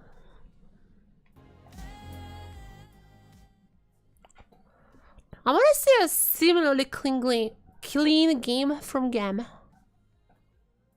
There's a plan here. This is good. It's definitely good from them. But again, like I need to see more.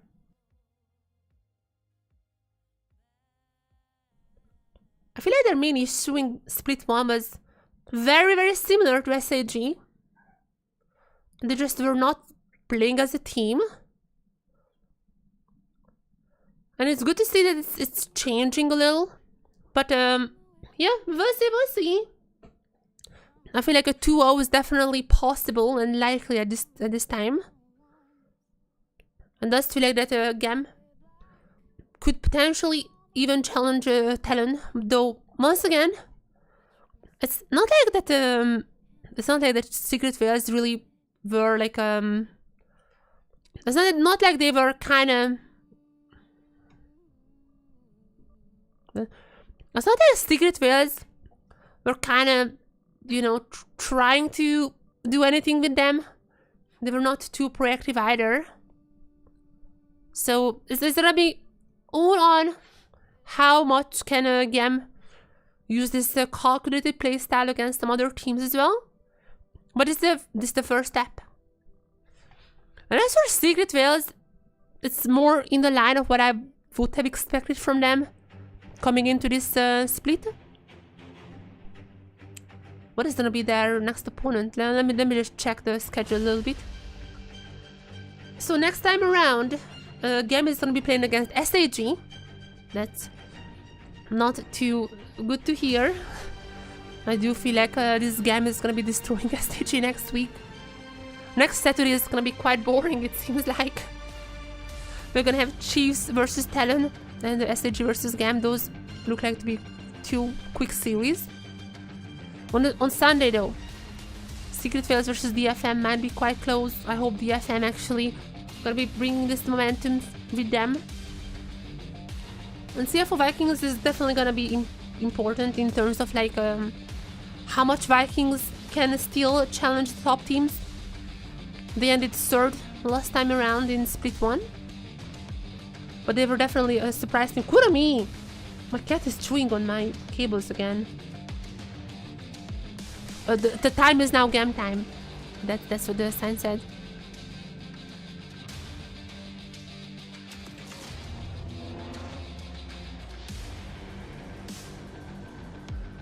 Hero will be first picking the Jace. And Reply. It's gonna be Misfortune and the Sejuani. Levi gonna be on Sejuani duty this time around. And surprisingly, Gwen is not on the ban table. Gwen is up as... Oh, there's a Nidalee. At least it's gonna be a Nidalee jungle for Histo. But still, I'm a little bit worried. I'm definitely a bit worried for Secret Fails. Nidalee is always a little tricky. You really need to win that early game for her to be useful. Is it just a Gwen angle for GAM? I feel like it's a Gwen angle, right? Gwen would be so good against this early comp, the Nidalee. In general, Gwen is like one of the strongest top laners right now in the game. I feel like this is an easy Gwen slam. If this is a Gwen for GAM, I do feel like that they are gonna be winning this drop, but no, there is a Yorick. There is gonna be the Yorick for Kiaya. We are gonna be seeing Yorick today as well. We've seen like 2 yesterday, like we've seen quite a lot of Yoricks already. Yorick has gotten a few nerfs on this patch, but all of those nerfs were basically just for like the what is that, like the jungle Yorick. All the nerfs were like, you know, he cannot really clear the jungle as fast anymore, etc. So it's not really gonna be affecting the top lane and the split push power of his. Gwen is gonna be banned by GAM, which is a little interesting. It shows that, I mean, Dire obviously could be playing the Jace as well. I feel like if they really think that that it's gonna be Dire Jace, and the Renekton is a potential ban here as well. Renekton Italy still a really strong top jungle duo. So now they're gonna be going for the Alistar. I feel like the Jace top would also be fine for Secret Veils. But if they want that really hard early pressure, then obviously the Renekton is the one they would be wanna go for. Alistar ban also coming in here as whoa, Taki. There's some Taki fans as well. I'm personally also a Taki fan. He's had some. I mean, he had great moments in the Pantheon. Unfortunately, it was not enough. And I mean, he's just a poor support. Not enough really to stop the GAM. Now the question is, what is gonna be the mid lane? What is gonna be the support? Leona logged in, stealing away from the S-Duel as well. A lot of engaged tools on the GAM side. If there is a Glacier Prison into the Solar Flare, you can just stun enemies for ages with that. Nidalee is gonna have such a hard time in here. I feel like Renekton could still be a possibility, just to at least have a chance of winning the top side early. Let's see if this is gonna be maybe a mid laner, maybe a top laner. What is the response here? Jax, I mean, could also still be Jax. So far seems to be like the answer for Yorick, but it's gonna be Jace top and Sylas mid. There are some good ultimates to steal, obviously. Both the Solar Flare and the Glacier Prison so far. What is gonna be the mid lane? What is gonna be the reply to the Sylas? Who's even available? Akali. Oh, Akali. GAM going all out here. After, I would say, a little bit eventless game 1. This is more chill. It does feel like that now GAM is gonna be all in. Gonna be split pushing. Gonna be going for some Akali executions. And is it GAM time? Is it GAM time? That is the question here.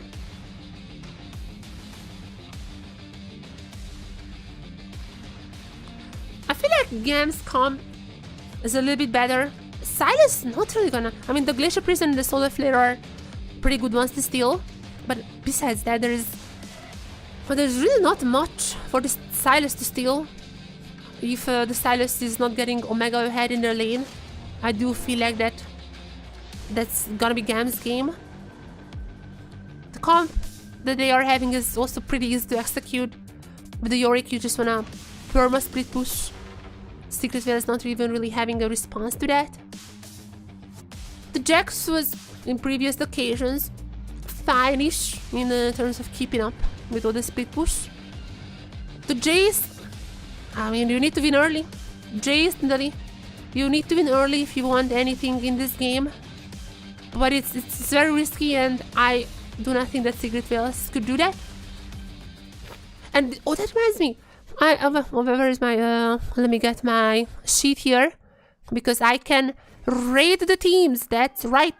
For this one as well. For this one as well, we are gonna be, all the co-streamers gonna be rating the teams.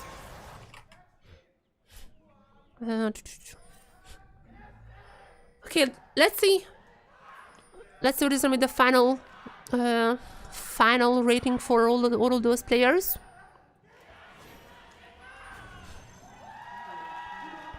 Ooh. Levi had a pretty good game so far, I'd say.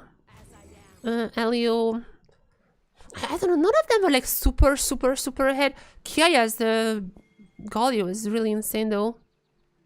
I'm gonna put everything at 8 for now. Yeah, I mean, for the previous game, I would just give 5 for all the Secret Trails. Maybe Taki probably 6. And as for GAM, everyone is 8 except for Kaya, who's 10. But this is gonna be the match. Oh, oops, But this is gonna be the match. This is gonna be the game that decides the final points for all the both teams members here. So let's see if Kaya can also pop up on this Yorick just like he did with the Galio. surprisingly the most damage on the game. That was weird to see, but nonetheless, I feel like GAM kind of picked more of a fight comp here. Game 1, it was all about just the objectives scaling. With the Kalista, it did feel like that after the 2 kills they kind of slowed down. They just wanted to go for as many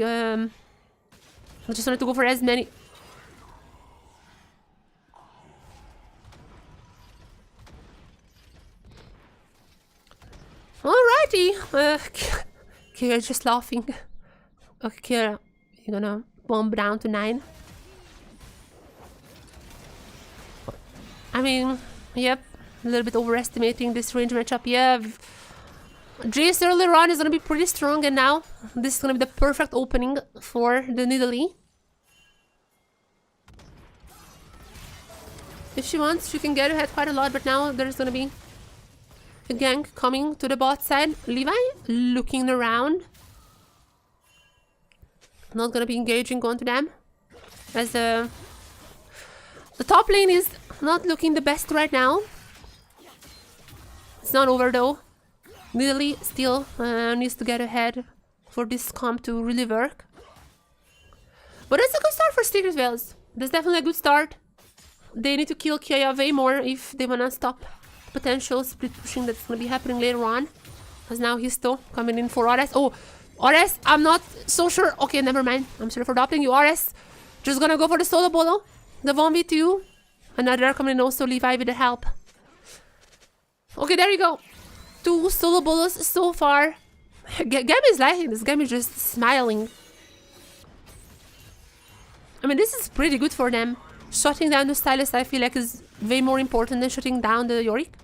Yorick is gonna get his items, gonna go split pushing, so it's not gonna be putting him back that much as long as the Nidalee is not ahead. But that was quite you know, that was quite the play from RS. Well played, even in the mist. Gonna be dodging Histo as much as possible, and with Levi here, he didn't go for more. Alrighty, RS ahead already. That's what you wanna see against the Silas. Exactly like the DFM game. If the Silas is behind, there's not much really he can do. And there's even not as many items to steal here. Realistically, you only kind of wanna steal away the Glacier Prison and the Solar Flare. Like maybe the Maiden, though I'm not even really sure how that would be working out. As there's a swap coming in. The grubs are spawning very soon. The dragon is gonna be left up. There is a high grub prio, I feel like, among the LCP teams. Dragons have been, this is the second match now that the dragons have been abandoned. And they're really just focusing on the grubs first and foremost.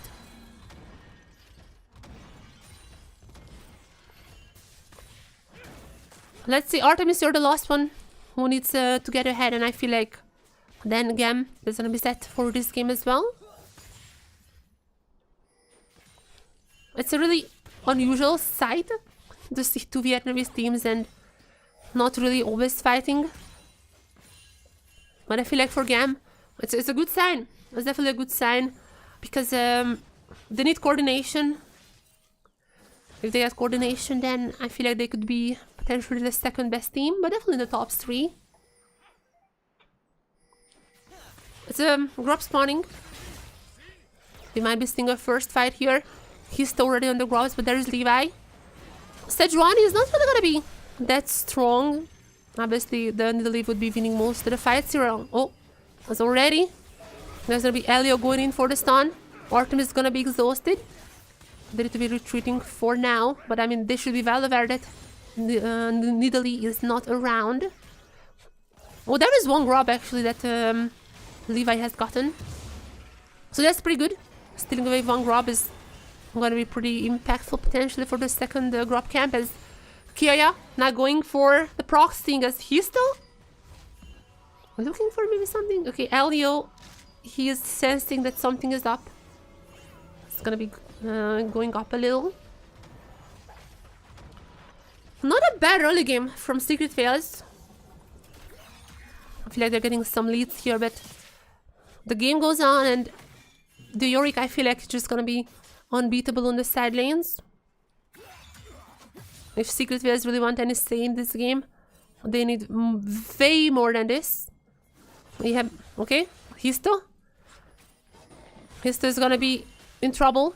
Kiaya has flash, I mean, if you wanna go for that, but just be sending the ghouls for that. Histo also has the flash, could be flashing over the wall, but no, before that, gonna be stunned up, gonna be killed. And the Nidalee game plan is already not looking good. Look at the smile on Levi's face. This is already looking quite rough for this early game comp. The goal is basically exactly equal. But looking at what champions they're playing, it's definitely gonna be oh, there's a flash from Artemis. Looking at the champs they're playing, is definitely looking like Secret Fails are falling incredibly behind. Levi so far, nice, really nice rotations. Always at the right place. And now we're gonna be seeing another victim of Nidalee in another role immediately. That seems to be the case here as well. Because now, I mean, Artemis still, he needs a little more. The trades are in favor of Eddie for now. A lot of minions lost as well. There is like a 20 minion lead already for Eddie. That swap was not the kindest to Artemis. So there is like that, but Ezreal is not really gonna be carrying the team fights. So things considered, it's still just really nice for GAM. I'm pretty sure they are more than happy with the current game state. Yorick is not gonna be strong for now. I feel like until the Hall Breaker, I'm not really gonna be seeing too much from him. Because there's the dragon being taken only at 9 minutes. Not the fastest one. At least it's not gonna go to GAM, so Secret Fails gonna be having a little bit, maybe a little bit early power for them. Something to play for. And the bot lane is definitely something that they should be looking for. Artemis is behind, that might be the lane that they can get some leads from. But again, Akali already with 1 kill. Already anti-heal, that's super early. We've seen actually the DFM game. From what I could tell, at least when I checked, there was not a single anti-heal. That Sylas was incredibly behind. But when you have a Nidalee and a Sylas, it's definitely a good idea to at least have some anti-heal. It's gonna be RS with his gold lead who's gonna be investing into that. And another swap coming in from Secret Fails. Eyeing with those 5 grubs. Meanwhile, mid lane is gonna be pushed in. So Artemis can have a potential fight here. Ultimate available. If they find a good Glacier Prison from Levi, that ultimate can definitely chunk down people already. And grubs spawning in only 5 seconds. Oh, there's gonna be a ward. They're gonna be knowing that Dire is here. They're not gonna be really committing for that for now. And who's gonna be the one starting off the grubs? That is the question here. A little bit of a dance here. Yeah. The ghouls are already at the stage, and they're gonna be going toe to toe with this Jace. But meanwhile, the fight is breaking out. GAM has a much better position to take them. Histo is pretty far behind. The spears need to catch someone here. As long as they don't get the mites, I think it's gonna be all fine for them. Who got this one? This is actually Secret Fails. Okay, Secret Fails got one. Now they're coming in. The Solar Flare, the stolen Solar Flare. Already getting in Elio. That's a kill for Histo. That's all they want. RS is also gonna be in trouble. I don't think he can juke his way out of this. That is really good for Secret Fails. They can just jump back to the grubs, getting 5 of them. Nidalee also with 1 kill. This is what I want. A little bit late, maybe a little bit too late, but this is definitely what I want. Histo, but this one gonna be up ahead of Levi. So yeah, I mean, this is what I need. Only question is it too late now or not? There's a replay. I feel like GAM can hesitate here a little bit. Also, I mean, Yorick could not teleport here. That was another part of that. This 4v4, I feel like they could have just committed to someone. It seems like in the end, the someone was dire for them, but a nice utilization of the stone and the ultimate there. Got some kills for Secret Wells. I mean, they should be getting the kills. This comp, 100% should be able to win some of these fights. They also have the dragon, second one potentially for them would grant the defeat. But Kiaya is left alone. Now having a bit of a lead over the Jace. Hullbreaker is going to be super important. Until then, I don't think we're going to be seeing the insane Yorick side laning. It's not lucky happy now till just destroying the maiden. Slow game. Once again, very slow game. We're going to be seeing which attack we're getting, but I think this is just a very easy, voracious game. Voracious helped out GAM actually quite a lot. After the voracious take, they were able to win a pretty big team fight right after. Because now, potentially, looks like the swap is going to be restored. There is Elio with a bit of a help. Maybe even trying to take down Jace. But there are a lot of wards. There's no way that Elio can get out of here.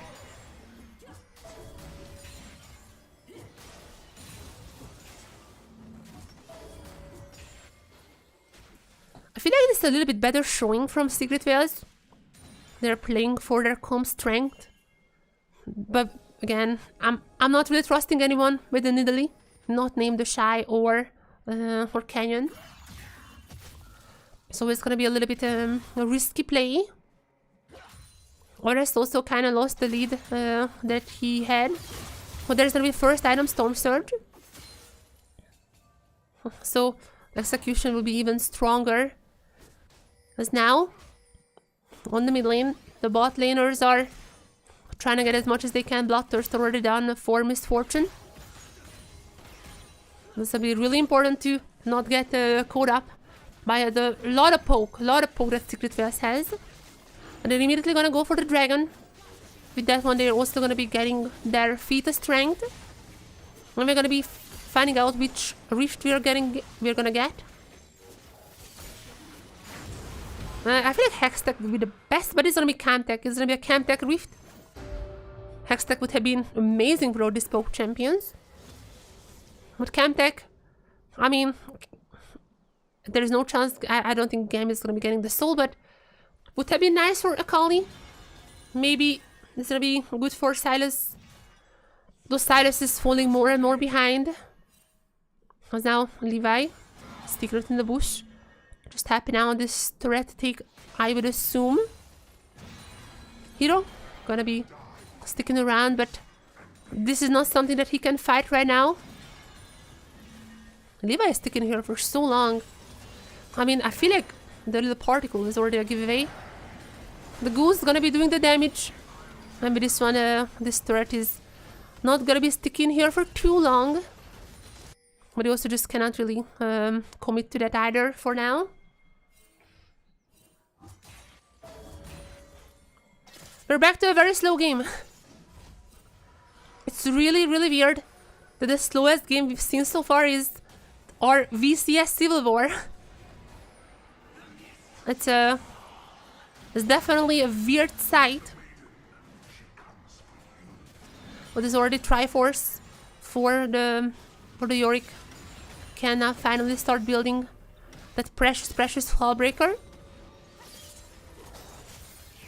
Yeah, I don't feel like there is gonna be much action until the Otakon. I feel like that is definitely gonna be something that GAM is eyeing with. They're not in a rush. Okay, Yorick, it's solo Yorick. As long as the Silas and the Nidalee is not getting super ahead, I feel like the game plan is gonna be this turret. Gonna be all the other turrets on the map as now. Okay, there is the Dire. Ultimate being stolen, but oh, immediate Taki happy now. Glacier Prison has been blocked. And they might even get some kills here. Kia been healing up a little. Elio is not here in time. The solar flare is a bit too late, but he's still going in. I'm not sure why Elio was going in. They're kind of running it down here. There's already one kill for Secret Space. Not gonna get a second one as well. As Elio is going down. That's another kill for the Silas. Why are they feeding the Silas? Oh no, a little misorientation, a little bit of synergy issues. It seems like from GAM. It's still not over. It's still absolutely not over here. But definitely it's this is what Secret Players want. RS, please get this kill. You need this one. That is shotdown gold as well. Only 150, but anything that he can take us. Okay, Kia already quite strong here. The Maiden is gonna be helping him out here. Oh wait, that's a stolen Maiden. I haven't even realized. Alright, I guess you can steal the Maiden as well.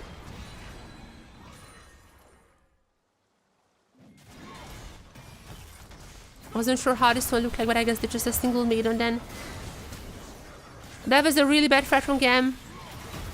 I don't think they really expected Taki there, and Kia, I mean, he was always about to go down.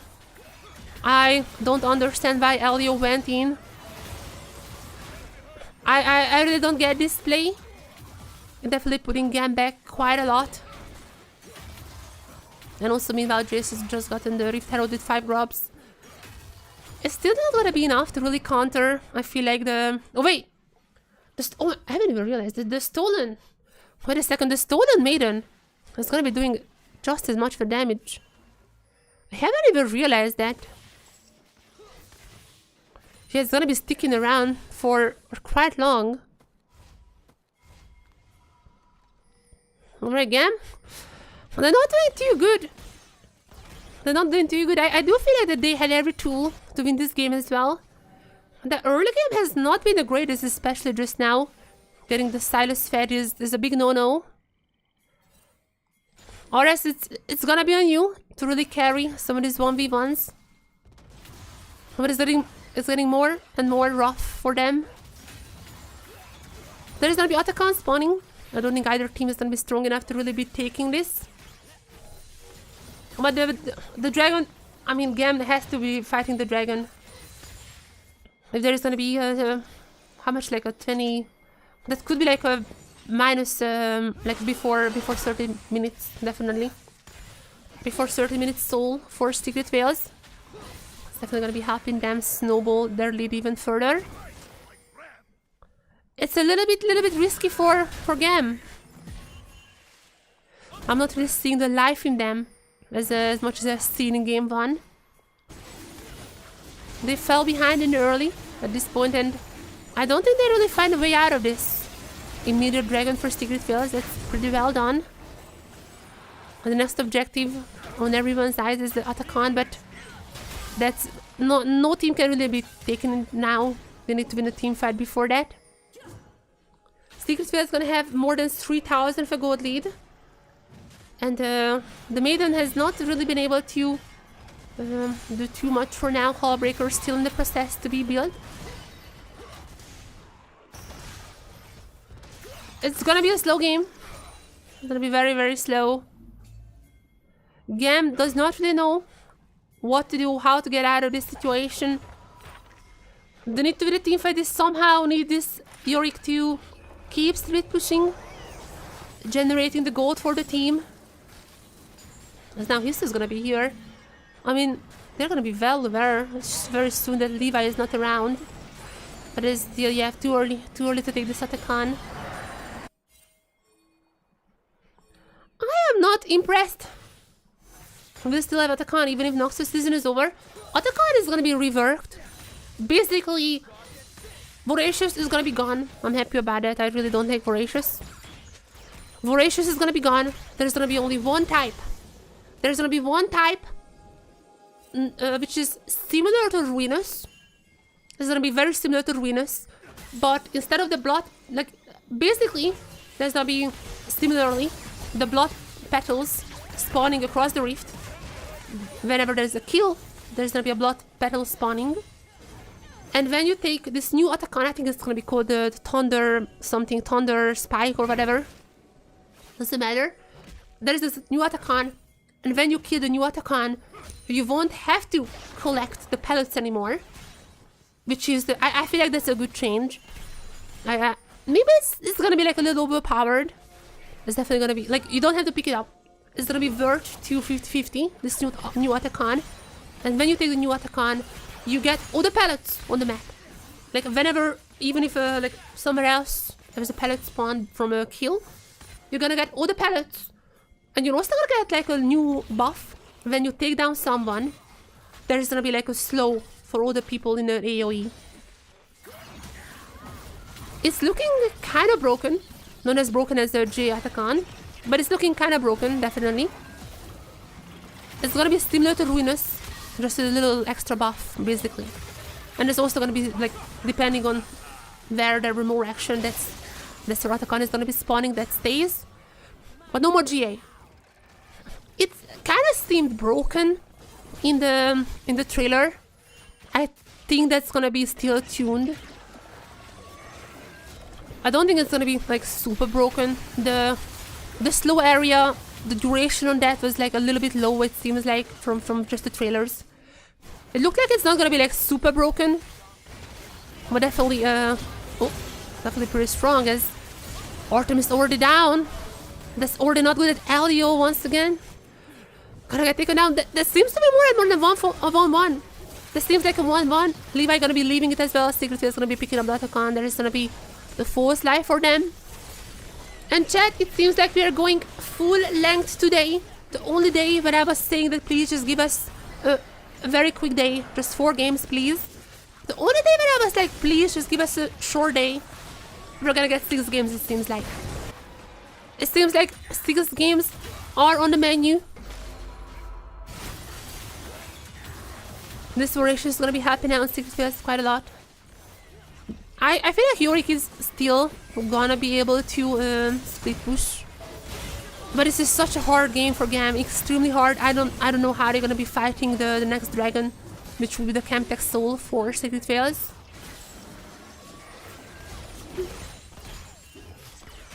It is rough. 5k of a gold lead. I mean, we've seen throws from even more than 5k. We've seen definitely things like that, but GAM, it doesn't feel like they have the power. It really feels like they are extremely passive this game. They didn't really have anything on the map happening.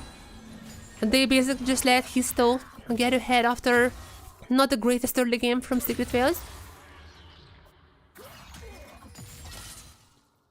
That bot lane play was also not great from Elio. Just making sure that the Stylus is ahead now. It's really not good. The Stylus can just go in, even has Vidroing, but just gonna get the solo ball on to RS. Now, while this was happening, meanwhile, a little bit of damage onto Talkie Talkie is just gonna be withdrawing.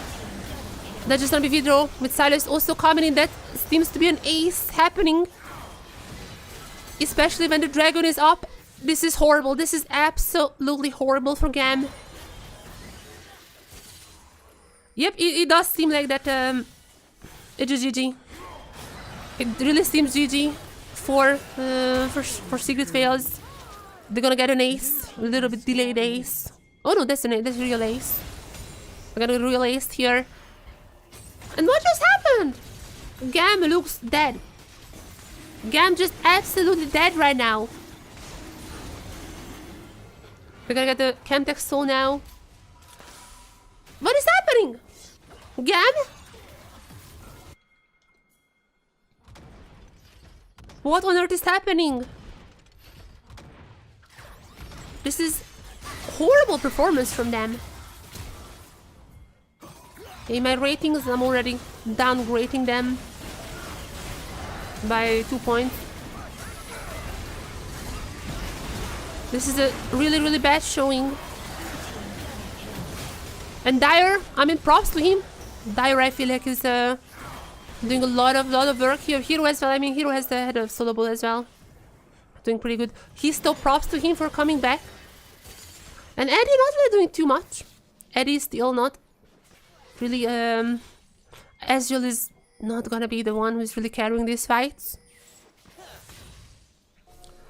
Yeah, GAM just lifeless. Absolutely lifeless this time.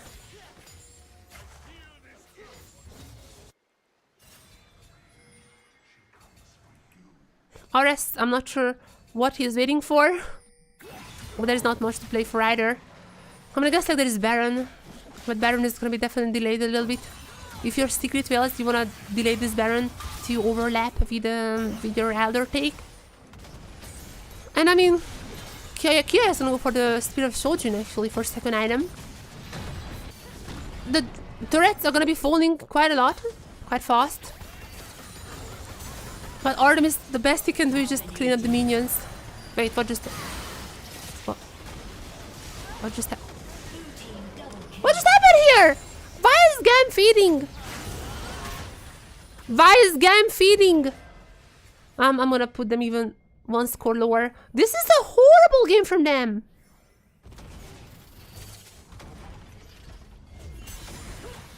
Wait, are they just gonna finish the game? Wait, they can finish the game right now, right? This is incredibly bad performance. Yep, they're just finishing the game. Secret Whale is gonna be equalizing the score. It's gonna be 1-1 as GAM looking lifeless. Not a single firepower in this team. As GAM just losing game to you like this. What? How? That's rough. That's very, very rough when it comes to game 3. We're going full length today. But I mean, do I even trust GAM? Like, do I even trust that they can at least get game 3? What?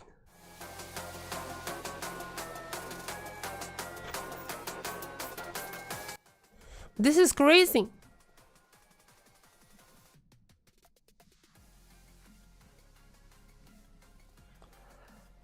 Okay, I guess here's the question. Here's the question. What can GAM do? First of all, I don't want to see Levi on these tank junglers again.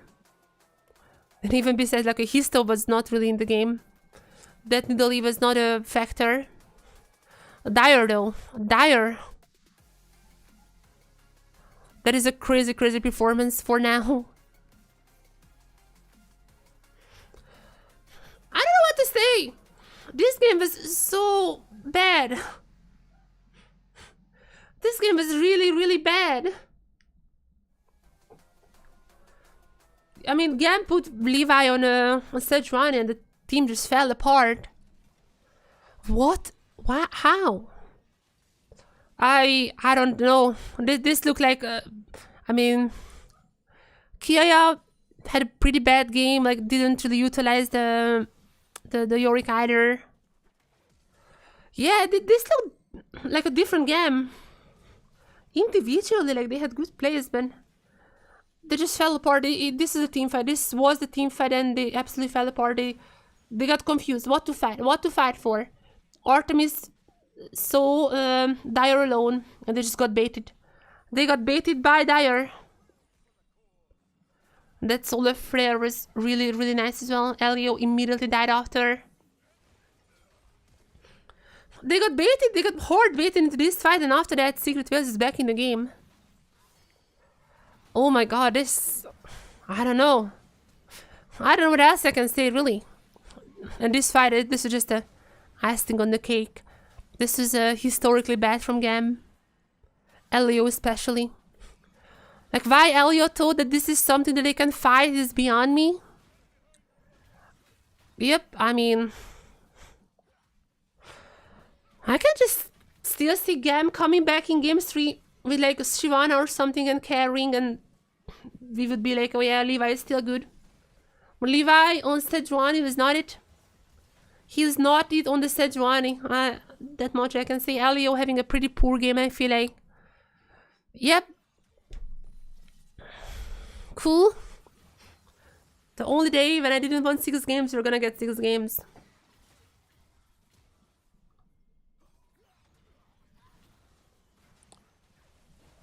Yep, GAM. I mean, you cannot do this against the talent. I feel like not even Vikings. Like, Vikings also just gonna be running over you. Alrighty. Let's see. I had a tweet. Chad, here's the problem. Here's the issue why GAM lost. The reason GAM lost is because I tweeted out, it's good to see GAM finding their footing.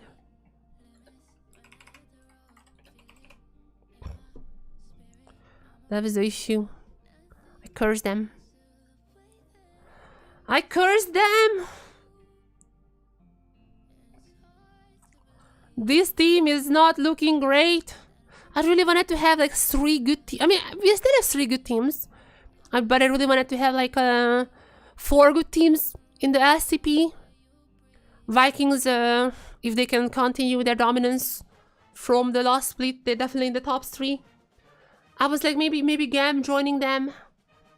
But this was such a disappointing performance. I'm really not sure anymore that this team has the power to really come up with against like the top 3.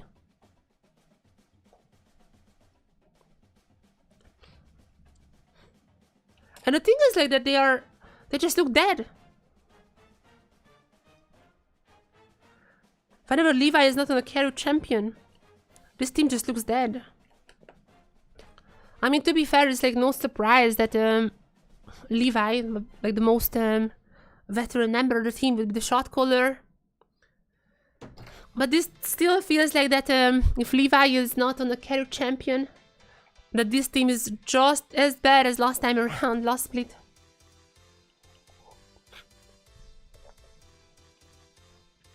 Now, is it gonna be GAM time when it comes to the next game? But they still have the power to do so. They still have the kills, or like the skills to really execute, like Shyvana comp, or even a Gwen. I was surprised that the Gwen was not picked. I feel like the Gwen would have been so much better here. The Yorick, I get Yorick is the cool new champion right now, but that's not how you play Yorick. It should have been. It's definitely should have been a Gwen. With the Gwen, I mean the level 2, level 3 solo bolo wouldn't have happened either. The Gwen would have been so good against the poke champs. I don't get it.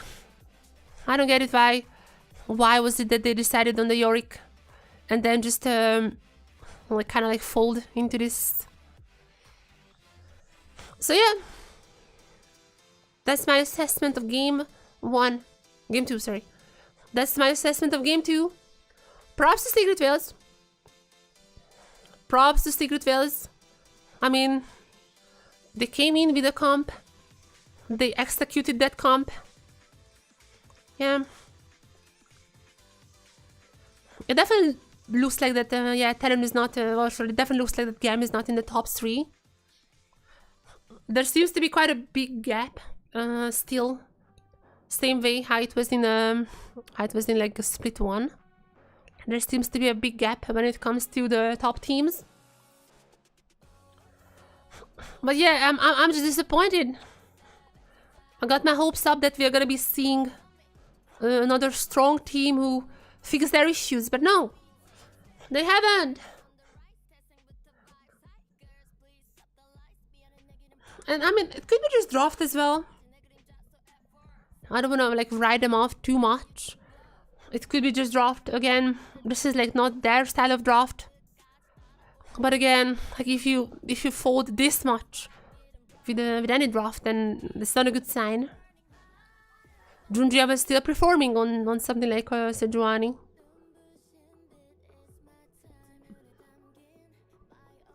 But I guess this is the theme of today. Teams who doesn't look like they're really fixing their issues. The only band-aid that they can use is just carry junglers, let the jungler dictate the game, and then they can still win.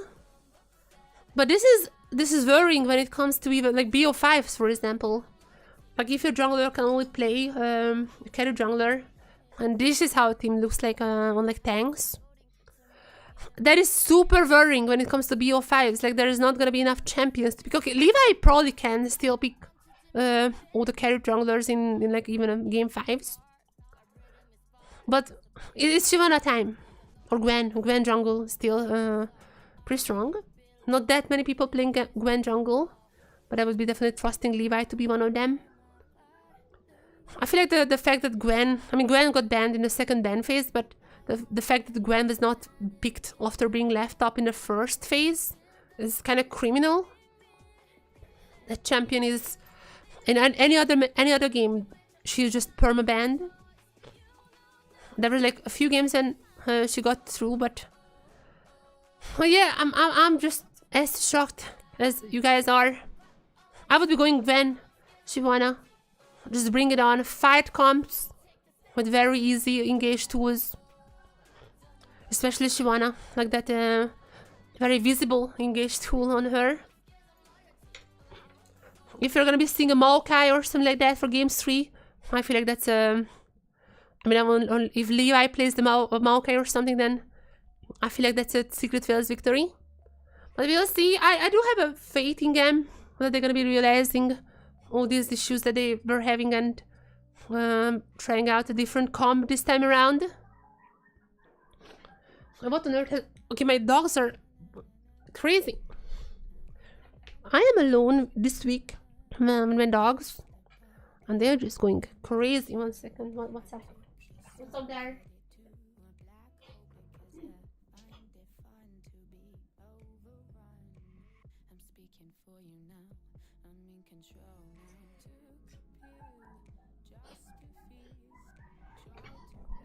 There's nothing. My dogs are just barking at nothing.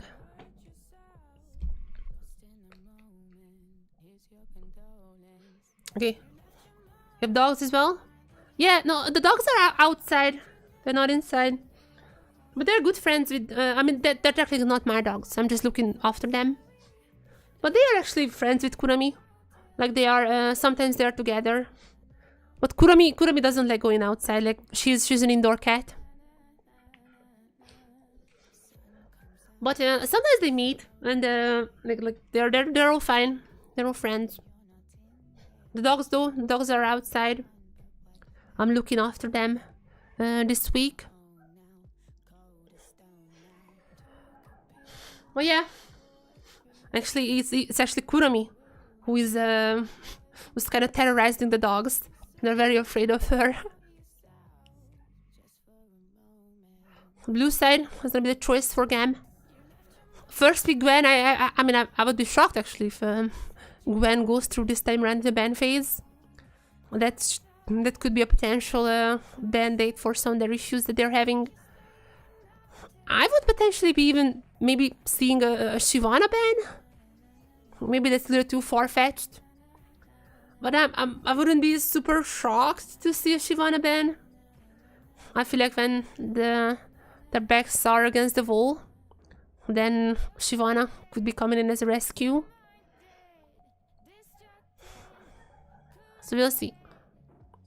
We'll see how draft goes.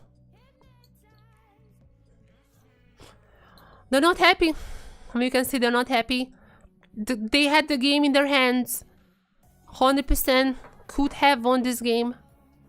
This is all on GAM. They had a fine draft. It's just not their style, and they could not execute on it.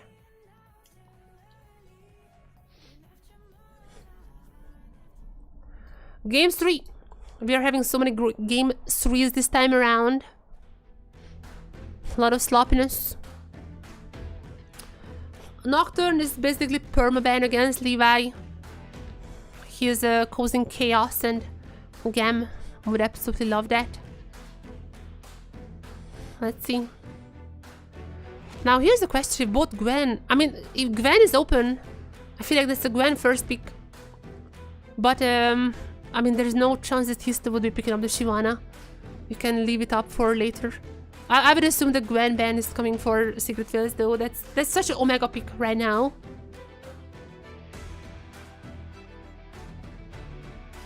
The why?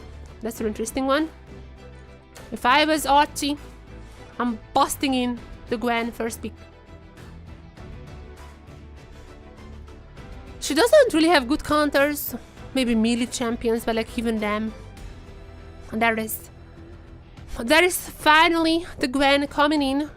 Surprised not seeing her earlier. But there's the GAM. There's the Gwen for the GAM. Kiaya, here's your chance. Here's your chance to show it off. How OP this champ is. What is the reply? Ambessa? Ambessa, pretty common champion if you wanna lock in a jungler scanner. What comes to my mind, obviously.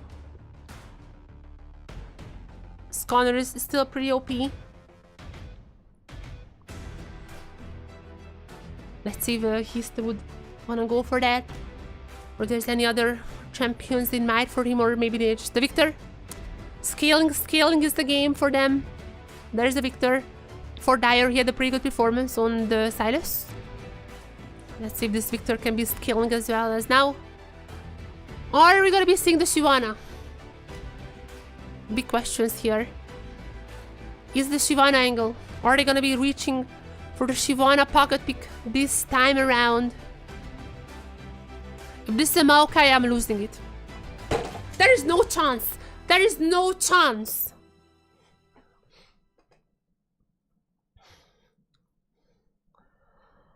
Really?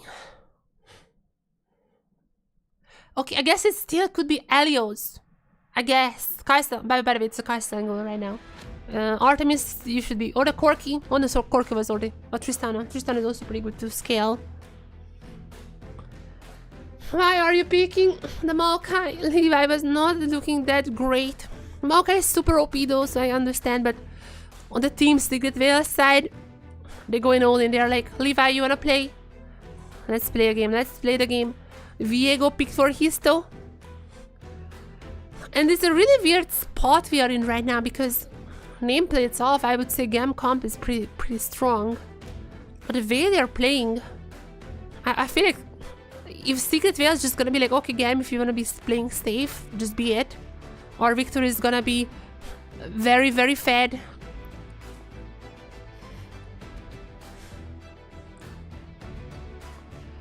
The GAM comp is already hard to engage into. I mean, that's true, but again, I don't know. Do they even need to really be engaged on? There's the Victor who is like so, like there's a laser, there's Ottoman. You don't really need to do anything for the Victor to just poke them out to find those engages. It's not a poke comp, but I mean, Victor is like, I guess he is not a poke champion, but with the laser and the ultimate, like, you can have a massive range here. I'm actually curious if he would be single Hui potentially for RS. I feel like with the Hui, GAM would be definitely winning this draft here. I guess there's still the Ozir. They probably would just go for the Ozir, but I would really like the Hui coming in for GAM. I do feel like that would just be a very, very nice comp. The range on them would be quite insane to counter some of the Victor range. But ADCs are chunked down to nothing. What else is even left? Kai'Sa? I feel like Kai'Sa is the only one. Unless you wanna go for Severe or something. I feel like Kai'Sa is needed for Secret Veils at this point. They need... or the Xayah. I'm not sure if I'm liking the Xayah. I mean, you would kind of need that against the Maokai, but I really feel like that going late is not gonna be too good for Secret Veils here. Are we gonna be seeing the Hui? That is the big question. I feel like with the Hui, GAM just wins this game. Even with the Ozir, they're probably winning this one. Oh, I'm not sure if I'm liking the Ashe that much. They're gonna have quite quite big tools here to be really locking down TSW. But it also means that's gonna be the Tristana in the mid lane, and we're only needing support. Who else is even left at this point? You wanna go crazy here? Renata makes sense. I would have entered away and have Tristana bot lane, but I feel like it just, yeah, as you said as well, it's just really hard for this TSW comp to find good picks on GAM. They're gonna be very safe. Tristana and Gwen are gonna be the main damage dealers in this team. And Taki goes for the pike. I mean, I'm not against it. I'm not against these picks. A little bit too spicy, I think, for what Secret Phase are having right now. I don't really think the pike is salvaging this draft, but it's fun to see. Renata needs to make mistakes, no question about it. If Renata is playing this well, there is not going to be really a chance for Secret Phase to get ahead. The phase I could see GAM lose this game is the Viego getting ahead and just goes for the reset city. If the Tristana gets called out and dies, Victor stealing away the Tristana could be massive as an engage tool. That is the only way. That's the only way. Or if you go like super late and the Victor is just becoming Arcane Victor. That's what I could see here. But nonetheless, it's gonna be hard. It's gonna be hard. It seems to be GAM. After a rocky game 2, I'm gonna be closing out this game. But this is definitely a comp that they would want. If they cannot win like this, if Levi actually just needs to be on a carry for GAM to win, that would be a very worrying sign for them. But yeah, they're gonna have a lot of objective control. Technically, like their turret taking is gonna be incredibly fast with the Tristana. Gwen is gonna be immune for a lot of damage that Secret Phase have. As now we are entering game 3. We're going to the full length today. This is as far as we could go. Oh, someone. GAM? What is this thing? GAM? GAM.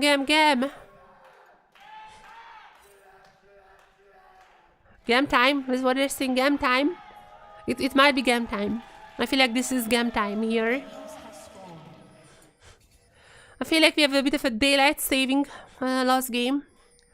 I got the GAM time was postponed for another hour, but it feels like GAM time is finally here, and GAM really needs to play bad to lose this game.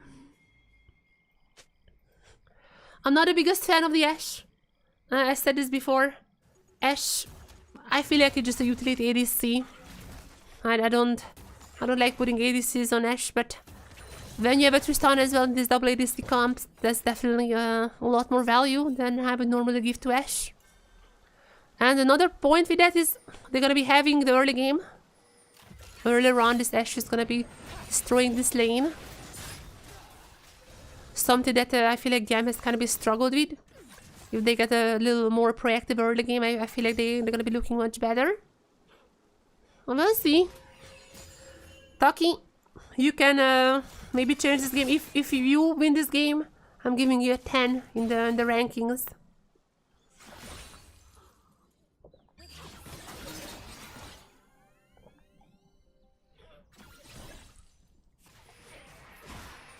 But it's gonna be so hard. It's gonna be so incredibly hard to do so. And I'm not sure if I'm trusting the Secret Wells to really be playing around the comp that GAM has. To be fair, Elio did have some massive mistakes throughout the games today. So I wouldn't be super surprised to see the Renata also not having the best performance, but I feel like this is just such an easy to execute comp. If you get engaged on, you just pull up the Renata ultimate. Good engage tools is of the Ashe ultimate, followed up by the Maokai and the Renata. It does feel like that. Yeah. Sure. Alright. Every single game we see a random top lane solo bolo. Why not? Why not another random top lane solo bolo? Sure, Kiaya. Sure.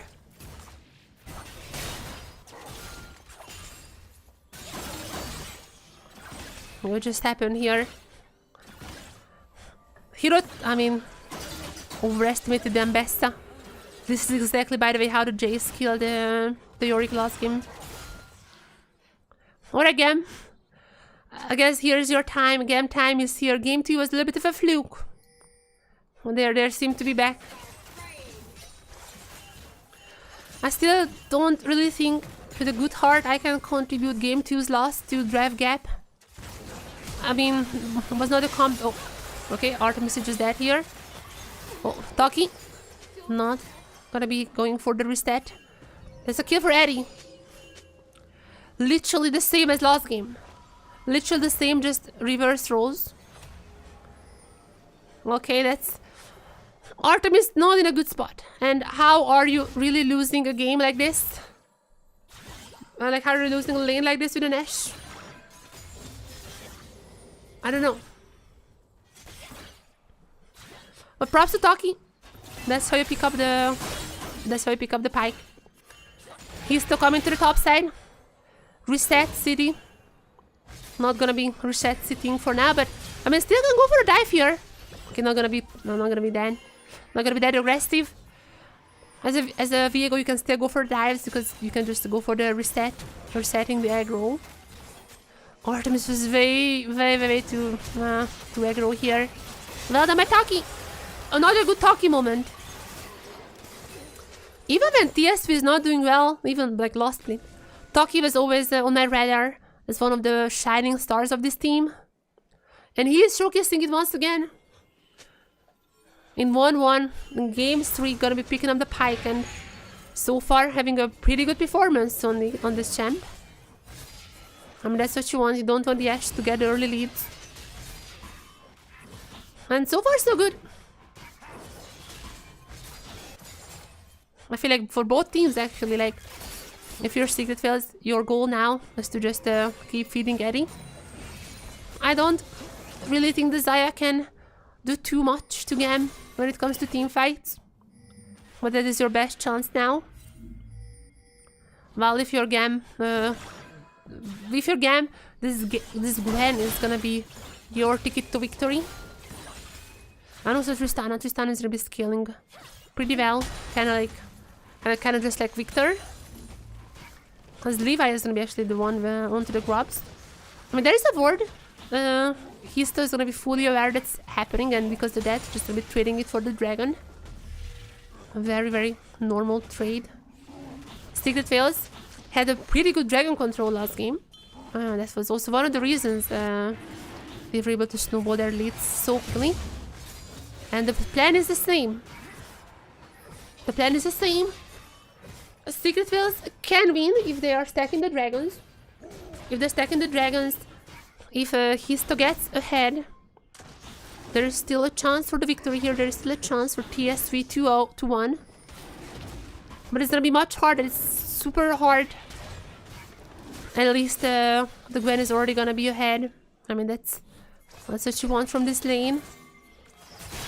I just hope we get a little bit more exciting game than the last one, because that was not fun. That was just depressing, kinda.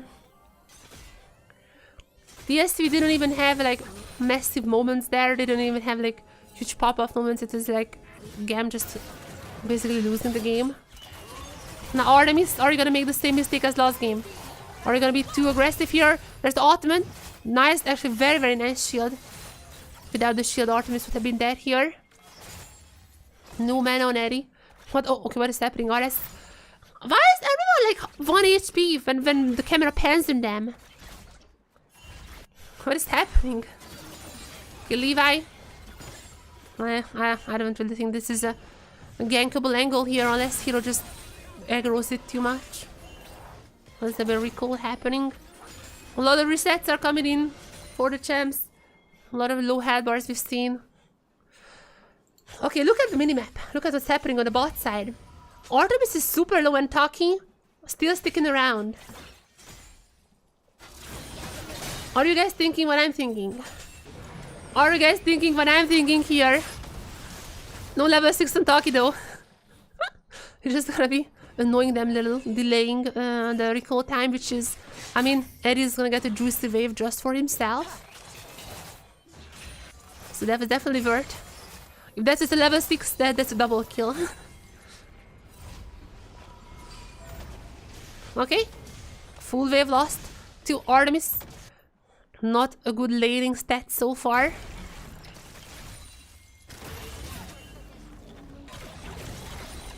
Gold lead, basically equal. It's all on Kiaya. It's gonna be all on Kiaya and the RS as time goes on to really find the engages, really find the damage for GAM. Ashe, I'm not a big fan of even though she has a good early game. And now in this case, not even gonna be getting ahead there. That is potentially the way TSW could maybe win this game, as he's still gonna be ulting out. A little bit risky there as well, but nothing like he wasn't really in danger at any point. Taki roaming around. This is the guy that I would wanna keep my eyes on. Level 6 now. If GAM screws up, if there are gonna be low health bars there, you know Taki is just gonna be resetting us. Now Levi gonna be for the dive. I feel like this should be an easy dive. GAM should not screw this up. There is even Elio here with the bailout if anything bad is about to happen. Reproxing the wave. As now? Okay, there you go. Hero coming in, gonna be stunned, gonna be shield. There's no chance. Okay, that should be a kill. That should be a kill to Hero. Now, Taki going in, Taki gets one. I'm putting Taki at 10. I'm in my scores, I'm putting Taki at 10 right now. How can you not love this guy? How can you not love this guy? Holy shish! This guy, lost pick. R5, lost pick. You see, GAM's comp, such a well-rounded comp that they are having. What is the response? Pike. Taki said, give me Pike. Give me Pike. I can carry this.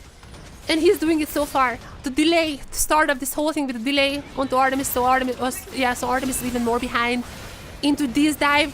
Hero, perfect shield on there. Artemis is going down. Once again, not a good play from Artemis. And Taki just goes in, goes to the stun. And the ultimate obviously just top everything off. Holy moly.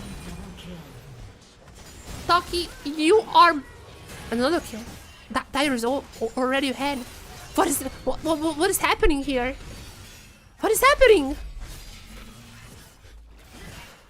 The Ashe, in normal circumstances, at this point, should have been able to get the kill. But this Ashe is like so incredibly behind. Okay, now Ashe is just a utility ADC at this point and using this utility to the full. Oh, they have to give it to Elio. This is horrible. Okay, no, there's a flash for RS. Okay, that's something a little tiny bit of reward for GAM, but they are not doing well. They're not doing well by any means. Unless they potentially can stop the dragon stacking from Secret Fails. I mean, if Secret Fails would have gotten this Drake, that's just a disaster class, or maybe they're still getting this Drake. Okay, that's Reset City, baby, Reset City. Never mind. I spoke too soon. Reset City coming in, and Reset City gonna be taking on another champion here as bailout is not enough. Another kill for Secret Fails, and they are Veils. They are very rich at this point, but not so secretly. Very flashily, very rich team at this point. Only 1,000 of a gold lead. I mean, that in itself is not super much. However, Dragon stacking is ongoing. Reset City online. The gold lead is definitely in the exact players that I need them to be on. Taki, oh my god, this guy is so good. Somehow gonna be leaving as well. There is gonna be the ultimate from Eddie to get out, as Dire is gonna be the one with the kill. He's just gonna be getting the turret as well. There's gonna be the second for Secret Veil. Oh, there's gonna be stolen away! How? What?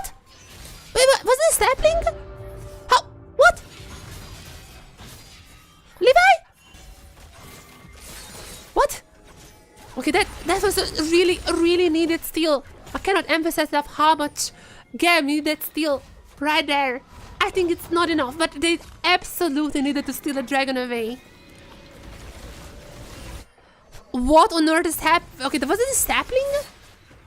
I have no idea how Levi stole that dragon. I mean, this is looking horrible. Like, this is still looking super horrible for GAM. I don't want to sugarcoat it. Yeah, RS and just feeding. Oh, that was a sapling. There is no way that was a sapling. That was the sapling. They needed this steal, but it's not. I don't think it's enough. I don't, like, this is a really fun highlight moment. One of those moments that you put in your YouTube channel, or like maybe a TikTok. It's just not even a YouTube. It's just a TikTok. It's nothing more than a TikTok, but they needed it. If TSW had the dragon, the second dragon there, the game would have been unplayable for GAM. It still kinda is, but that would have been just even harder. Okay, alright, the Ash is a non-factor. Reset City online. Elio gonna be caught up once again. I mean, gonna be using the handshake just to get out. But this is not looking great. GAM showing some signs of life. Levi is playing like fine-ish, I'd say. The only issue is that not much he can do. Ash not working out. Tristana falling behind to a victor. That is not the sentence you wanna hear.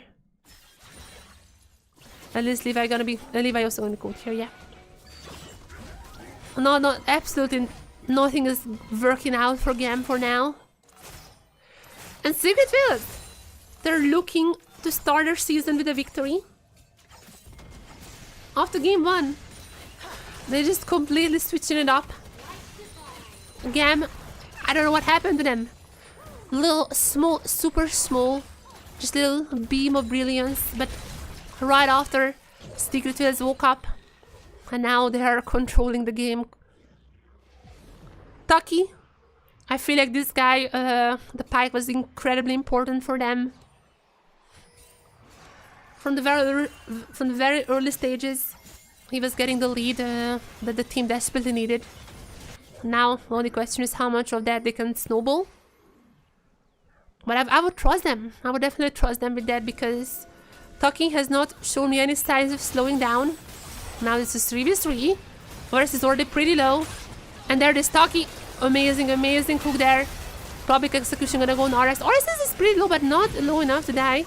At least gonna be utilizing not gonna be utilizing the bailout. But while this will happen, for absolutely nothing, there's gonna be the Herald picked up by Histo. And at this point, that's gonna be resulting in a threat very soon. Maybe right now. Maybe right now it's a Herald play. Reset City coming in. Elio, Elio is gonna be so dead. Oh, had to flash away. Got the flash out. I mean, that's pretty big. Oh, Kia with the solo bolo. At least, alright, at least Kia keeping the team alive a little here. He's like the only one who is trying his best. But I'm not sure this is enough. Like, the Gwen has to be so incredibly OP, so incredibly fed to really 1v9 this at this point. But props to him. Obviously props to him as oh, I mean, Gwen just got shot down. As you can see in the little picture. Gwen just got shot down. It was a very short-lived little moment. To be fair, it was like a 1v3 or something, so I'm not faulting Kiaya for that. More just like it's looking very rough. Hero gonna be up now. 2-1-1. The Mbessa gonna be doing Mbessa things soon. Is the full item? I don't think it's a full item just yet. There's an eclipse. Yeah, just gonna be building towards probably Spear of Shojin. Literally every single champion is building Spear of Shojin right now. I would assume that is the second item he's going for here as well. Because now, I mean, GAM, you need a lot more than that. A lot more put into Kaya. A lot more safety net for him. And even though second Drake was stolen from Secret Whales, the third one is gonna get picked up. Still like quite in a short amount of time. Like this still definitely could be like a 30-minute soul for them. My dogs are barking for 2 hours at this point. I yap for a few hours and my voice is like dead. Meanwhile, my dog's barking for hours and they're still the same.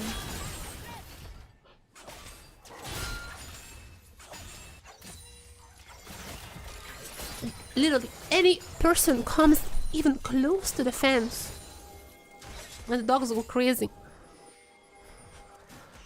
I mean, these two dogs are... I'm looking after them, but they're a little bit silly. They're a little bit crazy. I wasn't the one who was raising them, to be fair. But they're not behaving. They're like little... How do you call this? Like little devils. I wasn't the one responsible for their upgrowing. Kurami was the one who was growing up under my hands, and look, she's just there. I'm not sure if you guys can see it. Okay. Do you see Kurami? There? Little... There. She's just there for hours. She's just watching me. She's a very, very chill cat. She's a super chill cat. Just watching whenever I'm doing something. Watching in silence. Sleeping sometimes. Well-behaving cat there. Now, talking about something that's not gonna be well-behaving in this game. I go crazy. Second item now on this Zaya.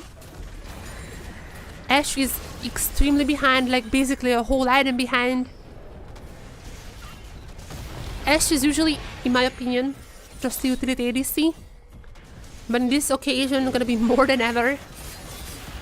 As a Herald, even gonna get a second charge here. As the second threat for Secret Whales. And there is a potential Otacon just have spawned now. At 20 minutes, it's a little bit dangerous to be starting it up. When you hit Otacon is gonna be lowering your defense. That's why you see a lot of Otacon throws. LCP also kind of known for the Otacon throws. And that's why you sting it so much. You have to be really careful because your defense is gonna be down. But there's a Spear Shojin done for Hero. And at this point, like basically the top laners are the same. Kaya was definitely having a lead starting level 1.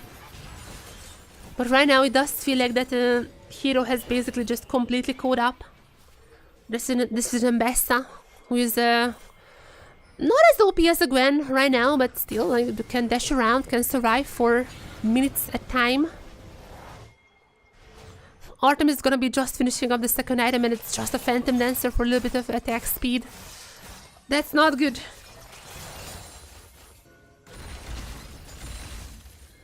I know that's like the normal build on Ashe.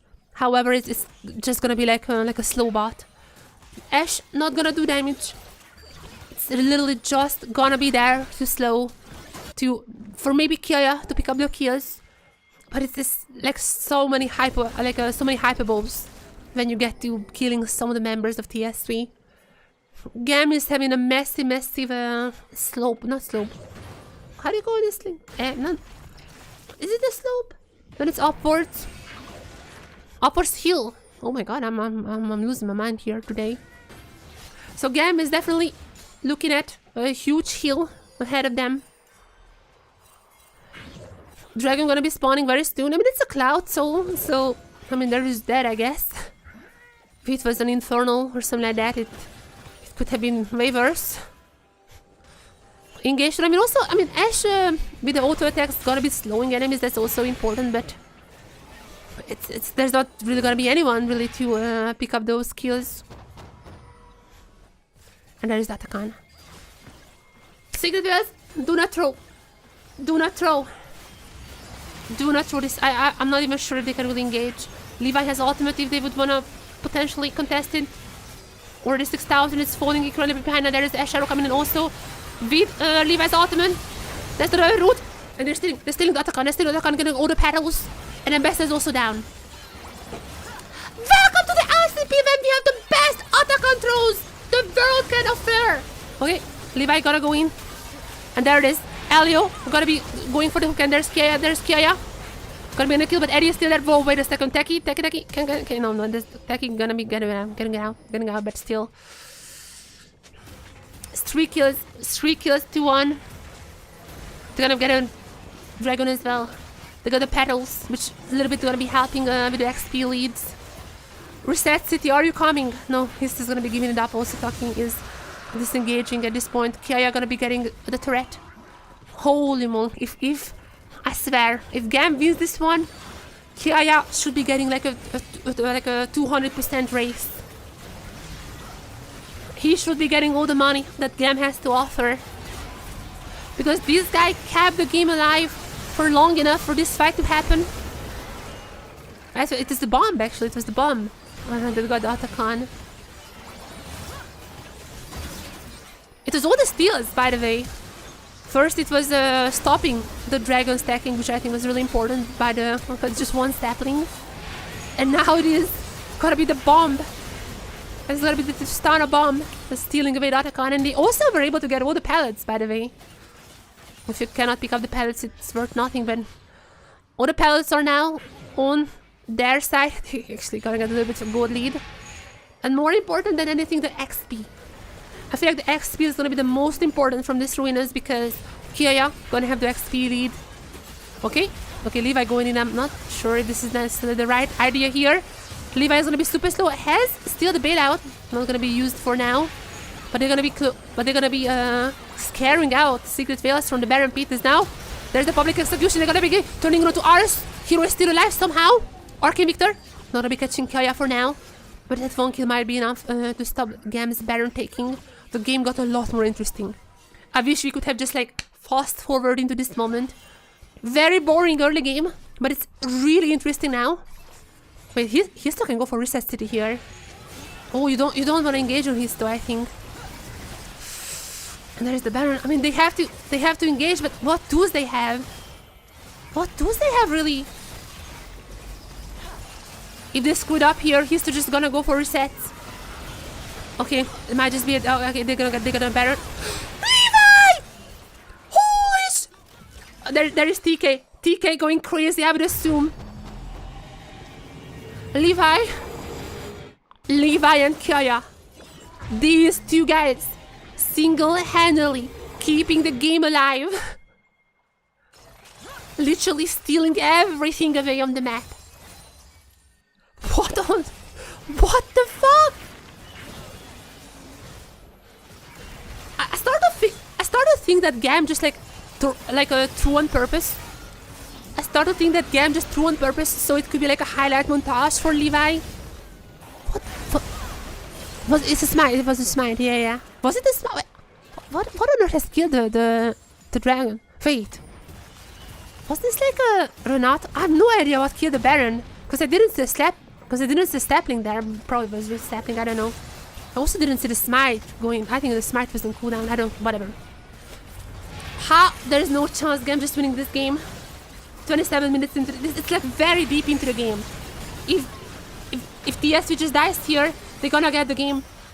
If TSW just dies here, GAM can finish it up, but no, they're not in a position to do so.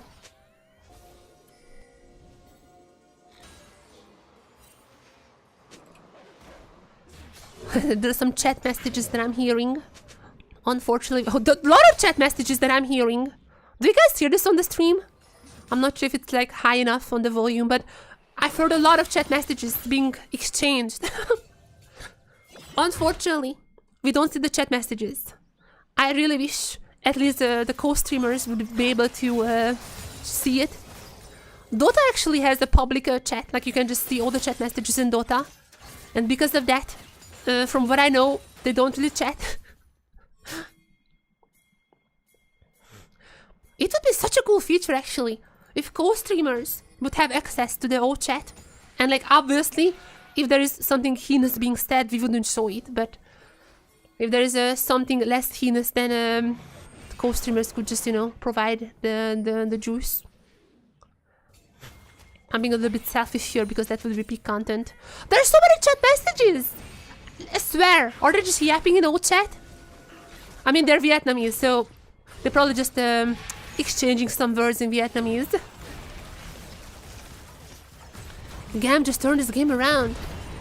I swear, how are they doing this? TK, CEO of GAM, I don't know how much you're paying for Kiaya and Levi, but double it. These guys deserve every single dollar, or Vietnamese dong, that you can offer them. They deserve all of that.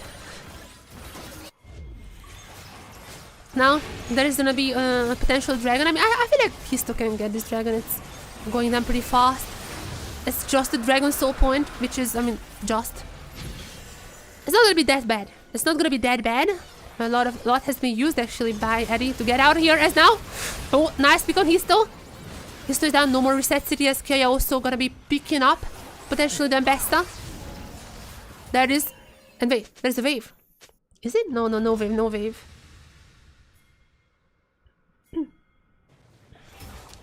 This game suddenly just turned into an interesting one. I was getting a little EP at times, but I'm awake. I'm absolutely 100% awake right now. GAM is not sponsored by Red Bull. They are sponsored by Monster, so I'm not gonna be saying that this is like a Red Bull type of game. Maybe they drink some Monsters. GAM maybe just drank some Monsters and now they're awake with 2 members down. Quite actually, I don't think they can finish this off. After these 2 inhibs, they should just leave. Histo is about to respawn. But this is GAM's game now. That is a crazy comeback. What a team it is. What a team it is.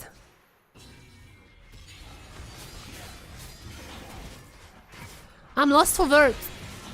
I still wouldn't rate super high the other members. Like, let's be clear here. I still think that RS, Artemis and Elio had a quite raw series. I do think that their pointing is not really deserving too high. But as for Kiaya and Levi, Jesus Christ. Jesus Christ.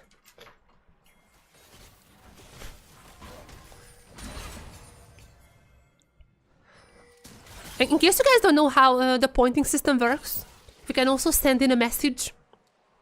Match totes. I can also send in the match totes. Like, what is my thought about the game? My match thought as a co-streamer for this game is gonna be Levi stole everything in...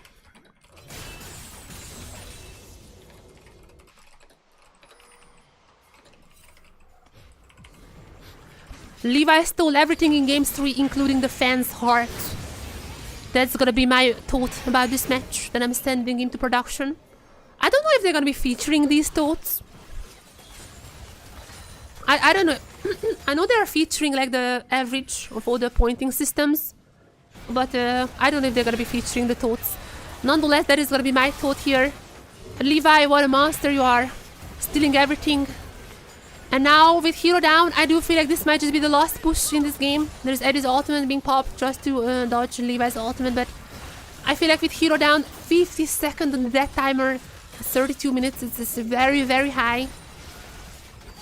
Only 1 inhibitor left here, and they may be going for the Baron if they would want to be really safe here, but I don't think they need the Baron. And GAM agrees with me, as there is a redemption popped. A little bit extra heal back up. Gwen is immune, as Gwen is gonna be getting the kill. Is it? Okay, Levi's still alive somehow. There you go. Gwen got a kill onto the reset city himself. Double kill for Kiaya. And as the game is over, GAM, what a comeback they had. Holy moly! I am still, just to be clear, I am not confident in this team. I am not confident. This team had massive mistakes, very glaring issues. But all props to Levi. Like, this guy and Kiaya as well. Props to him as well.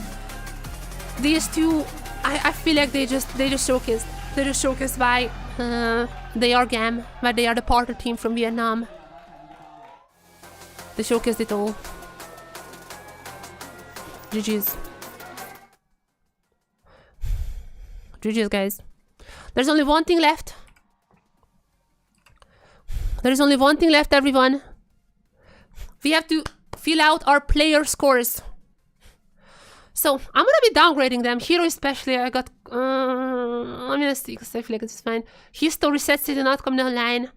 Dire is playing fine, but not fine enough. Eddie... I feel like that... Eddie was also fine, 6 is fine for them. Taki, not 10, unfortunately, but I'm gonna give him still like an 8. Taki was definitely the best performing member for TSW. As for GAM, Kiaya and Levi has to go for 10. Or else, I'm gonna bump them up to 6. Elio's gonna stay at 5-ish. Actually, Artemis as well. I just cannot get Artemis more than that. That early game was so bad. Okay, whatever. I'm gonna give them 5. I'm gonna give them 5. The bot lane was really uninspiring. Ores scaled into the late game, I guess, and Kia and Levi are just gonna get a 10 from me. What a performance. And my match thought here is Levi stole everything in game 3, including the fans' hearts. What an incredible performance from those two guys.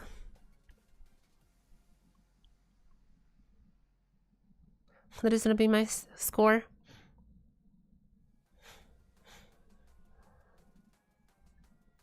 Elio got called out so much. I just cannot give him more, honestly.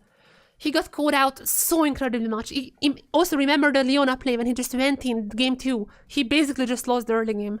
He went into a fight that he shouldn't have. Elio was really bad. I mean, Renata was fine. But he also, I don't feel like he did that much on Renata. I just cannot give him more, honestly.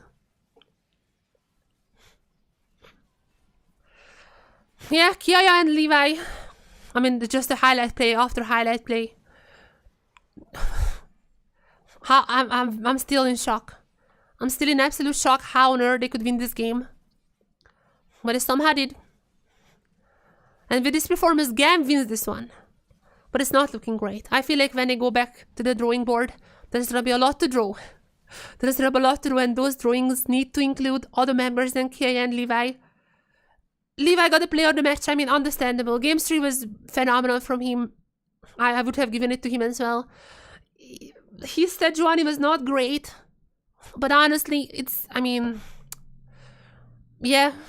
The Maokai performance was good. Like his Maokai was really good. He was definitely the MVP. Kiaya also very, very close to this MVP level. But I just have to say... Yeah. They cannot rely on these two carries. It's not gonna be working against other teams, not even against Vikings. I feel like Vikings and Vikings is the top 3 team. It's not gonna be working against Vikings, not gonna be working against obviously CFO and Talon. I made this one, guys. I need to go now. I should have went like 5 hours ago. I should have went so much earlier. I sticked around. I'm very glad I sticked around because the ending was cinema. Levi is my GOAT. And everyone, thank you very much for joining in for this stream. Very long one. Very long stream. But now we're gonna have a bit of a break here. There's not gonna be anything to stream until Friday.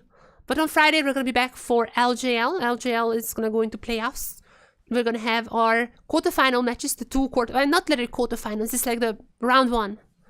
We're gonna have the 2 round 1 matches on Friday back to back. And on Saturday, Sunday, we're gonna be returning for more LCP. So, thank you for joining in. Thank you for being here.